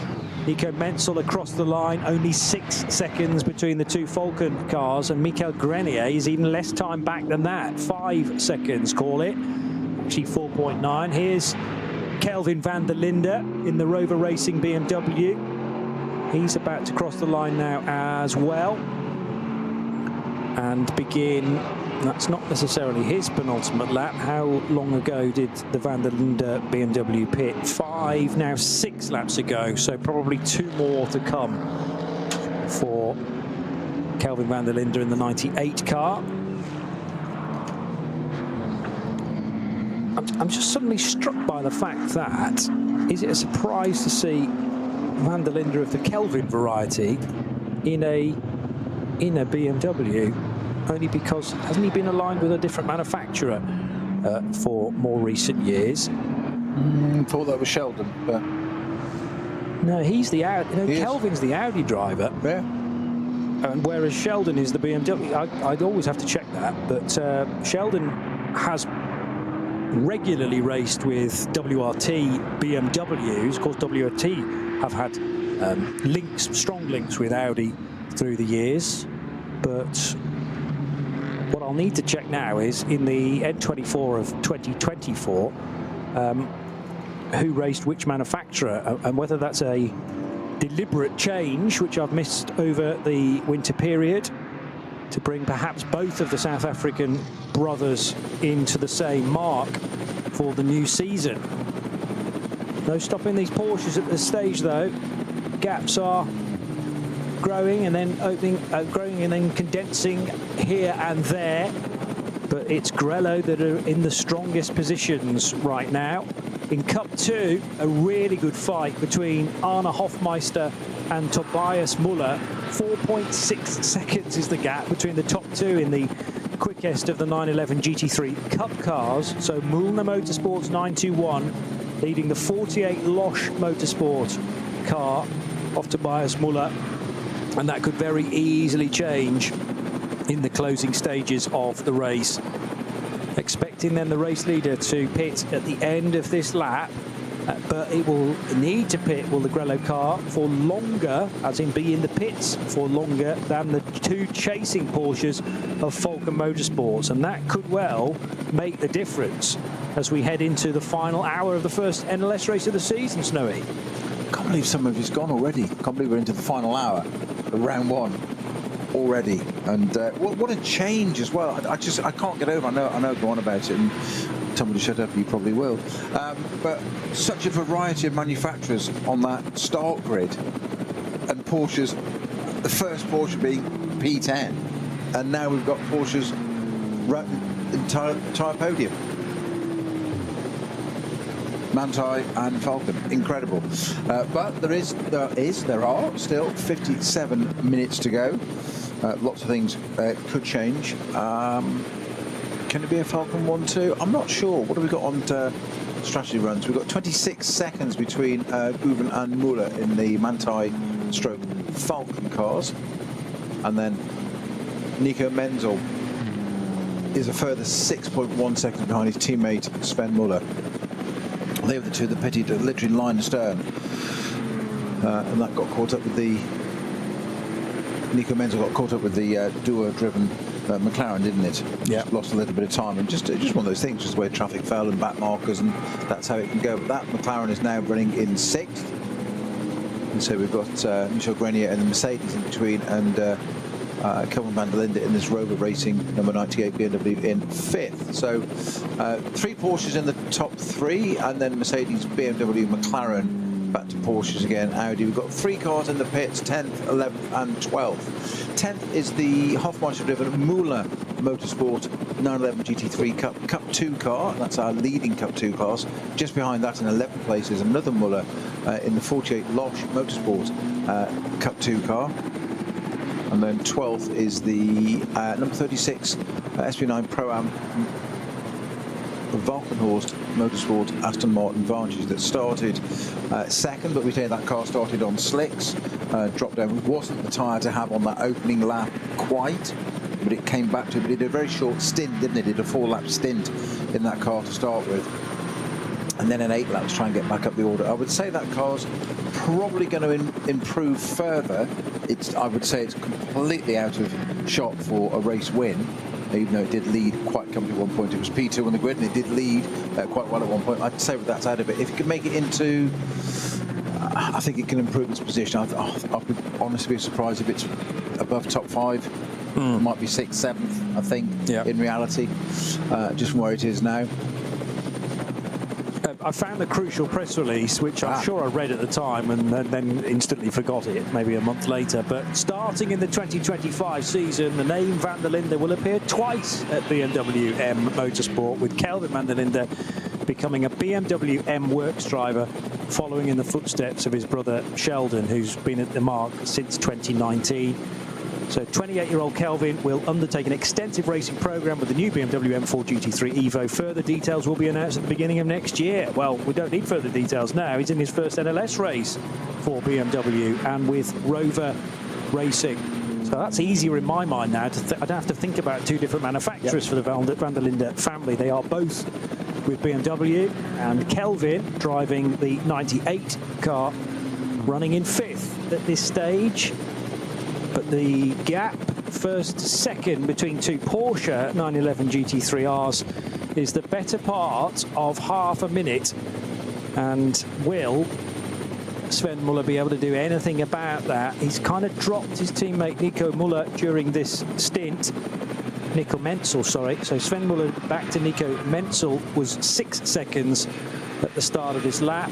but now that wonderful scene around every corner to not have any purple boards, not have any yellow flags, and that run particularly through Klostertal and Kesselchen now at full speed. Big shout out to Ian McCarthy. Again. Always good to have him on board. He's just messaged me privately, as it were, not on the whole social thing, and just went, in lieu of what you're saying there, Johnny, Kelvin has joined Sheldon at BMW this season. They shared a car at Bathurst this year, full stop. Followed by, and won, no less. Small point. Thank you so much, Ian McCarthy. See, you and I, for the Bathurst 12 hours, were waiting next to our phones, weren't we, for the start of February, thinking, well, we might get to go this year. And had we gone, we would have known that. But instead, of course, we watched every minute of it from our armchairs at home. And just like any other race weekend, as soon as the next one arrives, I instantly forget what's gone on in the previous one. So I've since then done 10 hours of the Qatar World Endurance Championship race. And I've totally forgotten who won that as well. No, I haven't. It was we have a lot to process, Johnny. It was a top 3 of Ferrari 499Ps, in fact. And the first time a Ferrari as a hypercar that has ever won a race outside of the 24 Hours of Le Mans in the current World Endurance Championship. So despite winning Le Mans twice back to back. Had never won a 6-hour, and still hasn't won a 6-hour. In fact, apart from the privateer Ferrari, the yellow one. But either of the 2 red ones still waiting for their first team. There you go. The term I was told when I was in the pits of Le Mans last year, not to refer to the Kubica car as a privateer. It's a satellite team. You're quite right. Right next door. That was the official Ferrari terminology, which is absolutely fine. I agree. But yeah, equally, don't do Le Mans for 50 years, come back and win. Yeah. Pretty impressive. Yeah. So, meanwhile, back here at the Nürburgring on the race we're actually calling at the moment. Are we? Yes, that's the one. So, race leader, the Grello 911 Manthey Porsche, number 911, is in the pits. And there's a driver change there, is there not? Yeah, it'll be Thomas Preining, I reckon, now to the finish, because Preining did the opening stint, but it wasn't a full stint, as in it wasn't the full even 7 laps for Preining. I think he did 5. I was going to guess 6, but he did 5. Then we've had an 8-lap stint from Ayhancan Guven, a further 8 laps from the Turkish driver, and now Preining to the finish. And this is just perfect timing with 50 minutes on the clock. Yes, it's going to have to be a relatively long pit stop because of the amount of minutes to the checkered flag, but is that, I mean, the less time that Muller and Menzel have to spend in the pits, it's not going to close a 17-second gap, is it? Or might it? We're not going to find out until, well, another 4 laps or so, once Muller and Menzel have completed their stints, and then that's going to be a fascinating fight towards the finish. Well, I mentioned the casualness or casual approach with which Sven Muller ambled to his Falcon Motorsport entry on the driver change with Maurice Schöring a few minutes ago, and the well-drilled Manthey team, EMA team there, exactly the same as you just said, right on cue. They've got a long pit stop at the moment, so less haste, more speed, more precision. They've literally just done a driver swap. The car's up in the air, the wheels are off it, and the 4 are taken away. No running into one another, falling over, injuries, whatever. 4 more wheels and tyres come out. On they go. Cool, calm, precise, get the job done. Efficient. Yep. That's Manthey through and through. The team no longer kind of overseen by Olaf Manthey, but the name is retained. You couldn't ever replace it, could you? So some of the personnel surrounding the team might have changed, but their ability to turn the car around during pit stop certainly has not. 4 fresh Michelin tyres for Grello. Oh, just what I was thinking. I'm sorry, I'm just watching Grello going out there. Fresh slicks, Grello on the Nordschleife. It's just testosterone on tyres, isn't it? Nice bit of terminology there, turn of phrase. You've been holding that one back for the final hour. I like it. It's almost as if we put Peter Snowden on fresh broadcasting tyres for the closing stages. And Thomas Preining, well, it's questionable who has been the quickest driver of the 2 between Guven and Preining.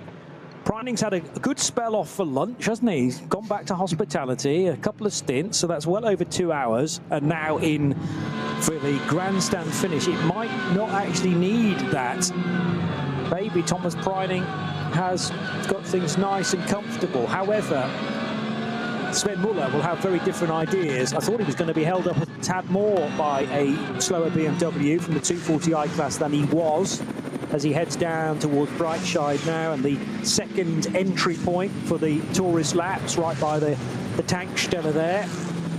So you cross a little access tunnel and then the main road itself before climbing back up the other side on the run towards Bergwerk, and then the real fast stuff that we've been mentioning a lot at Kesselchen and Klostertal, and then that important braking area into the base of the Caracciolo Carousel. There is a code 60 returning, though, to the racetrack, and this time at the Foxhole, and it's because... for 808. 808 State. Which is our CS Cupra TCR from the TCR class. Funny enough, there's only two cars in that class. Well, there's only one now. Jens Wolf, I think. I've got Beerwanger at the wheel of the Cupra. Say it, Cupra?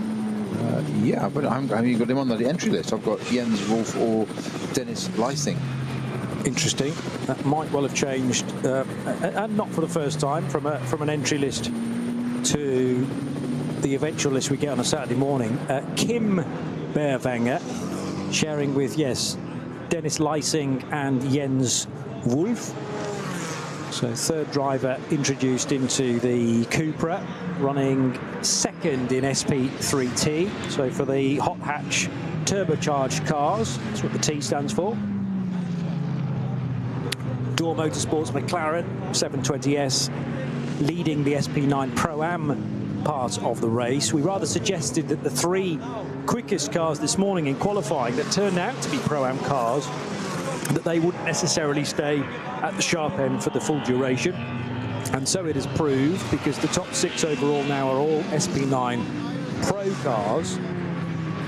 Then a couple of SP9 Pro-Ams in the form of the Door Motorsport McLaren and the Black Falcon Team EAE Porsche. That's the gold car with the red rear wing end plates and the EAE backing. Ben Boonagel's taken the 48 car over now, so it might be going as quick as it's done all day with a driver of Ben's quality. We've seen that a number of times in the past in the Cup 2 division. Ben making the step up to SP9 for 2025. Then Peter Ludwig in the Scherer-Sport PHX Audi. That car could have done a lot better today were it not for a very early pit stop at the end of the formation lap. We have had an even better lap in SP9 Pro, and that's actually been done by Kelvin van der Linde in his Rover Racing BMW. So the switch to the Bavarian brand looks to be a good fit for Kelvin, joining his brother Sheldon. Race winners at the Bathurst 12 hours, as Ian McCarthy was informing us, reminding us.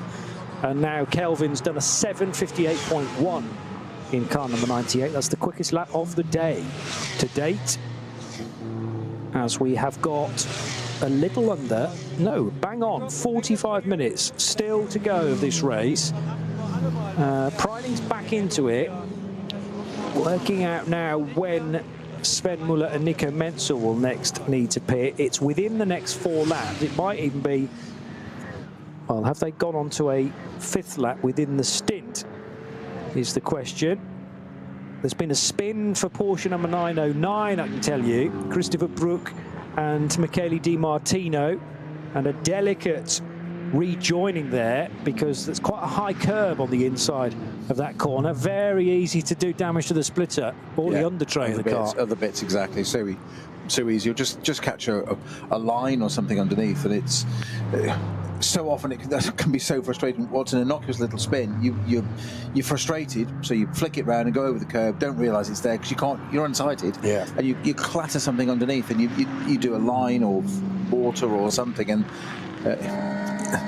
what then retires the car as a result of that spin, but you didn't actually hit anything, and it seemed frustrating from your point of view as a driver, but as an engineer, they'll just go, yeah, but it's because you didn't rejoin in a orderly fashion, if you like, and they just sit there and go, oh, here we go. So I've heard. Now, The other thing that I didn't mention is actually the 909 that's had the spin was leading Cup 2. So we talked a lot about SP9 Pro and Pro-Am, understandably, but of course the next quickest class is always Cup 2. And, well, was Di Martino, was that a push, or did he... So that's Nagelsdijk was right behind him in the full Nagelsdijk, yeah. Only 4/10 behind. Well, he was only 4/10 behind. Surely he's now in the lead of that class in 9:48. But did he jump or was he pushed? That's a Black Falcon car now, isn't it? It's here. So that's Foxhole, isn't it? Yes. Just got the end of Foxhole they've just come out of. But my query is, did Nagelsdijk make contact with Di Martino to cause that spin, or was it entirely independent? We didn't actually witness it at first hand. All I caught sight of was Michele Di Martino recovering and trying to do so as quickly as possible, but he will have lost a great deal of ground. I can tell you it's 30 seconds that he's lost, looking at the Sector 2 time, almost 1:40. Van der Linde into the pits. Whereas Nagelsdijk did a 1:10 through the second stint. Yeah, here's Van der Linde. So another reason why he was really pushing on was that they were in laps. Although the actual in-lap proved to be quite a bit slower because of those yellow flags at the Foxhole and in other places too. But a big change around in Cup 2. Tim Scheerbart can't be that far away from Noah Nagelsdijk either. So Nagelsdijk is the flat 6 you can hear in the background of car number 948, but I reckon 921's pretty close by for Mühlner Motorsport. That's not 921 in front. That is the 959. So here we go. Nagelsdijk on the tail of 909. This is the lead for Cup 2 a few moments ago, and I'm sure there's going to be contact. Yep. Big time. And that's what spun the 909 car virtually into the wall. And therefore, surely, Noah Nagelsdijk is not going to be in clear air here either. They're going to look at that, and he is very vulnerable. Although he's the class leader, he's very vulnerable for a penalty before the end of the race. He certainly is. There's definitely an element of jeopardy there. I'm just going to have a quick look at this here. So we're going up into the Vidal chicane. It was after the chicane. It was going into Sabine Schmidt. Yeah, what I'm saying is there. So the lead car, which was the... Remind me, Johnny, the car that got turned. It was the 909. 909. Kay Kramer. He did run wide on the right-hand part of that and lost time. Yeah. Which, as you then come back to the right-hand side of the car, allowed Nagelsdijk to think, is there a chance? And I don't think anybody turned in on that. I think it's that running wide, and it's that driver mentality of, is that my opportunity? Yeah. Because you're also approaching Sabine Schmidt's curve, i.e. the Nordschleife, and your opportunities diminish there. So I think it was an opportunistic move. I'm not saying it was a wrong one.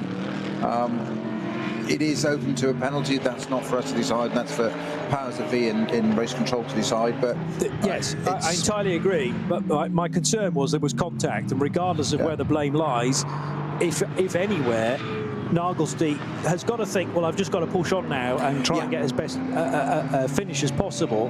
However, if we see a penalty for 948 between now and the checkered flag, that will be the reason why, and Nagelsdijk will have that annoying thing in his mind now to think, oh, that wasn't a clean manoeuvre for either of us at the Sabine Schmidt's curve.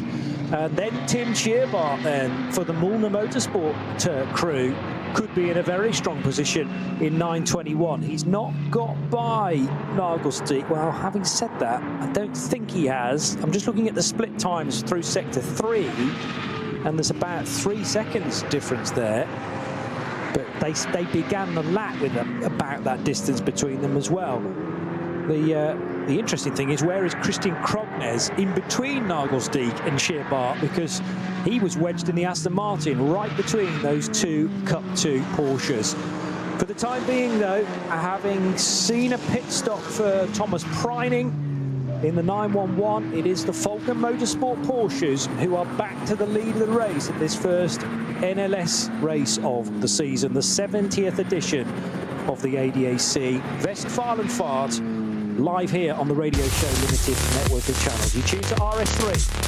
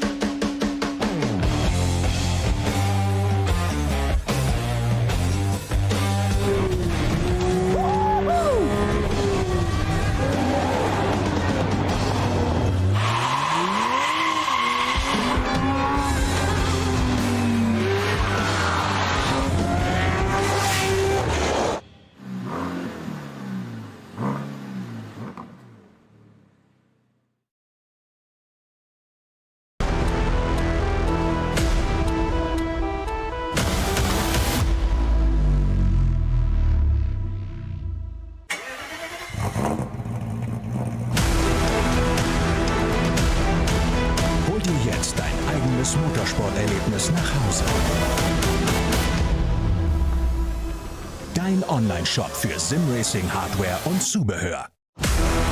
www.simraceshop.de.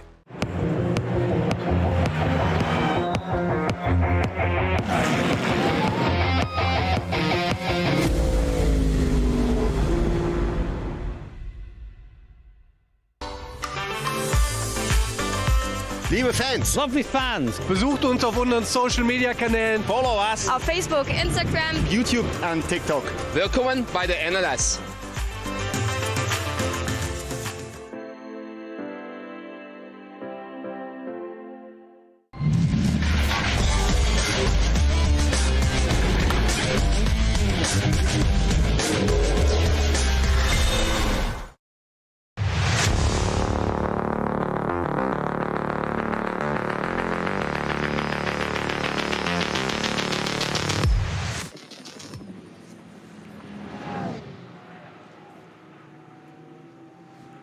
Falken Motorsport Porsches, having been separated by as many as 10 seconds not too long ago, now with 36 minutes still to go in this first NLS race of the season, there's 3.5 seconds that separate Sven Muller from Nico Menzel. But it's all about when these two cars pit, and they will need to pit again, whereas Thomas Preining, down in 5th position, has made his final stop.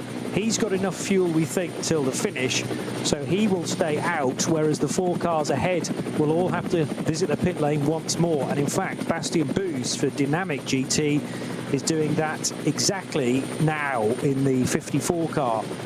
So Dynamic Porsche in from 3rd position. That will drop it probably away from the podium. Raffaele Marciello in the BMW for Rover Racing maybe should not be discounted for a podium result, but it's looking very strong for Porsche, Peter Snowden, in this opening affair in the NLS. Perhaps anyone's between the single Grello car and the 2 Falken Motorsports cars, but it depends how clean these final few laps of this particular stint are for both Sven Muller in car 3 and Nico Menzel in car 4. Anything can happen, as you know, it often does on the Nordschleife. The weather's been kind to us. It wasn't so good at the very start of the race, but that cleared up pretty quickly. We've had a clear, bright, dry, sunny run for the rest of this race. 34 minutes left to go. We have, by the way, lost number 300. Those of you that are familiar with that car, that's the Dacia Logan. Pulled off at Schwalbenschwanz, actually. I think it looks like it's a technical issue. It's been pulled back into behind the barriers there on one of the escape roads. So that's out. It's a shame, so close to the end of the race. But these 2 cars, these 2 Falken cars, so when I'm saying cars, as in the 2 team cars, right in front of me. 3 and 4, Muller and Menzel, Falken Motorsports 911 GT3s. They've both got a pit, as you said. Dynamic Motorsport are in the pits already in 3rd place. That's got cars in there, the 54. So that's getting in, and that'll run to the end then. Well, they pitted these 2 together, and when they last time pitted them together, came out together, same gap. I commented on not how casual, but how organised and relaxed the pit stop was, as it was with Grello, Manthey EMA. Are they going to do the same thing again, or are they going to stagger them very slightly, or they're going to try and get a 1-2 finish? Now, that's not helping there for number 3 at the moment. It's just being held up enormously. That's Horak, actually. Yeah.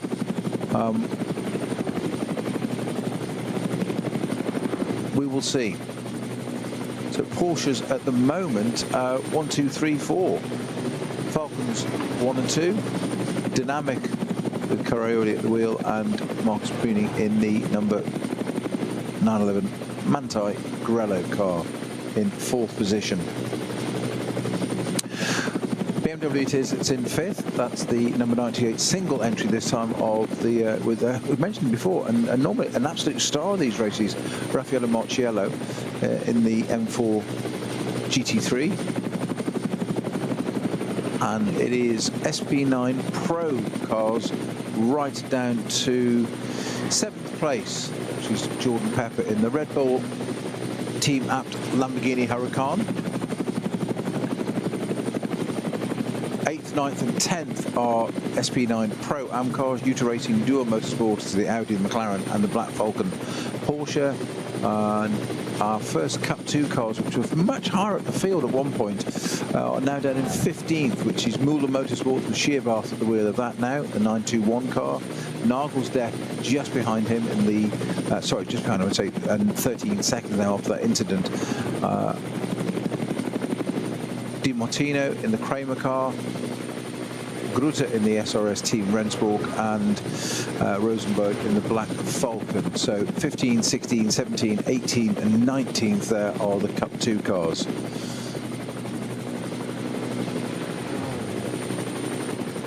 The two Falcon Porsches, that's what we need to see on timing now. So I'm going to have a very quick look at our scheduling, what they've done. Scheduling? What do I mean? Strategy. What they've done drive time wise.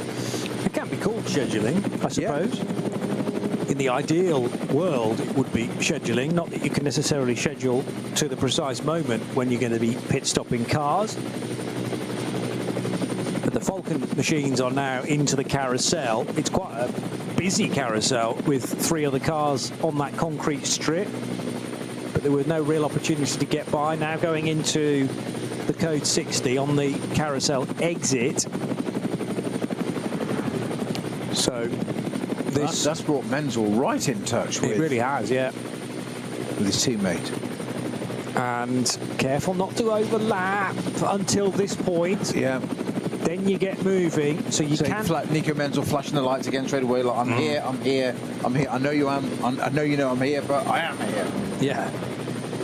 And the one thing that is allowed, as long as you're not overlapping the car in front, you are actually allowed to pull out of line from it, so as if you're in a different lane.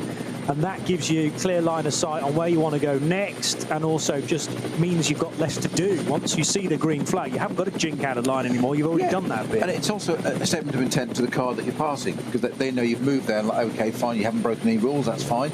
And there's no point in arguing this anyway, but they've got their own race in different class these. But it is that statement of intent of, I'm here, I'm alongside, I'm not in front, but don't get in my way. Yeah. Just like middle lane drivers on the motorway, isn't it? Sit in the middle lane. Is it safe? Anyway, don't get me started on that. It's fine as long as there's no other cars around. But I mean, I've done that plenty of times. And then as soon as you see headlights away in the distance, then you pull to the inside lane and allow people by. But yes. You'd have thought. There's always a lot more debris in the inside line, in the inside lane, is my defence. But I would never do it with fellow road users. What's great fun is if you've got a massive box trailer on the back with a race car in or something, or empty. And then hogging the middle lane. No, even better. When you get the middle lane hogger, you're only doing 60, 65 legally with the trailer anyway. Yes. But they will sit there at 50 or whatever. Go round them. Yes. Not supposed to go into that lane. But as you get alongside, just start blending across because they haven't seen the trailer. Brilliant. Doesn't have focus minds very quickly. I bet, yeah. I've heard tell from people that drive that do that. Yeah. Yes. Yeah. I mean, you would never condone it. But you might applaud if you saw somebody else partaking, perhaps. Yeah. Here comes still the race leader, but how long for? In the form 3 seconds now. Sven Müller, 3 point, yes. And that gap altering a tad here and there. Now, how many laps has Sven done to date? Let me just refresh. It was 5. Is it going to be any more than that? We might even get an answer as to whether the car is going to get fueled at the end of this. 4 laps each. Here we go. No, it's going to stay out. It's going to stay out. I think it's more than 4 laps each. They have completed 6. This might even be 7 now. When did this stint actually start? Lap 18, I reckon. And how many are we up to now? 24. So we've done 6 more. So beginning on this stint, their penultimate lap to make it 7, and then they'll run to 8. But none of that will be enough to take them to the checkered flag. It'll be a further 16 minutes. So in actual fact, it's only going to be 10 minutes, aren't they, to go? And they're there or thereabouts till the checkered flag, and therefore between 10 and 15 minutes to go when you pit could mean a very quick pit stop, and all of a sudden the Falcon Motorsport Porsches are big time back in contention.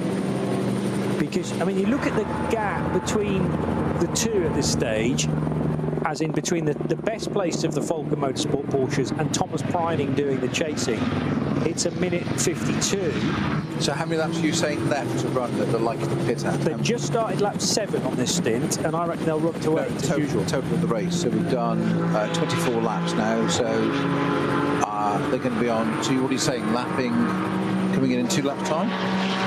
They pitted at the end of lap 9, they then pitted at the end of lap 17, was it? Therefore they can go till, I might only be at the end of lap 25. Let's just refresh, because the information though. So if they pit at lap 25, they've got to have a 94-second pit stop. So that, yeah, right. So they've completed 7 laps. Yeah. This is their in lap now. This is lap 8 on the stint. So they are going to pit having completed 25 laps. 25 laps. So 25 laps. So 24 laps to go.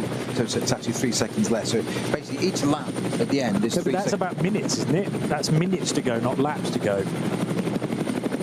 Because it's done incrementally the amount of minutes remaining. Yes, my apologies. You're absolutely right, of course. So we've got 26. It's going to be 24, isn't it? So each lap. This lap reduces 3 seconds pit stop. This lap started 2 minutes ago. It's now 15:50, so call that 15:48. 8-minute lap. That'll take us to 15:56. And we're working till 1/4 past, aren't we? So that's 19. I call it 19 minutes to go on the stint. Needs to be full minutes, yeah. Yes, yes. So between 8, let's say 18 or 19 minutes. 19. So it's 3 lap difference. So 3 seconds. 3 seconds. So 19 will be 78 seconds. 18 minutes to go will be 75. So best case scenario for the Falken cars is 1:15 seconds in the pits. And that is not stationary for 1:15 seconds, it's within the pit lane confines for 1:15 seconds. And at the moment, surely that massively favours Falken Motorsports, because the gaps grow significantly now back to Preining. And I don't know whether he's got on the wrong side of a... Did he get on the wrong side of a code 60 there? He's just done his best lap of the race, so that was a clean lap actually for the Preining-driven Manthey Porsche. 8:01.5. That was not too shabby at all.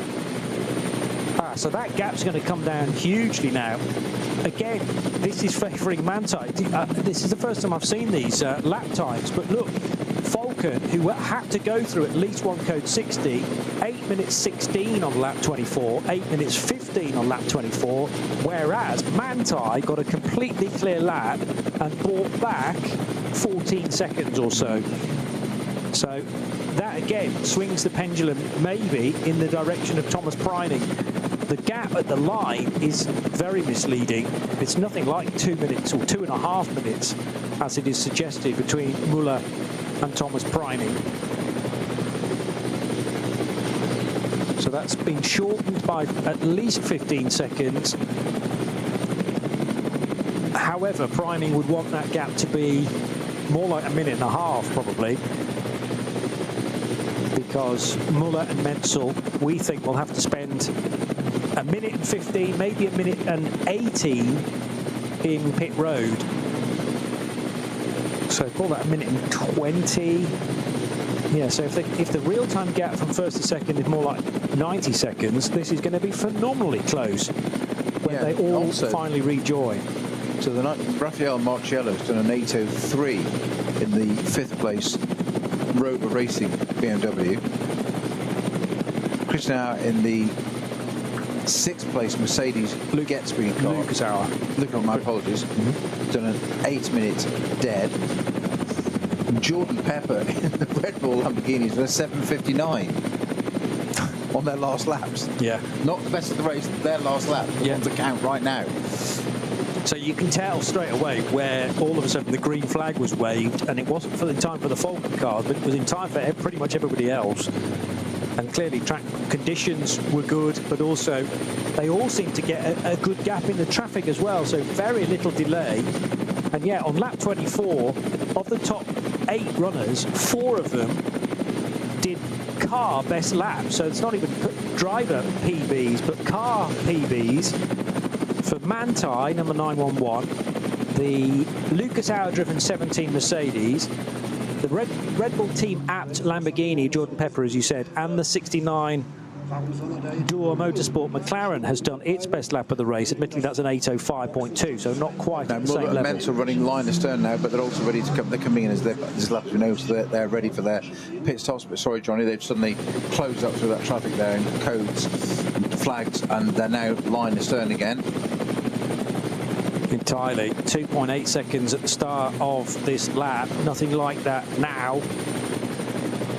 Within a second of one another, and wanting, well, certainly Nico Menzel wanting to stay within touching distance of the lead car, maybe to switch them around on the Dottinger Hill. Would they try something as precarious as that? Well, if Menzel gets a run, then why not? And perhaps reverse the positions just in time for the pit stop. So sector times very close to one another. The top 5 cars all pretty much in the 106s, with the exception of Sven Muller, who just tipped into the 107s.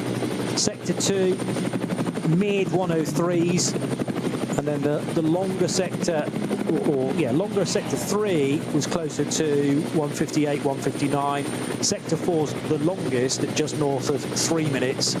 And onto the Dottinger Hill. In fact, Nico Menzel's not going to be anywhere close enough to a chance to get a slipstream on Sven Muller.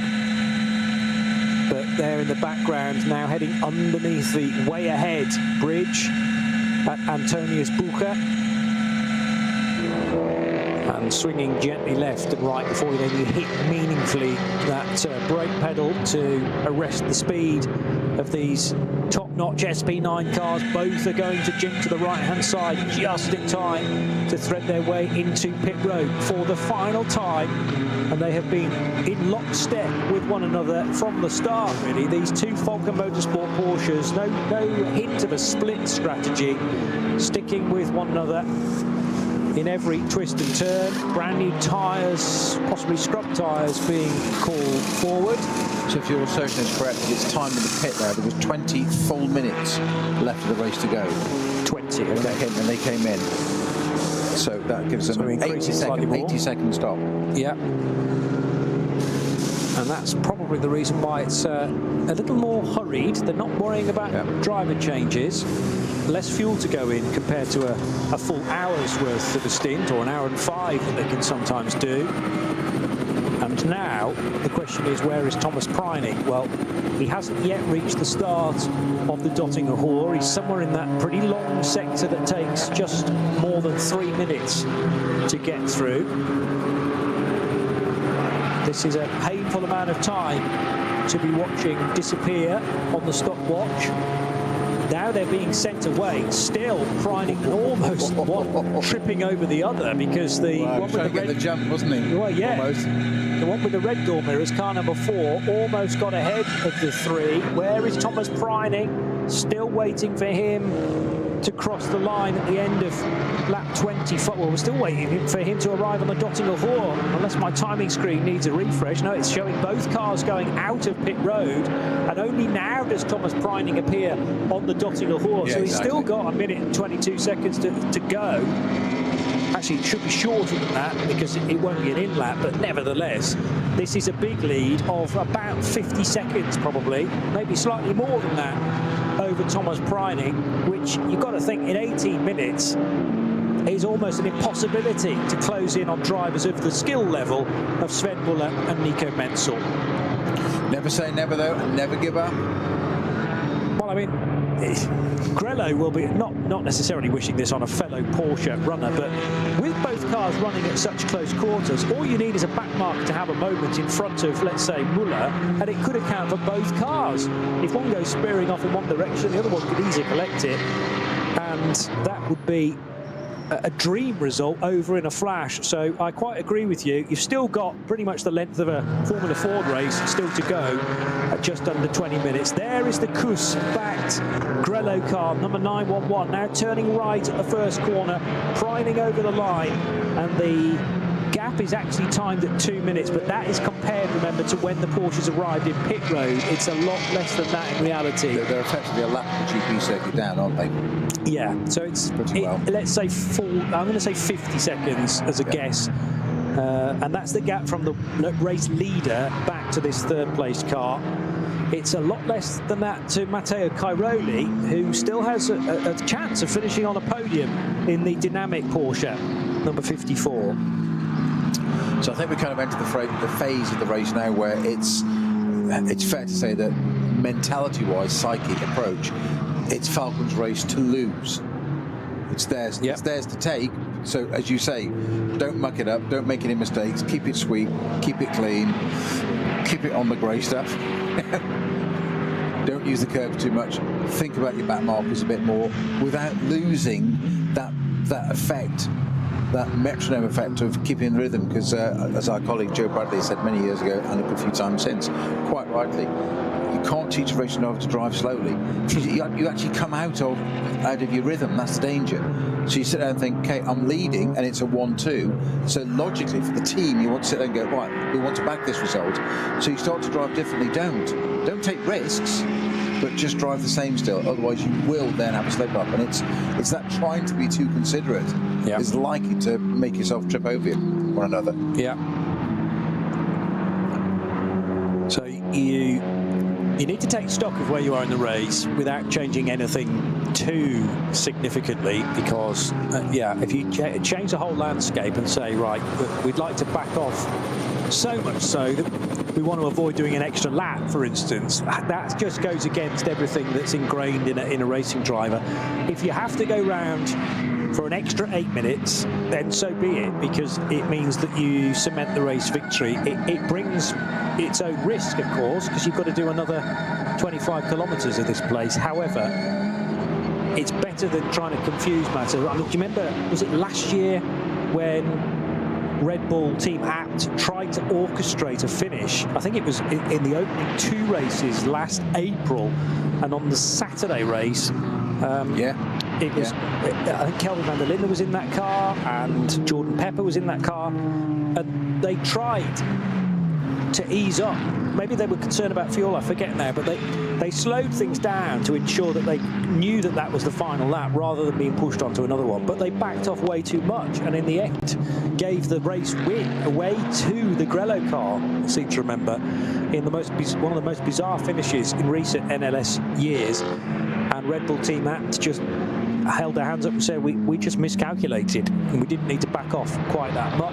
It relies very much on your radio communication being absolutely bang on, which notoriously it's not around this sort of place because of the amount of scenery that gets in the way. The other thing I've only just noticed on the top of the Manthey car is a really long aerial to data backwards and forwards, but on the top of the aerial, I'm sure there's a foxtail. I'm sure there's a foxtail fluttering at the very top of the aerial, because the Manta's not in the race and hasn't been for a while. So we do need another car displaying the foxtail, or at least an imitation version of it. We'll try and catch that next time it comes around. There's a few more laps to go. Porsches 3 and 4 still leading the race. They've done their final stops as well. And the gap at the start of this lap was as little as 1.7 seconds. It has opened up a touch since then, because, well, actually at the end of the Grand Prix lap, the chasing Falcon Motorsport Porsche number 4 of Nico Menzel was marginally faster, but then 0.6 of a second slower through sector 2. And about half a second slower through sector 3. So our Falcon Motorsports showing just the indications that they're trying to open that gap a little bit more to take away any more inherent risk. You want to try and run those cars as close as possible to make the ideal promotional photograph at the end, but not so close that if one has an issue, even if it's just a tyre that goes down, then the other car is not directly involved. The last thing you want is for the race leader of 2 teammates having an issue and the other one being drawn into it. I'm saying this a lot, but, you know, hey, it's about trying to introduce a bit of jeopardy in this race. Absolutely. 921 is in the Cup 2 division. It's the Müller car, isn't it? It's the Müller car, driven by Tim Scheerbart. So Scheerbart's actually got ahead now of Noah Nagelstieg. Did we ever hear whether Nagelstieg got a penalty for that incident? I don't know. I will just go and check on. Only because they have now switched positions, and Nagelstieg trails Scheerbart by about 25 seconds or so. So it might have been a trip down the pit lane, perhaps, for car number 948. The gloriously turned out Ford Mustang from HRT in its Ravenol. Oh, say gloriously turned out. I haven't noticed the damage on the rear right corner. It looks absolutely resplendent on the left side. So if you're... it looks like the deck wall wrap was coming off. I'm not sure there was like any damage. Almost I know, there's a big chunk of oh, is there? Yeah. Oh, diffuser that's also trailing. So it's been tagged somewhere along the line. Oh, yes, I can see it a little bit more. Oh, yeah, there's a big hole in it, isn't there? Yeah, I mean, they've attempted to take that up. There's a lot of tape peeling off as well. But there's quite a bit of the rear wheel arch that is missing from that car. So whether that's run into the wall, or I think more likely it's had a bit of a nibble from a fellow race car, and looks perfect from the 3/4 angle when you look at it from sort of front right and rearward from there. Nothing that won't polish out, of course. Looks better than its sister car. Well, that's a very good point. But I do like the paint scheme they've gone for with their Ravenol backing for 2025. So one is the typical blue of that particular brand, and then, as you very well put it, the inverted colours of the predominantly yellow with the blue detailing for car number 6. Let's hope we get to see action from car 2 in later NLS races this season. A little more than 10 minutes to go, and the race leader has just crossed the line. They're now back onto another lap, so this will be 27 laps into the book, 26 completed, on to lap 27, and that will mean that we'll finish this lap and we'll squeeze one more out of it. Yeah, 28th, won't we? Yeah, and you don't want to be you can't be toying with 2 extra minutes to try and fashion the end of the race, so they will just totally focus on this being a 28-lap race, therefore. And the pace is still very good. They're separated by 2.7 seconds, but decent consistency again through the first sector on the Grand Prix lap. Still pretty busy in places. 150, is that still the SB8T leader? Yes, it is, with Misha Sherudin, or as he's down on the entry list as follow at MG Sherudin. He's back at the wheel. He was being interviewed not too long ago, but that Team Bilstein by Black Falcon BMW, now in the command of the YouTuber.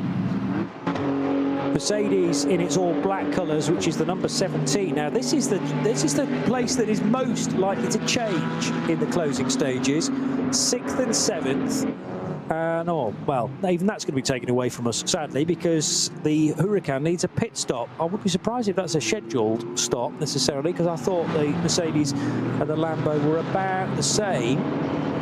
I've got 5 laps completed by Jordan Pepper, but it might be that my information needs a quick refresh. So is he in now? Is that just into the pit? Yeah, now? The Lambo's in. Sorry. Yeah, and I was just wondering whether that was, by schedule, or whether there was a genuine problem for the Lamborghini at that point. Car 27, no, it did need fuel and wouldn't have been able to make the finish, because that was 7th, becoming its 8th lap. Yeah. So a very quick stop for car 27, but unfortunately any opportunity of gaining one final place has gone by the wayside there, because I don't think Lucas Auer will need fuel. Let's just have a look. No, he's only 4 laps into a stint, so he can easily finish this race with the remaining fuel allowance. Pretty close now for Nico Menzel. He had one of the Ring Racing Porsches, I think that was, a Toyo Tire Ring Racing car to his right, and it was neck and neck until the braking point. A little bit of a game of chicken into the foxhole, if you like, but the Porsche with the GT3 extra aero and winglets had the better turning scope, plus the fact it's on the lead lap, whereas the car it was trying to lap is not. That was slightly more of a grey area for the 959, but the driver of 959 did eventually see the race leader wanted to get by. And that's actually the Cup 3 leader, so not wanting to waste too much time, 959 for SRS Team Zorg Rennsport. And both cars still very much in the clear. Driving that is Harley Horton, sharing with Heiko Eichenberg. So Heiko and Harley, big names in the Cup 3 part of the race. And I don't think that's in any danger of changing. There's a minute back to the nearest car and a further 7 seconds. So yeah, over a minute's lead now for Harley Horton, ahead of the 940 Adrenaline Motorsport 718 Cayman. Remember, Cup 3 is exclusively for Cayman GT4 Club Sports.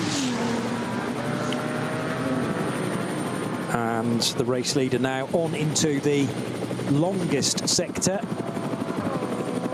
Has that gap opened up anymore? I think it has, because Nico Menzel has not been able to get through the traffic quite as readily, which is not always the case when you're chasing your teammate. You know, if you can get nice and close to the rear bumper of car 3, for example, then the gaps are made by the race leader and you just squeak through. But sometimes it's a bit like following fellow cars in a convoy when you're off for a day out or something, and if you miss the gap on the roundabout, then all of a sudden you think, where's the lead car gone? Which turn did it take off the roundabout? Because I couldn't get in there. And sometimes if you're not quite on the boot lid, you can't make those gaps that the race leader's doing.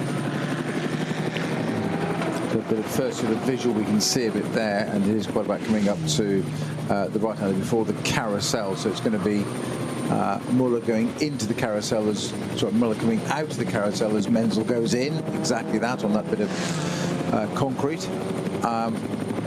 Photo finish is always good for a team. It's always good for a bit of marketing and PR and your partners. So if you can't catch up, do you trust the race leader to slow down enough to make it a team photo and not have P2 suddenly nip by a la Le Mans 66?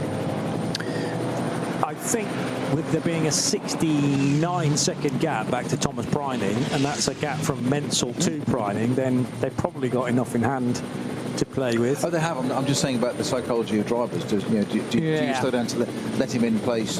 And then Menzel nips by. Menzel nips by.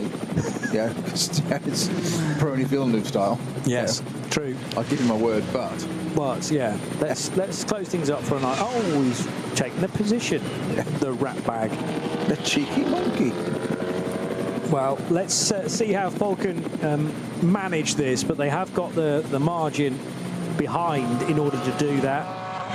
And yeah, some great stories coming out of NLS1 when you're of a Falcon persuasion, because they're just heading, in fact, towards Brunchen Corner, which has been renamed for the N24 as the Falcon Brunchen section of racetrack. There's some nice new banners being organised for that.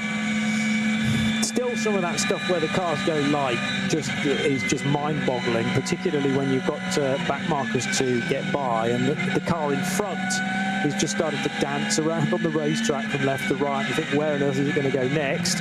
Now there are BMWs side by side, so this is Nico Menzel needing to be patient, tucking in behind the 187 SP8T BMW at the Schwabenschwanz. There was a teaspoonful of patience there. That was about it, really. He was hustling on, wasn't he? He was cracking on and relying on that BMW again. But again, just sitting there so calm. Actually, that wasn't an SP8T car. That was the SP10 AM class leader. So Neil Wustenhagen, who drives in SP10, but there is an SP10 AM category for this season, and that FK Performance Motorsport BMW is leading that class. There are at least 3 cars in that, 4, any advance on 4 or 5 anyway in SP10 AM, so it's been a decent fight across the 4 hours. The FK Performance BMW M4 number 187 on course for victory in that. Tim Shearbart looking good for Cup 2. The AT2 division, which is for a few different cars, but the 644 Porsche from Max Cruiser Racing of Ben Leuchter is at the wheel of that car at the moment. Again, AT2 I think is a new category. actually, it's not for a few different cars. That's the only car in the division, but nevertheless, it's been mixing it with Cup 2s and the odd Cup 3 here and there as well. So, 2 minutes and 20 seconds to go. It is now, though, virtually at the race end time at 4:15, well, actually 4:14. And we are going to extend things by about 6 or 7 minutes, therefore, in the remaining portion of the race. So Sven Muller's crossed the line, Nico Metzel's crossed the line. There's now 4 seconds between them.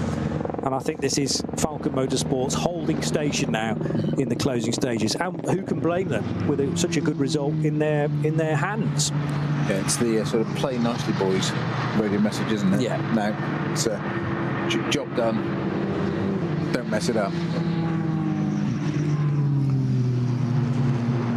So literally just, I was going to say 2 minutes, the clock's ticked down, but it's only 1 minute and 30 to go already. Relative calm in the Falken pits. The engineers just watching everything in laptop typing away, and the amount of kit you see in garages these days is incredible to run these cars. We see it each year at Le Mans, don't we, when we go in there, and just the amount of kit to run a couple of cars, it's just incredible. Yeah. Had less at NASA in Houston to put man on the moon 50 years ago. I think that's because, you know, as one team somewhere in the pit lane makes a little step forward, then there's the ripple elsewhere around the garages to say, well, we've got to step up, we've got to catch up. And there's really nothing between these top-notch drivers now. You know, you're probably talking hundredths of seconds, not even tenths, in the top percentage of drivers. The machinery is more or less the same because, yes, you've got different manufacturers, but they've been so cleverly balanced to performance so that, you know, each car is stronger in different areas. It's got its weaknesses, though, as well. But really, the differences in performance and in strategy comes from those guys in the garages that you don't catch a glimpse of a huge amount. Thankfully, we do have cameras frequently up and down pit lane and in all of the garages to try and peer behind the curtain. But this is so often where the key decisions are made and where races of this type of level these days are won and lost. I was just watching a little bit of onboard there while you're talking of Sven Muller, who was at that point it was Schwedenkreuz, which is, you know, fairly Charterflugplatz, fairly quick all the way up to Arenberg. And the in-car footage of the camera looking across the driver's side from the passenger side, and he's just had a glance across, obviously dials and things a little across, and then just taking his left hand off the yoke, which they're not steering wheel, and just flexed his wrist and obviously just relaxing a little bit there, just like doing his exercises whilst running along at, I don't know, 150, 160k. Yeah. Casual as you like. Well, it's knowing where those rest points are around such a complicated racetrack, I suppose, and also being able to read the traffic ahead of you. You look as far down the road as possible and think, okay, I've got a bit of a breather here, in inverted commas, and a chance. Because your hands are, you know, tightly gripping the steering wheel, although a lot of race drivers have said to me over the years that the least grip you can apply, the better if you're in a car for 2, 3, sometimes 4 hours, but you still do feel it in your hands afterwards. And if you can just stretch out your fingers and your wrist on occasion and use your stronger hand to just vaguely direct the car in the right direction, you're not under a massive amount of pressure now. You know, 4 seconds back to the sister car and then a much bigger gap of about a minute towards Thomas Preining. We haven't really plugged this opportunity to see on boards, but that's all via the clever app, isn't it? That has the tracker installed. Are the onboards new for this year, or have they existed? No, they've been there. It's just more of them now. Okay. Just more of them there, and rear so you views can as well. select a car on the tracker, and then there's some onboard footage. If there's onboard footage, then it'll come up on the screen. You can turn it off if you want to, or you can just expand it whether you're getting it, so you can just do that and look at it. So yeah, as we are there. It will frame in various sizes as well. Worth a look. Very quick last comment as we're on the last lap from Ian McCarthy. Just top up. You mentioned top up update the Manthey car with something like a foxtail on the aerial. The thing trailing from that Manthey aerial is a black ribbon, perhaps in honour of General Manager Thomas Rackey, who passed away in January. Okay. So thank you, Ian, as ever. He's one of those guys that doesn't always say a great deal, but what he says is so worthwhile every single time. So Ian, thank you so much. Great information like that, and they really do value your input. Thank you. Particularly on that topic, so apologies, we should have read up about that and known the reasons for it, but clearly, the team grieving at the moment after that news at the start of the year, and a splendid tribute.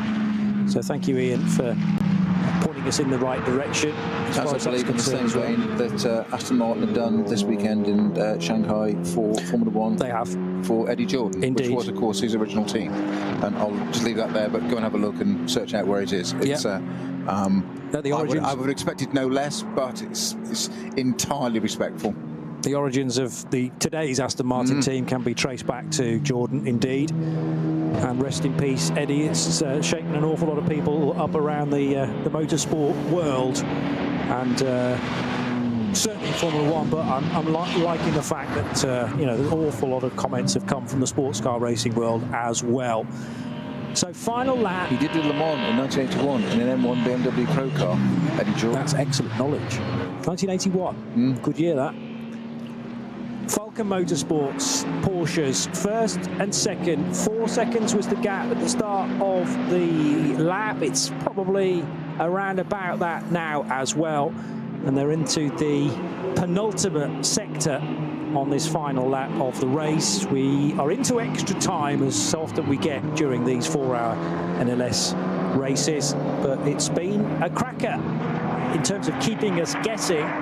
Yes, into the final stint, actually not as close as we were perhaps suggesting after some good use of pit stop times from both the Falcon Motorsports Porsches. It's always a bit of a dangerous game if you choose, when you've got two cars in the race, not to split the strategy. But clearly they thought it wasn't worth doing that, and keep them not that far away from one another to ensure a 1-2 finish, and a pretty much perfect result for Porsche across the board, because 911 GT3Rs looking like they're going to finish first and second and third and fourth, with their nearest German rival BMW only in fifth for car number 98 for Rover Racing. Best Mercedes at the moment is in 6th place, with the McLaren that started on the front row, remember, about to win in SP9 Pro-Am. They are still 7th overall for the Doer Motorsport crew. But for the final time through Tiergarten and Hohenrhein, the Falcon Motorsport Porsches will thread their way through,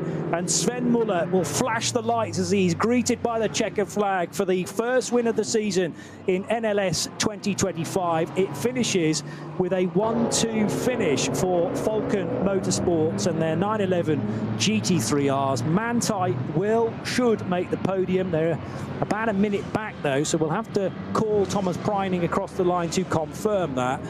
But an absolutely dream result for Falcon Motorsports. They're a huge supporter of racing here at the Nürburgring Nordschleife, with their backing of the N24 as an event. They've even sponsored the Brunchen Corner for 2025. And, well, just winning this race with aplomb and getting a second place as well, Peter Snowden.